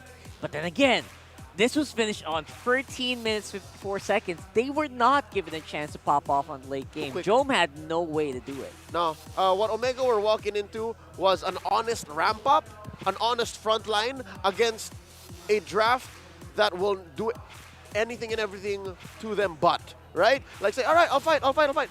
Just kidding, we'll throw you over, burst you down, what's next? You're down 3 dudes. That's exactly what led to Liquid just stampeding through. It's a Liquid stampede, if ever. 16 minutes, man. Oh, 16 kills to 4, under 15 minutes. That's right. That's what stampede is. It's a Cavalier Stampede for sure. Used to be, what do you call that? The Echo Express. It's a Now Liquid it's a Stampede. Liquid Stampede. And it was very difficult to actually fight against, despite having a Lolita, despite having a Barat. Yeah. It was played to a T, and you can't blame him. Honestly, they played each and every role perfectly. Yeah, on a role per role, hero per hero, you can see how Omega was like, approaching this potential problem. But when you put it all together, especially in exercise, in execution, Liquid just had their number. So now I'm going to ask you, Rockhart, how do you feel about Zyda coming in? Does this change Liquid's pace? Does this show us a different side of the cavalry? Does it look different to you? Could I have covered the name and say, look at this, who's that? That's a good question, right? I think that's also something that you guys can answer, because honestly, for me, it felt like Zyda did exactly what Team Liquid PH were trying to do all week long, which is polish that early game. They did that in game number 2. Game number 1 was really 50-50. I'm not gonna lie. That you could have tossed the coin, that was it. But in game number 2, that was the goal for Team Liquid PH. Again, they said it themselves. They wanted to clean up that early game, not become the comeback kings of MPL PH. And I guess they did that right here. Game 1, I'll agree with you. I will concur. Game 1 looked like Zyda's first outing in Season 14, definitely. Game 2 looked like what Liquid wanted to be anyways. Like, that is picture perfect, the performance they want. If they could play every single game moving forward, Season 14, like Game 2 here against Omega, we're looking at back-to-back champions. Yeah, and these are the matches that you voted for. And Week 5 star match, TLPH versus FNOP is the winner. And I guess it's very fitting that they also won this match so that you guys... Oh, the 2 winners of today, by the way. That's right. Oh my goodness. Time Slayers versus Times again! Woo! That's spicy right Okay. off the bat. That's why Tony was sighing even after today's win. It's like, oh, come on! Not again! After FCAP, Liquid again?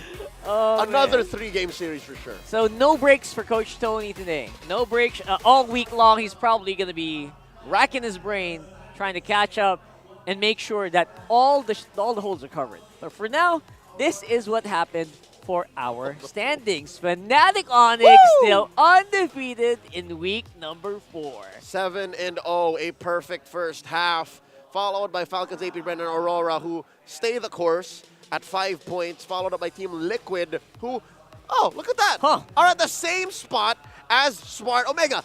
Rockhart, literally the same. They're tied 4-4. Interesting. The way Oh my The way goodness. that the point system works now is it's so easy to see which teams are going neck and neck. That's right. Not just in match point, obviously very easy to do that. After that, you just have to keep going down, right? Check the win-loss. Check the net game wins and the game win-loss. But for these 2 teams, they are literally twinning. I love what I'm seeing here for Smart Omega. They have Still, the rivals now. yeah, literal rivals, especially on the stats. So, I don't know about you, in the first half of the season, despite losing this one, Smart Omega is still doing good. Yeah, I like how Smart Omega is doing now, more so that they've had their ups and downs. Because what if it crumbles prior to the playoffs, into the playoffs? We'll have to find that out maybe for week 5. For now, though, we got a bit of a surprise for you. A nice treat, a mic check for Team Liquid PH in that last match. Okay, thank you.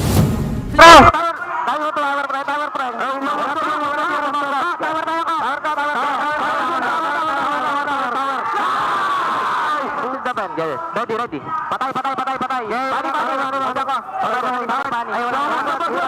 Ay, mamatay.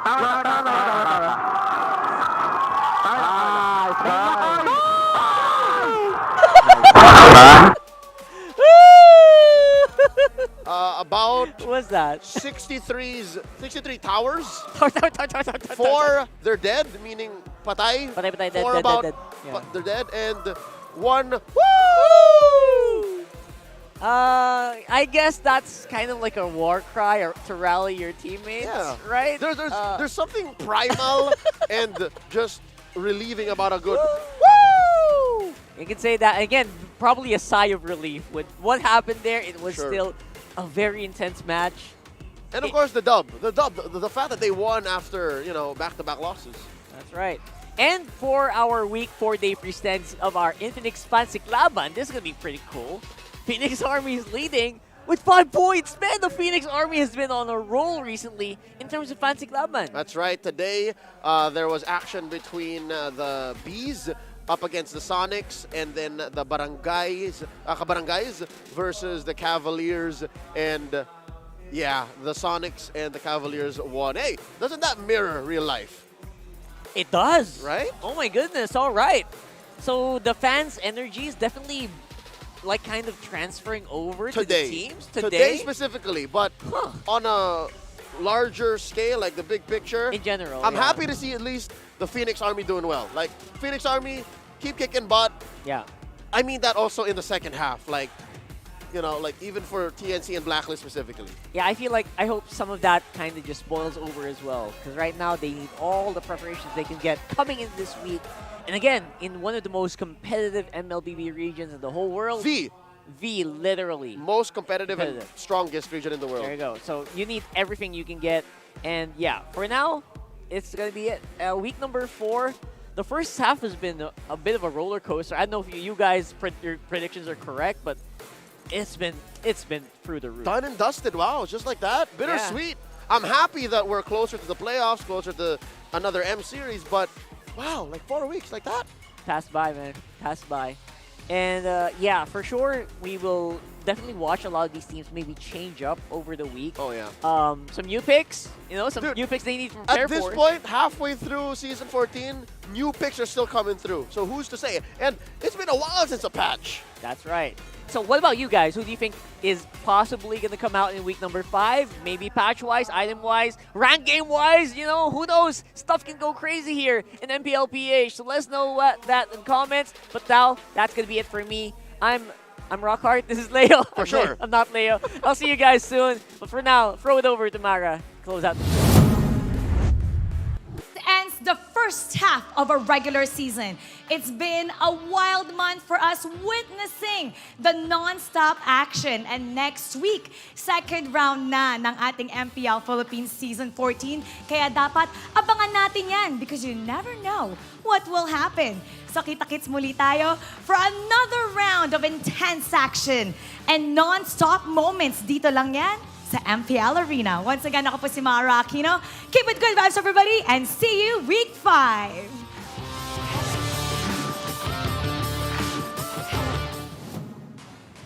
The 14th season of MPL Philippines is brought to you by the following sponsors. Smart, the official telco partner of MPL Philippines Season 14. The official tournament phone of MPL Philippines, Infinix GT20 Pro. Official suppliers, EMC Asia and Index Salon. Experience the MPLPH Season 14 action live at Green Sun, Makati City.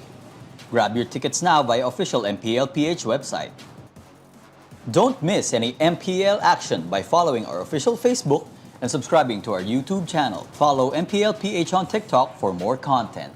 And to ensure the equality and fairness of our games, MPL Philippines is also monitored and supervised by the Games and Amusements Board.